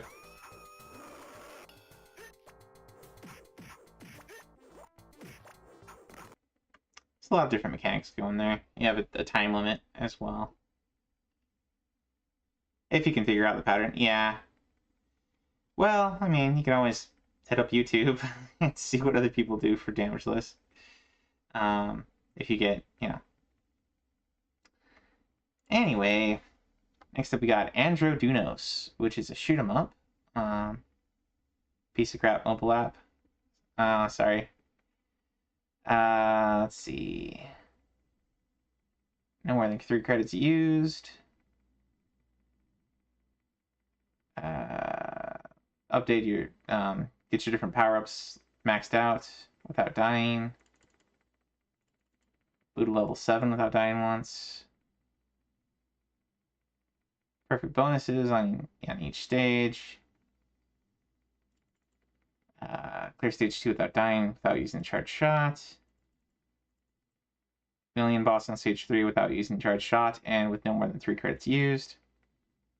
Tank boss, meteorite boss. And then stage 5, so finish the game with no, so 1 CC. 1 CC the game. Alright, so let's look at Androdunos. Arcade gameplay. Oof. I'm sorry guys, I'm kind of running out of steam.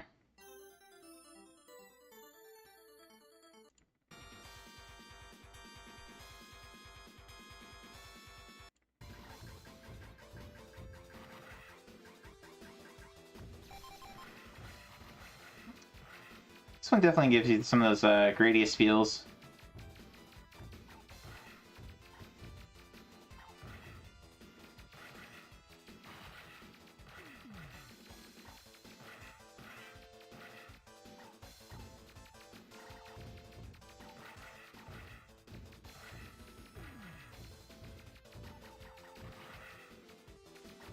I dig the music.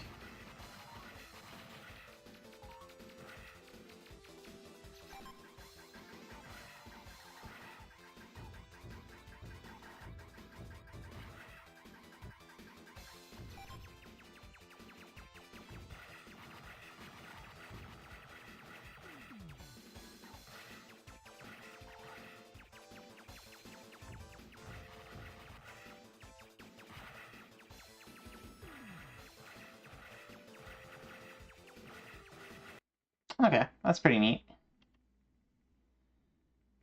You laugh at 1cc.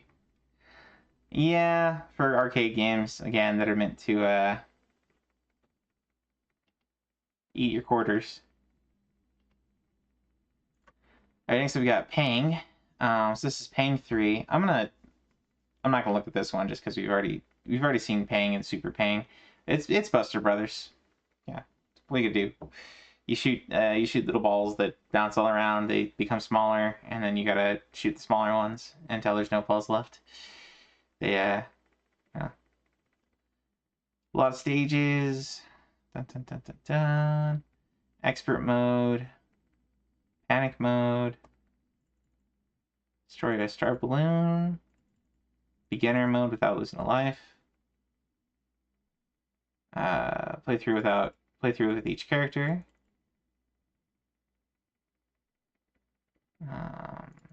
Collect those hidden 1-ups in various levels. Collect food without getting a game over.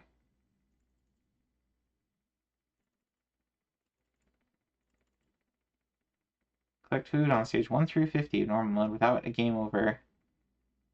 And it says without game over twice. Interesting. Okay, so you gotta 1cc the whole game and collect the food. So that makes it tough. Because usually the food is positioned in such a way that it's a little difficult to get to. But anyway, there you go. Pang. Next we've got Alien Sector, which is another shoot 'em up. Got some damageless Chivos, some deathless Chivos. Upgrade your weapons to highest levels. Have your initials flashing rainbow colors, which might be from 1cc in the game, maybe. Have 7 shields at once. Have 5 shields at once in World War 1. Okie dokie. Alright, Alien Sector. I feel like we've heard of this one before. Maybe it was Sector Z. Something like that. Alien Sector arcade gameplay.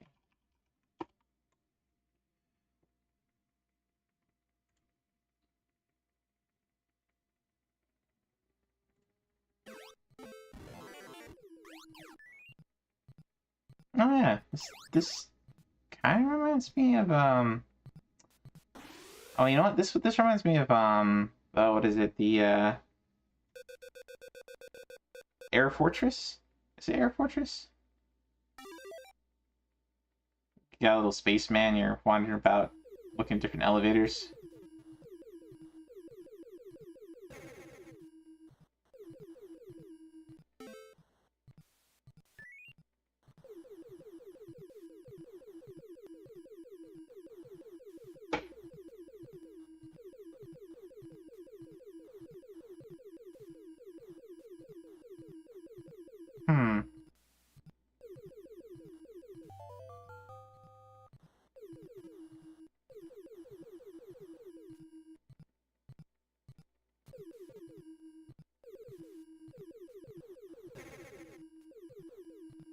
Dang, this game would require a lot of patience.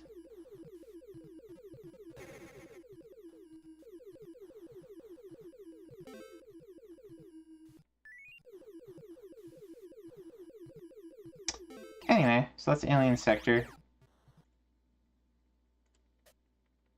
See if we can skip ahead to like a boss or anything.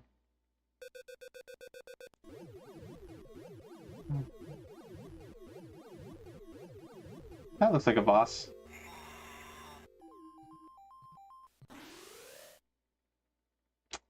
Very alien. Got a wild Electrike appears for those kind of Pokemon. Hey, Baho, welcome in, sir. We are almost to the end of the sets. I think we're just gonna skip the community highlights and the other stuff because we've been going for almost 4 hours. I'm getting tired. But welcome in, man. Hope your night's going well. We covered a lot of arcade games tonight. All kinds of arcade games. Lots of shoot 'em ups, lots of like essentially Dreamcast ports, the Sega Naomi stuff, Neo Geo games, arcade games, MVS, just lots of different things, racing games. Let's see. So collect all the treasures. Without using the spear. Complete the first pattern without dying. Complete the first 2 patterns without dying. This is Kaite Takara Sagashi. So this is like something treasure search. Ugh. Can't seem to talk. And this is from 1980. So, Kaite Takara Sagashi. So Sagashi is like search, Takara is treasure. I'm not sure what Kaite is. Let's see if we can get a video of this one.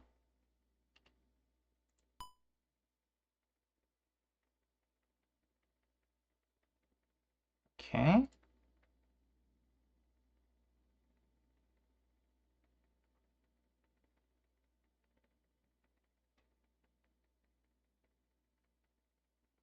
Interesting.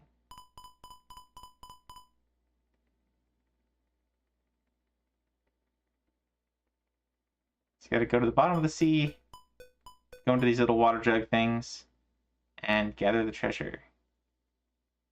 And avoid the fish as you go down.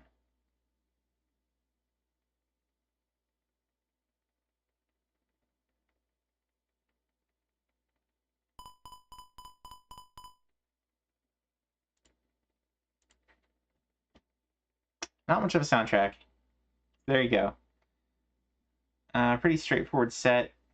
It might be worth it if you're looking for a relatively easy badge. Potentially. Because it looks like you only have to do the first 2 patterns. Well, no, you have to collect all the treasures on the 3rd pattern too. But you only have to go through Deathless on the first 2. Da-da-da. Next up, we got New Rally X from 81, which looks kind of like, let's see, it's a maze chase game with little cars. Challenging stage. Without using the smoke screen button. Complete rounds 1 through 10 without dying. That's quite the Deathless. Tennis score of 160,000 or more.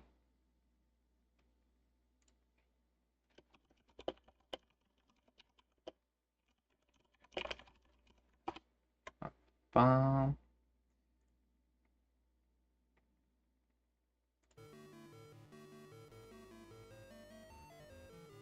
Soundtrack kind of reminds me of City Connection. Let's see.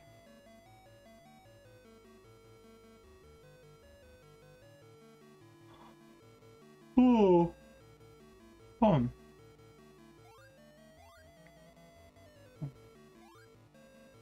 Quite the large map. You kind of zoomed in.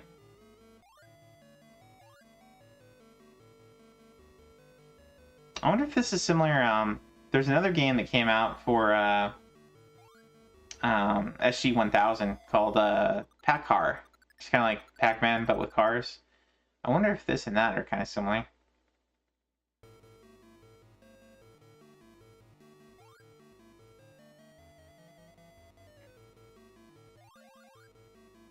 Oh, it wants you to get the flags in a particular order. Or does it? It had one shine there.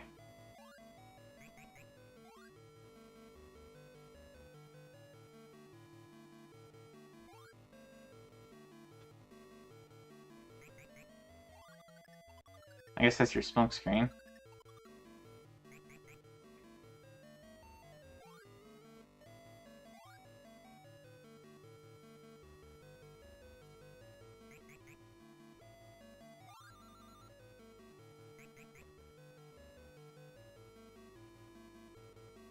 Kind of sucks that the enemy cars are a little bit faster than you, it seems like. Well, anyway, there is New Rally X.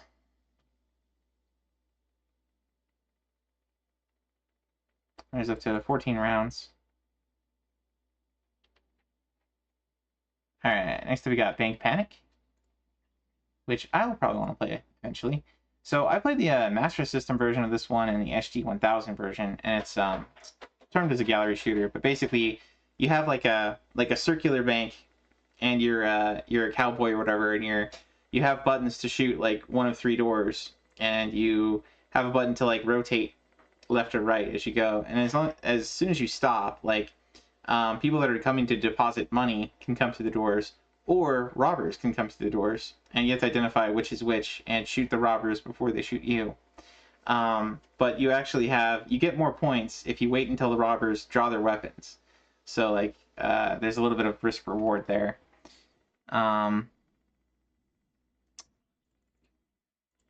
Let's see. So beat round 1, beat round 6, round 12. The game gets pretty crazy by the time you get to round 9.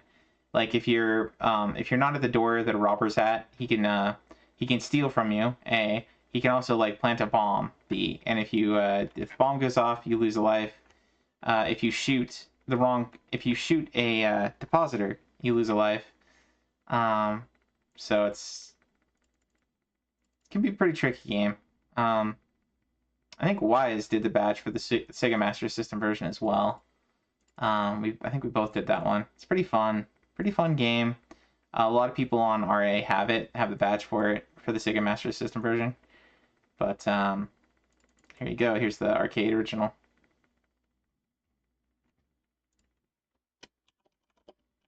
Bank Panic arcade gameplay.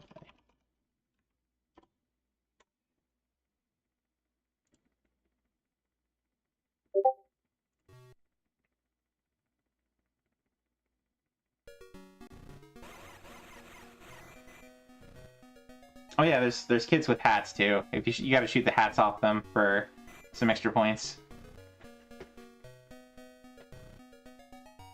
See, there's a robber.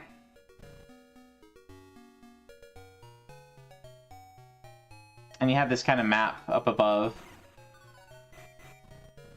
that tells you when people are coming at each door.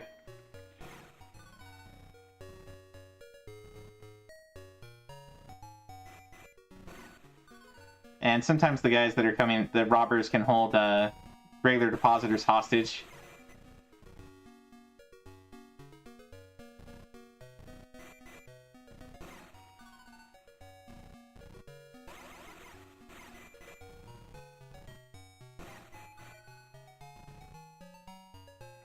Oh wow, in this version they don't color code them.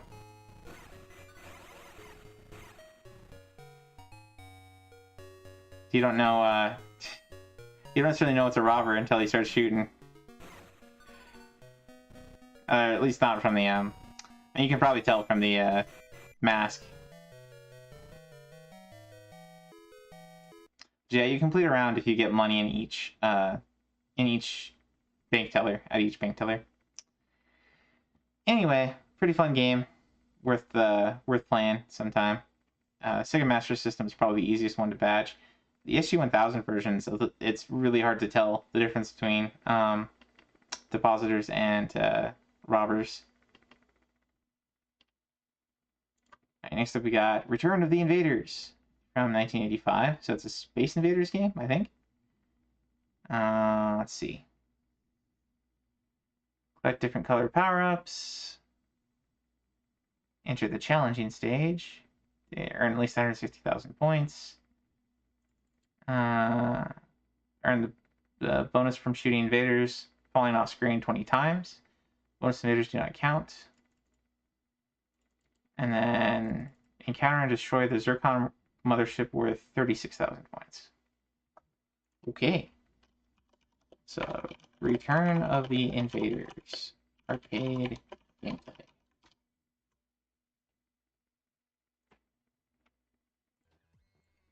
Hello everyone, this is... Oh, I don't want to hear commentary. Well, that's a little different.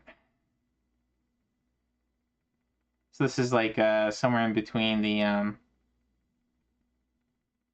it's like you have the Space Invaders 2000 or whatever that gets where the enemies get very animated and run all over the place. But then you also have enemies that are more like classic Space Invaders style here. Looks like you can shoot more than one shot per time too, which is nice.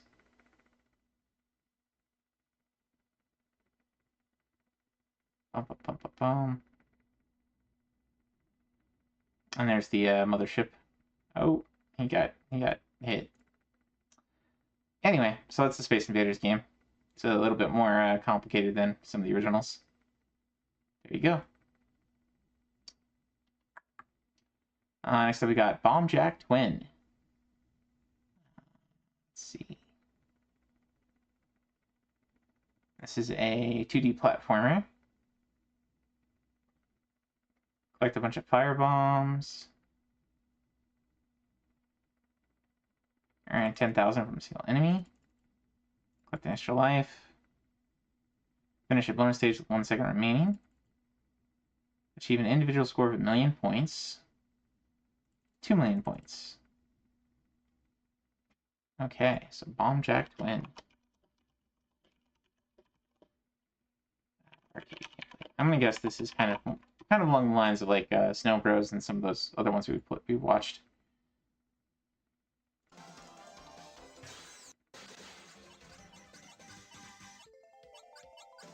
Maybe?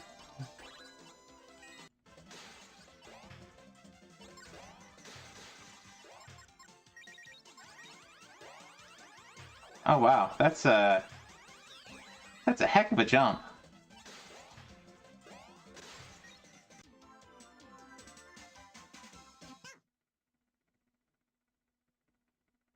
Huh.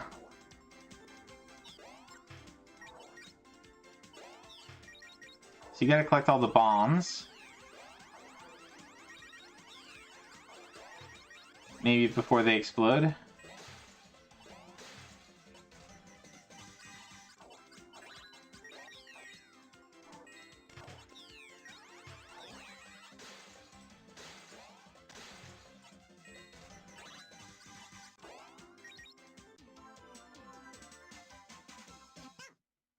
Okay.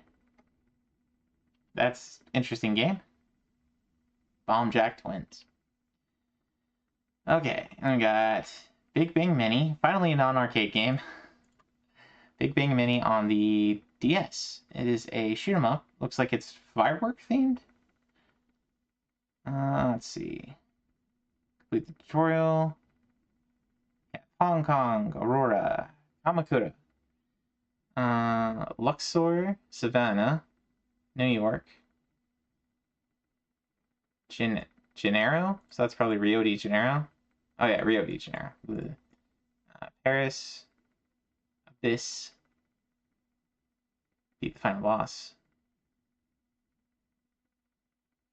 So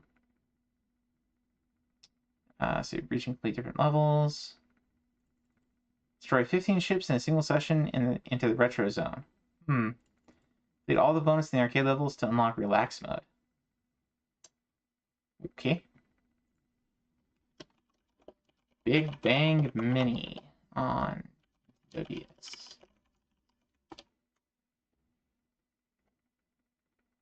Let's see.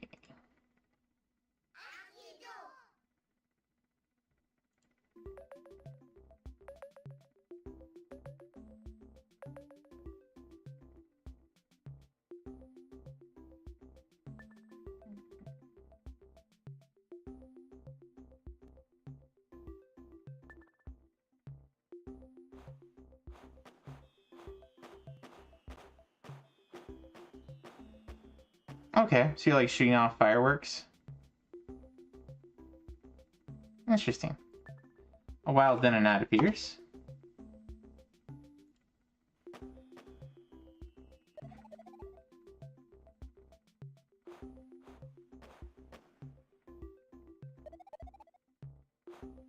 Huh, so it doesn't fire from your ship, It just fires wherever you drew the firework. That could get that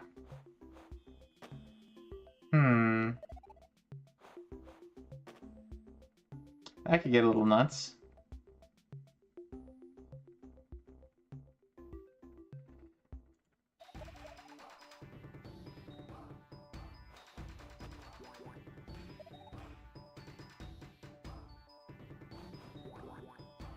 So you're avoiding stuff while trying to shoot stuff down with your stylus.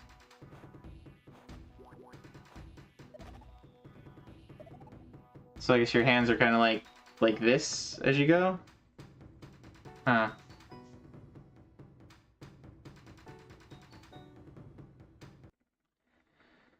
Interesting idea. Interesting idea for shoot 'em up. Destroy your enemies with fireworks. Alright, next up we got Blaster, which is a rail shooter from 83. Let's see. Complete wave 20, starting from wave 1. Fly through 5 gates in a row in a robot grid wave. Kill 10 robots in a row. Complete any robot grid wave without shooting or dying. Okay, so pacifist Chivo. Save 5 astronauts. First 5 waves without dying. Okay. Not that bad. Blaster arcade gameplay. This is from oh well, it's published by Williams. I was gonna say Williams, I think they're the ones that did all the pinball machines.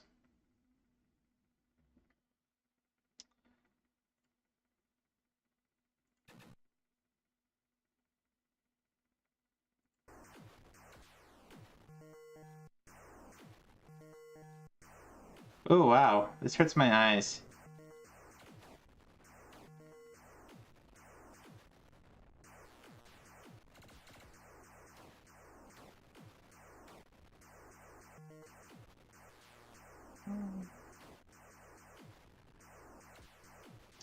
Well, that's definitely pretty trippy for a game from, was this 1985?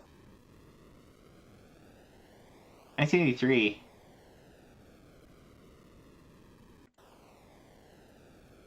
Vampires.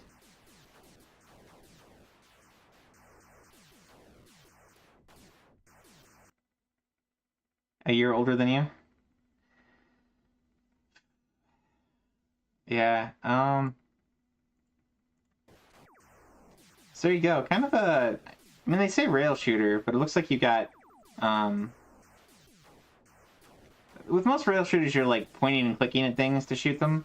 But this one looks like you're kind of like, I mean, you're on a rail, right? You're only going forward. You can't really, go left or go right. But you can kind of like avoid things. So, and your shots are all based on like where you're at. So, oh, kind of reminds me of that really bad game I played on Lynx. Or is it Lynx? No. No, it wasn't Lynx. It was Jaguar. I played on it was like 01 or something like that, or 09. It was like a kind of a flight simulator, but with really limited stuff. Yeah, it looks kind of like Star Fox. A more primitive Star Fox with a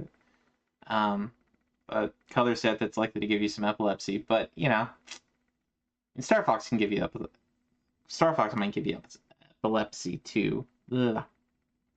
Can't talk anymore. Anyway, that was Blaster for the arcade. So if you like Star Fox, maybe give that a shot. Next up, we got another non-arcade game. This is Champions of Norath for PlayStation 2, which is, I think, based on the... what was this one based on? I want to say it's an EverQuest game, maybe? Am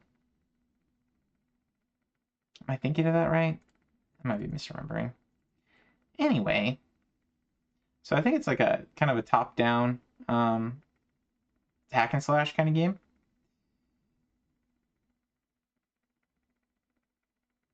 definitely might be kind of fun. Wise says Champions is awesome. Okay, you gotta finish the game, finish each act with each character. Finish it on highest difficulty.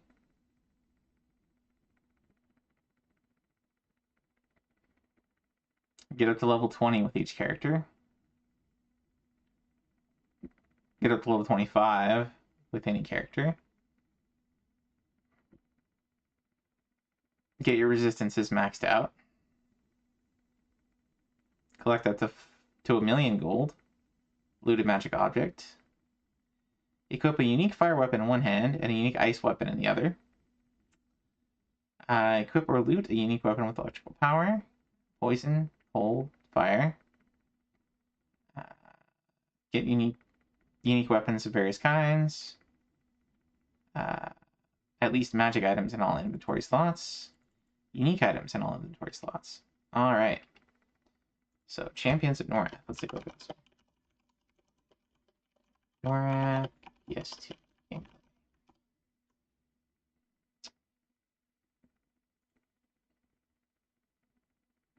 You may think the enemy nothing more than a rabble of...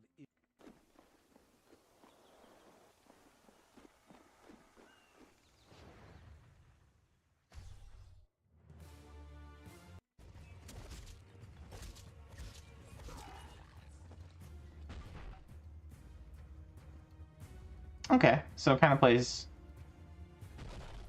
like an isometric hack and slash, kind of like Diablo or something like that.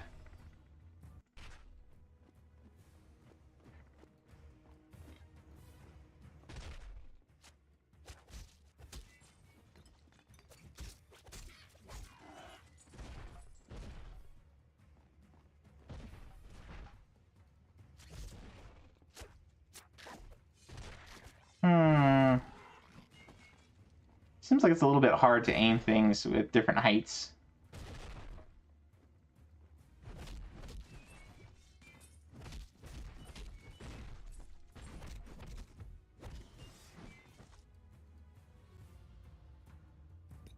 Great multiplayer game. Yeah, this one might be multiplayer capable. Oh, set allows multiplayer. There you go. There you go, Wise. If we wanna boot this up sometime, we could make your way through it. I think I wonder, like a lot of these ones with multiplayer, whoever's hosting, it's the one who's hosting gets the Chivos. So like or I mean both players get Chivos over netplay, but it's the one who's hosting who's like if I'm playing Warrior, right? Then I think we'll both get Warrior Chivos. Rather than like if you're playing Warrior, like if I'm playing Warrior and you're playing Ranger, and I'm hosting, then we would get like the Warrior Chivos. So we'd still have to go through like 4 or 5 different times, with the host playing different characters, probably. But could be good fun, either way. It's like Diablo mixed with Baldur's Gate. Interesting. All right, so there you go. Champions of Norath for PS2.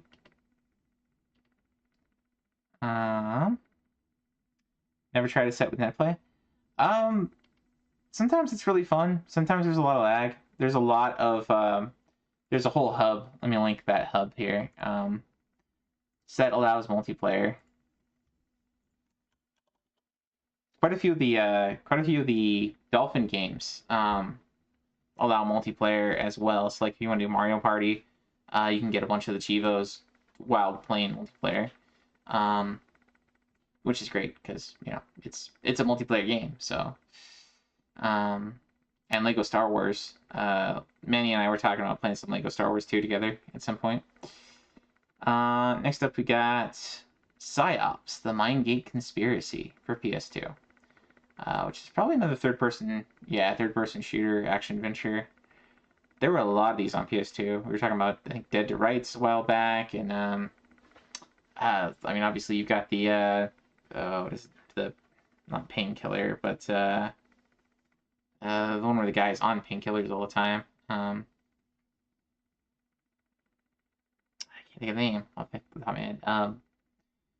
Sark played through it and patched it, but that one was kind of tough. A lot of speedruns on that one. But this one, let's see. Clear the mission, original mode, destroy a bunch of objects, clear the mission on elite, collect an evil garden gnome, defeat without taking any damage, so some damageless Chivos, some time attack Chivos. Trying to get the deathless Chivos on LEGO Star Wars, making very slow progress, but at least it's fun enough to try. Yeah, if you play with Han, Han and Vader are both have pretty good dodge mechanics. So if you're just like holding down the button with like a turbo or something to attack, and then just kind of like, you know, moving about. Yeah, like Han has this like auto dodge that he does while he's firing, and Vader does the you know, like swing it and swing the saber and hit the that's the word I'm looking for. Ricochet the shot back at them, you know. Both of those are pretty good for doing doing deathless.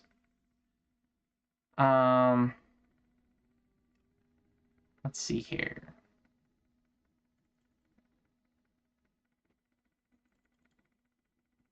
Watch the cutscene before 35 seconds have passed on the mission time. Your mission on Elite. So there's some damageless Chivos on here, some do it in the hardest difficulty, and some time attack stuff. There's a survival mode. Only the no head cheat active. Okay. And then I guess you can play a Scorpion from Mortal Kombat, because it's a midway game. So, look this one up. Lion Gate Conspiracy. PS2 game.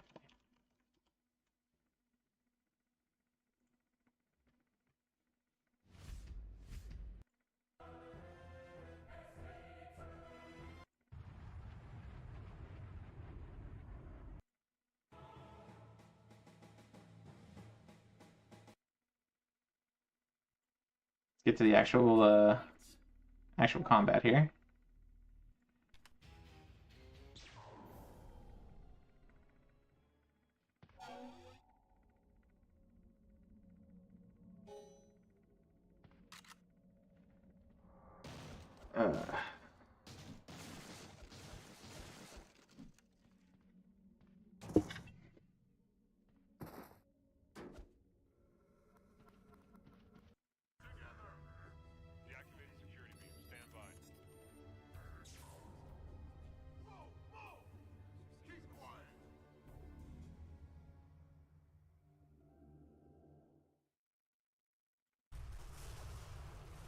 Kick guy?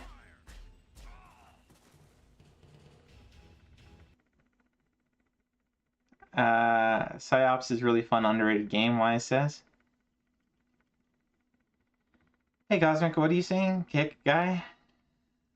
We were just looking at Psyops was the game. Getting ever closer to the end here. Next up we got Gun on PS2. Which was, I think, like a... I'm forgetting what this one was. Action-adventure third-person shooter. Let's see, complete the various missions. Complete on hardest difficulty. Protect the building without it suffering any damage. Interior or exterior. Wow, okay.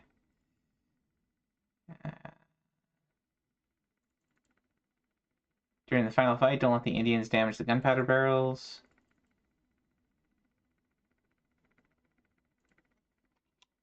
Get another Pokemon Spawn. Already put out some really good games this week. It did. Just a ton of arcade games, ton of PS2 games, and a smattering of other little things here and there. Some DS games. Game Boy Advance. Let's see. Complete all the side missions. Subdue all the bounty hunts, the bounties on insane difficulty. Huh. Kill a bunch of animals without destroying the pelt. Find a mine on gold ores. Get all the upgrades. Collect all the weapons.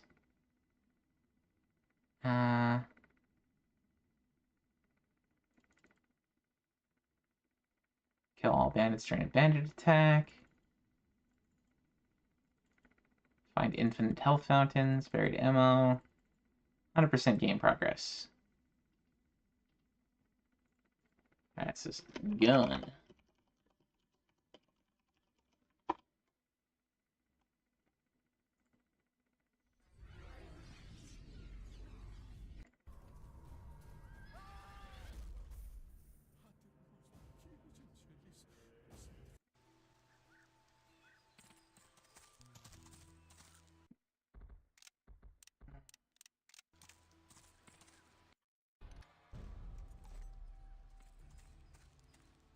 Next group with your quick draw.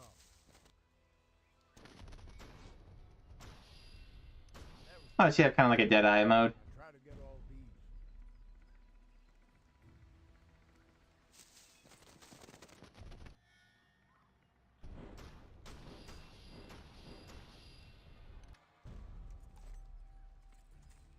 That's cool. What's next? We're burning.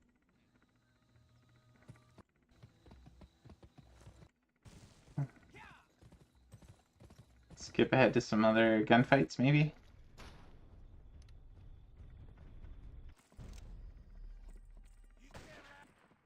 Save a bullet for yourself.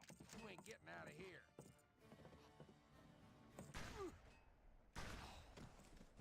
Swear it moves just like a Okay, it's kind of like a Western-themed third-person shooter.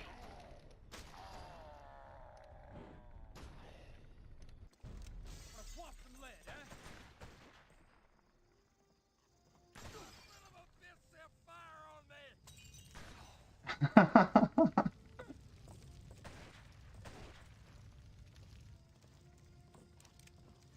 I'm hit!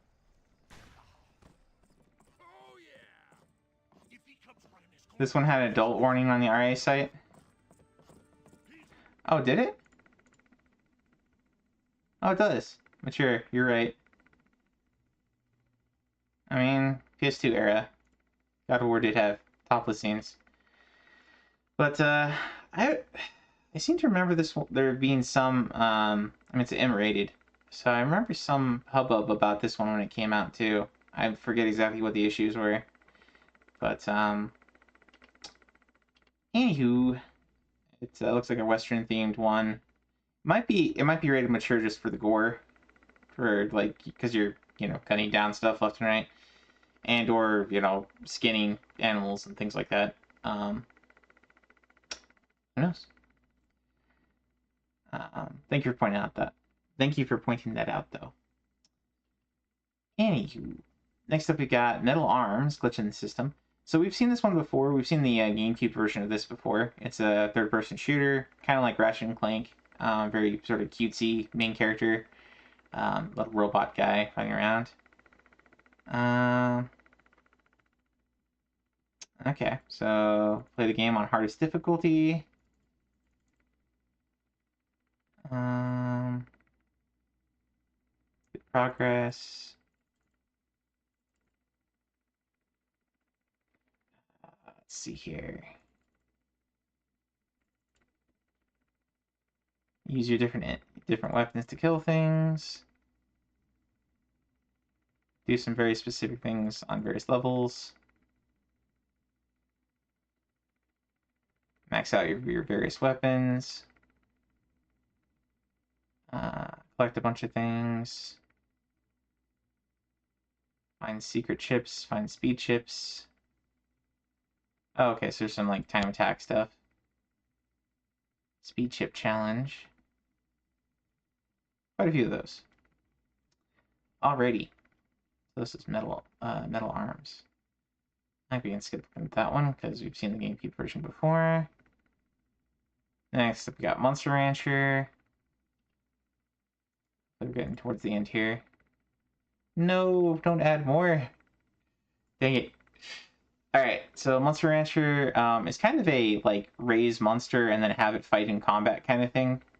And if I remember right, we talked about how the original game, you could pop in a disc, like, when you went to go create a monster, you could pop in it, like, a song, like some band CD or something, and it would randomly generate a monster based on the information you put in. So, like, you could put in, like, a music CD or something along those lines to generate your monster. So it's kind of unique at the time, and the monster raising systems, kind of like a Digimon or Tamagotchi a little bit.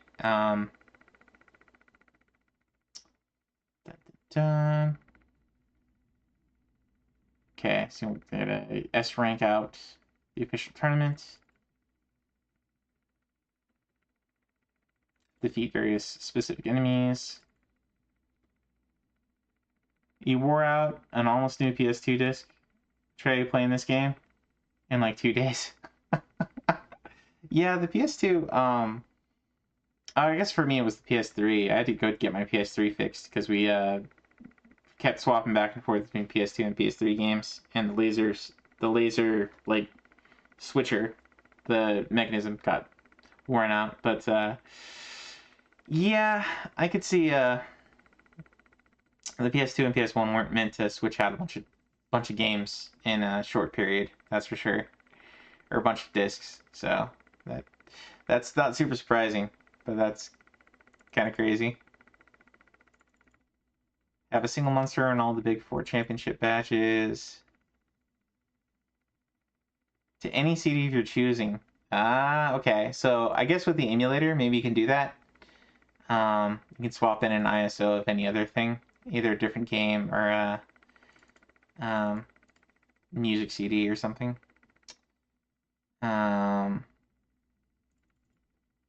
First birthday, received mail. Upgrade various things to your its max level. And then depending on your monster type, get monsters of various types to rank S. Oh, I guess you do expeditions.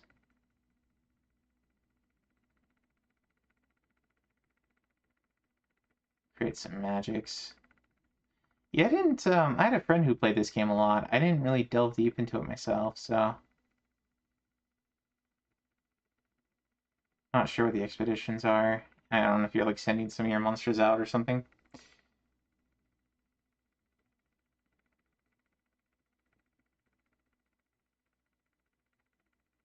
Record every unique breed. Interesting.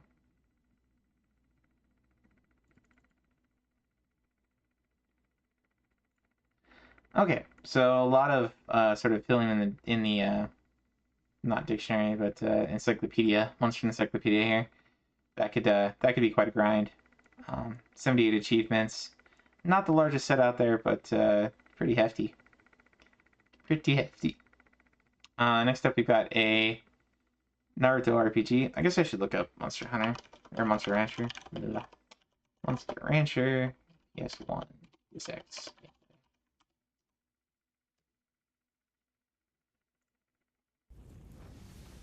At it, and I don't want to take.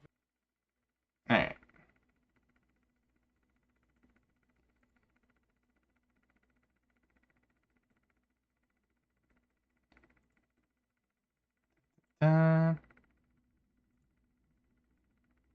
Oh, I see. So you send out your monster to do various tasks to level up its various stats. And then eventually you send it into the arena. Darth Naga.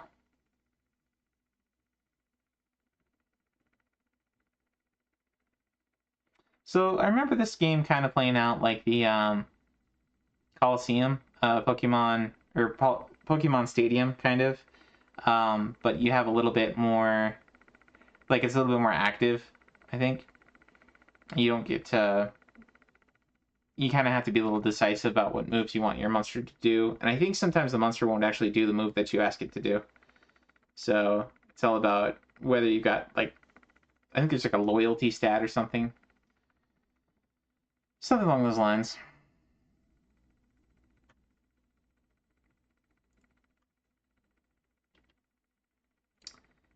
Anyways, next up we got Naruto RPG 2, Chidori vs. Rasengan. So this is when Naruto goes up against Sasuke. Let's see, defeat various enemies.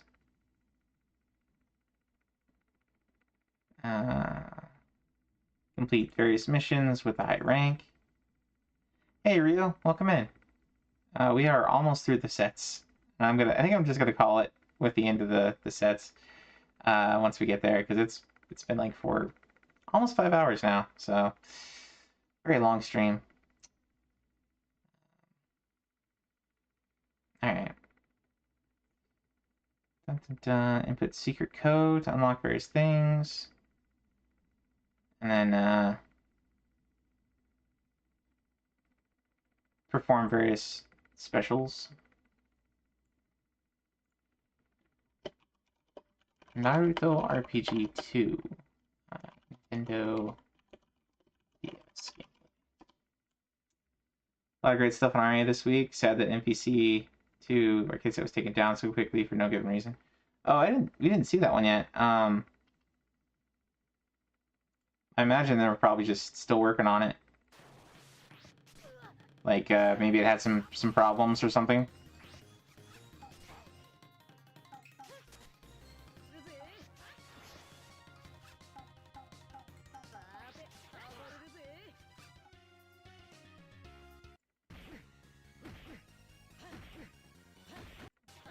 Oh, oops. Okay, so this is like just all Naruto games. We would rather see just this one, I think.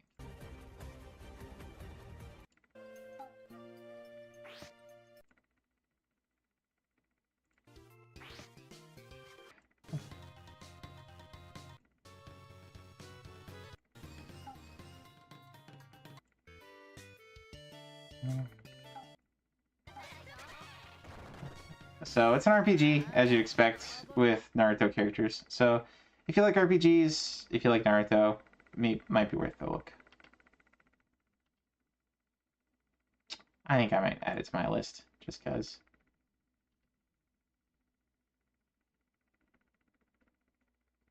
That set was very unfinished, Knocker says. All the achievement icons were just a compressed version of the set's badge. Oh. It was unfinished at release because Dynamax isn't a full dev anymore.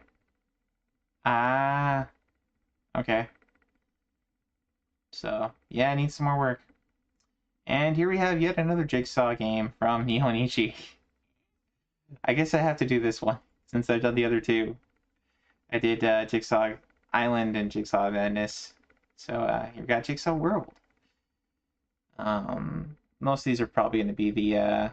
Oh, without making a mistake. Alright. Then beat all the okay. Same kind of deal as the other Jigsaw games where you have to beat. They have you do a endurance achievos for each sort of theme.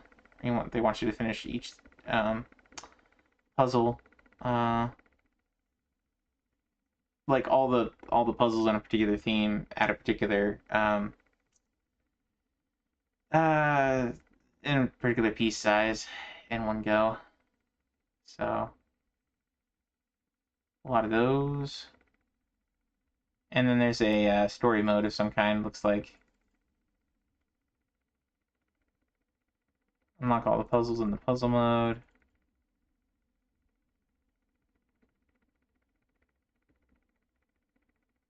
Random.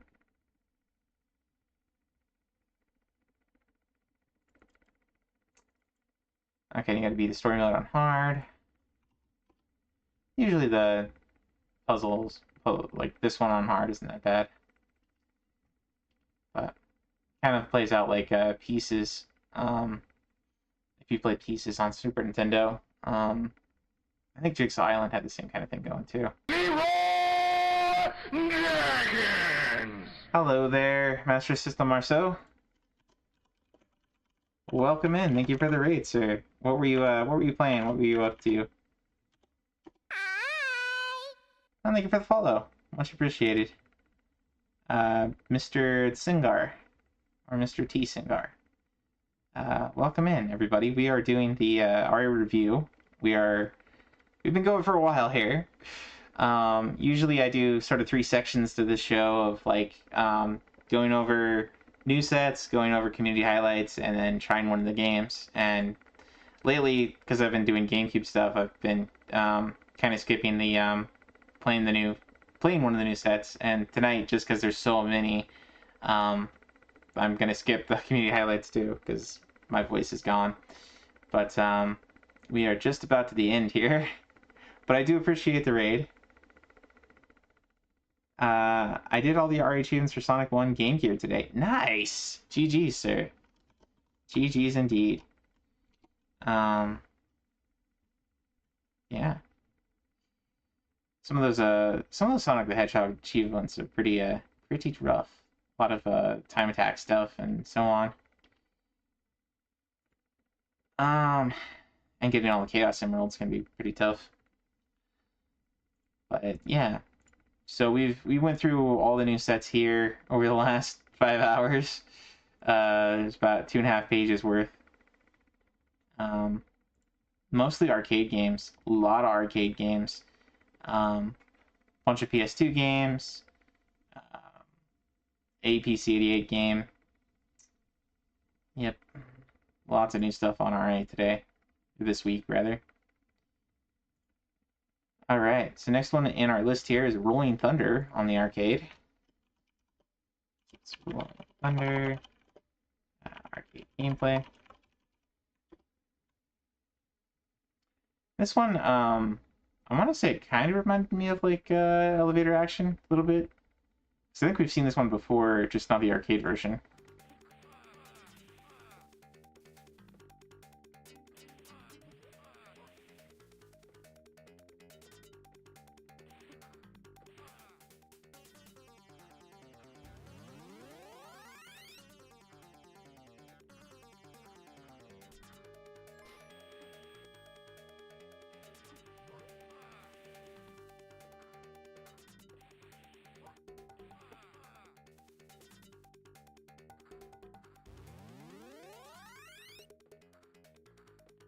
I guess he's just farming ammunition or something.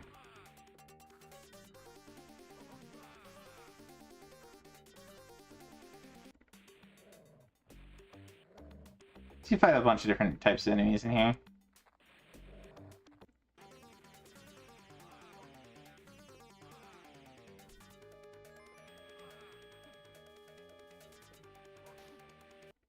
Anyway, so that's Rolling Thunder. The achievements here for it: clear each area, clear first story without using it. So once you see the first story, second story, and then some time attack stuff, and then overall score of 100,000 or more. Get a machine gun. Hold on to get up to max bullets. There you go. So it's Rolling Thunder. Kind of a running gun. 2D platformer. So we got Spyro Shadow Legacy on the Nintendo DS. Let's see. Gotta rescue the various dragons in each area. Complete all the side quests in each area. Get all the eggs. It's a lot of collection stuff. Unlock all the upgrades. Defeat the sorcerer without using any spells. And then some damage lists on some of the bosses here and there. Let's look this one up. Spyro Shadow Legacy. It's an action RPG.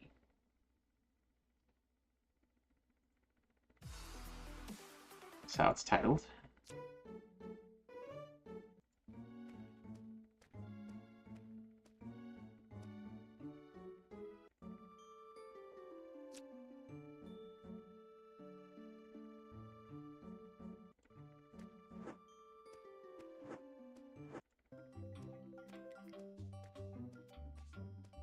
kind of an isometric platformer.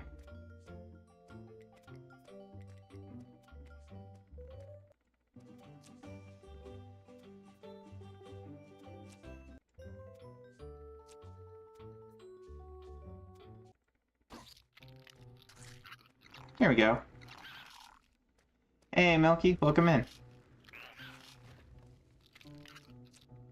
We are looking at Spyro Shadow Legacy on Nintendo DS. Which got a set this last week.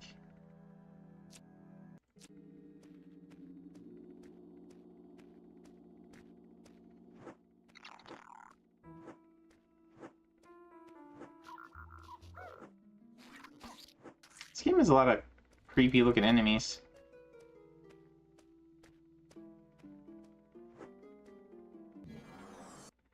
You played that one years and years ago when you got your DS?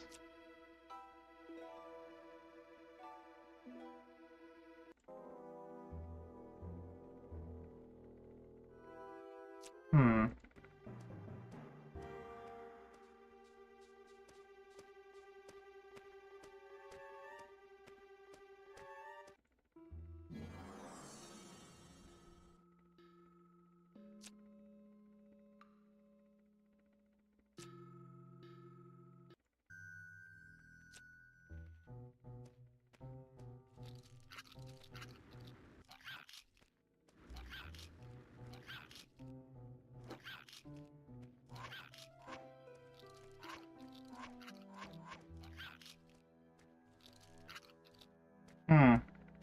I really don't love the art style in this one. Anyways, so that's Spyro Shadow Legacy. Pretty straightforward set.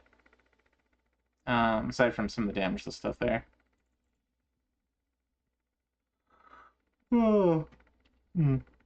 Next up we got Secret Agent Clank on PSP. So this is from the Ratchet & Clank games. You play as Clank instead of Ratchet. Let's see.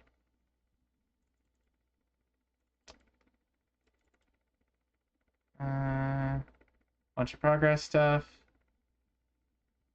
Complete all the arena challenges. Gadgetbot challenges.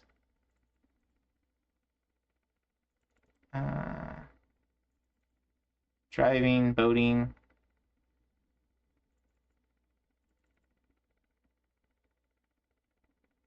Torch. I'm guessing with the save the game thing here, it's checking your save file for most of the achievements here, or at least some of them. Dun, dun, dun, dun, dun. Kick.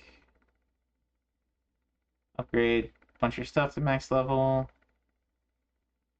File the stuff from the store. Collect all the stuff. Do a rhythm minigame without missing any button presses. Oh joy. Get damaged on the very last segment of the rhythm game. Beat every possible guard in Voltaire Museum using stealth takedowns. Only melee attacks. Under time attack stuff.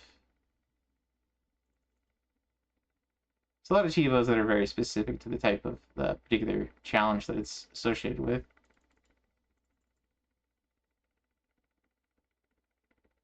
Oh man, this is a huge set. Unlock all the skins.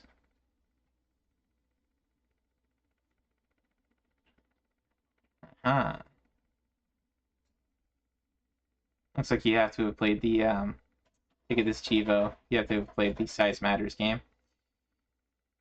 I don't know if that one has a set. Probably. Yes, it does. Okay, this one's worth like 1,200 points. Quite a big set. PSP gameplay.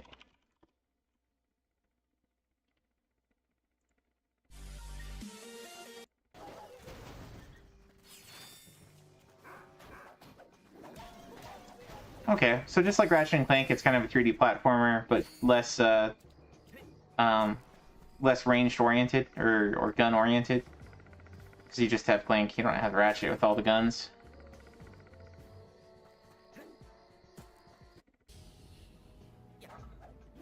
I'm sorry for the yawning, guys. I'm about done. Alright, I think that's it. Alright, that is all of the sets. We covered them all. Alright, so man, there were a lot tonight. I feel like the ones that stood out the most to me are like Bank Panic, a lot of the arcade sets, Raiden 2, Death Smiles, Black Label, quite a few different puzzle games, a handful of Tetris games, a lot of just like classic arcade style games. 1941, Counterattack, a lot of shoot 'em ups. Prehistoric Isle, Champions of North looks kind of cool. I might give that a shot sometime.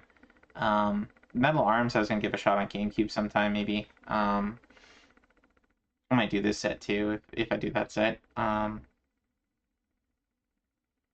Monster Rancher is kind of neat. Jigsaw World gives me another kind of mindless thing to grind between meetings at work, I guess, for if I need jigsaw puzzles or something. Something besides Picross. Then there's an arcade Picross game too. Just a lot of stuff. The LED Storm Rally that looks kind of like Bump and Jump. Black Widow, kind of fun. Sokonuke Tyson looked kind of crazy and fun. So much. North is like Dark Alliance. Okay. But yeah, there's a lot. There's a lot. And a lot of these are kind of freebie sets too. As far as like they're, you know, a couple dozen, you know, sometimes less than 10 Chivos. And mostly just like scores, beat the first couple levels of some of these ones. If you're any good at trivia, the trivia games are probably not that hard. There are a couple of different, I mean, there's like a Bust a Move clone. There was like a, I think 1 or 2 Magical Drop clones. I mean, there's Magical Drop 3 on the list here. Man, it's just so much stuff. Airbuster, Blockseed,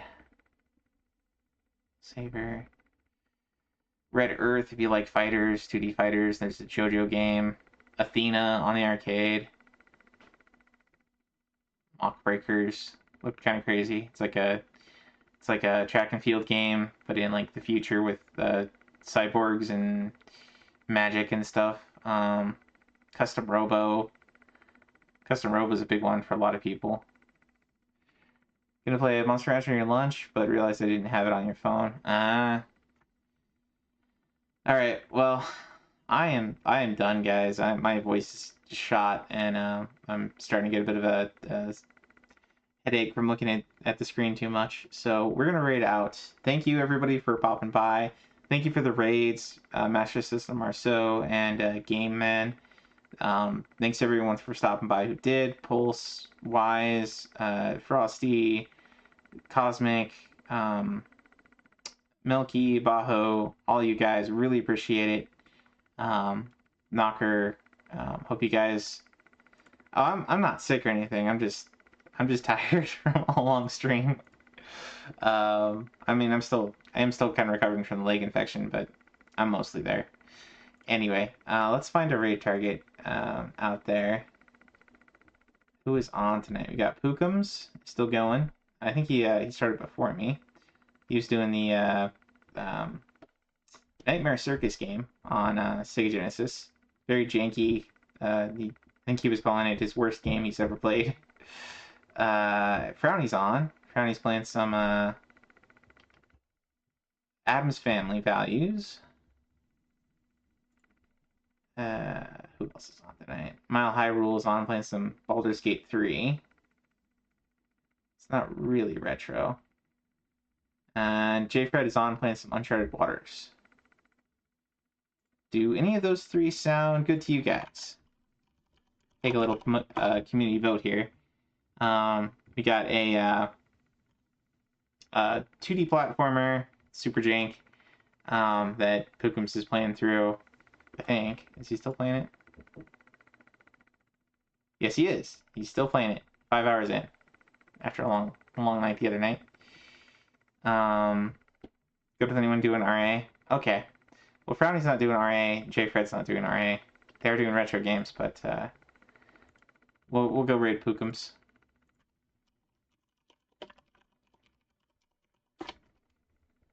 All right. Thanks again, everybody. You guys have a wonderful night. Do well. Wise, I hope you feel better soon. Poles, I hope you feel better soon. Yeah. Thanks again for coming by, Rio, Rev, and everybody. All right. See you guys.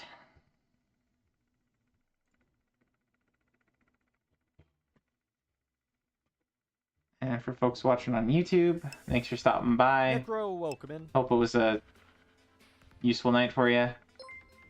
Have a great evening. Baron, welcome in.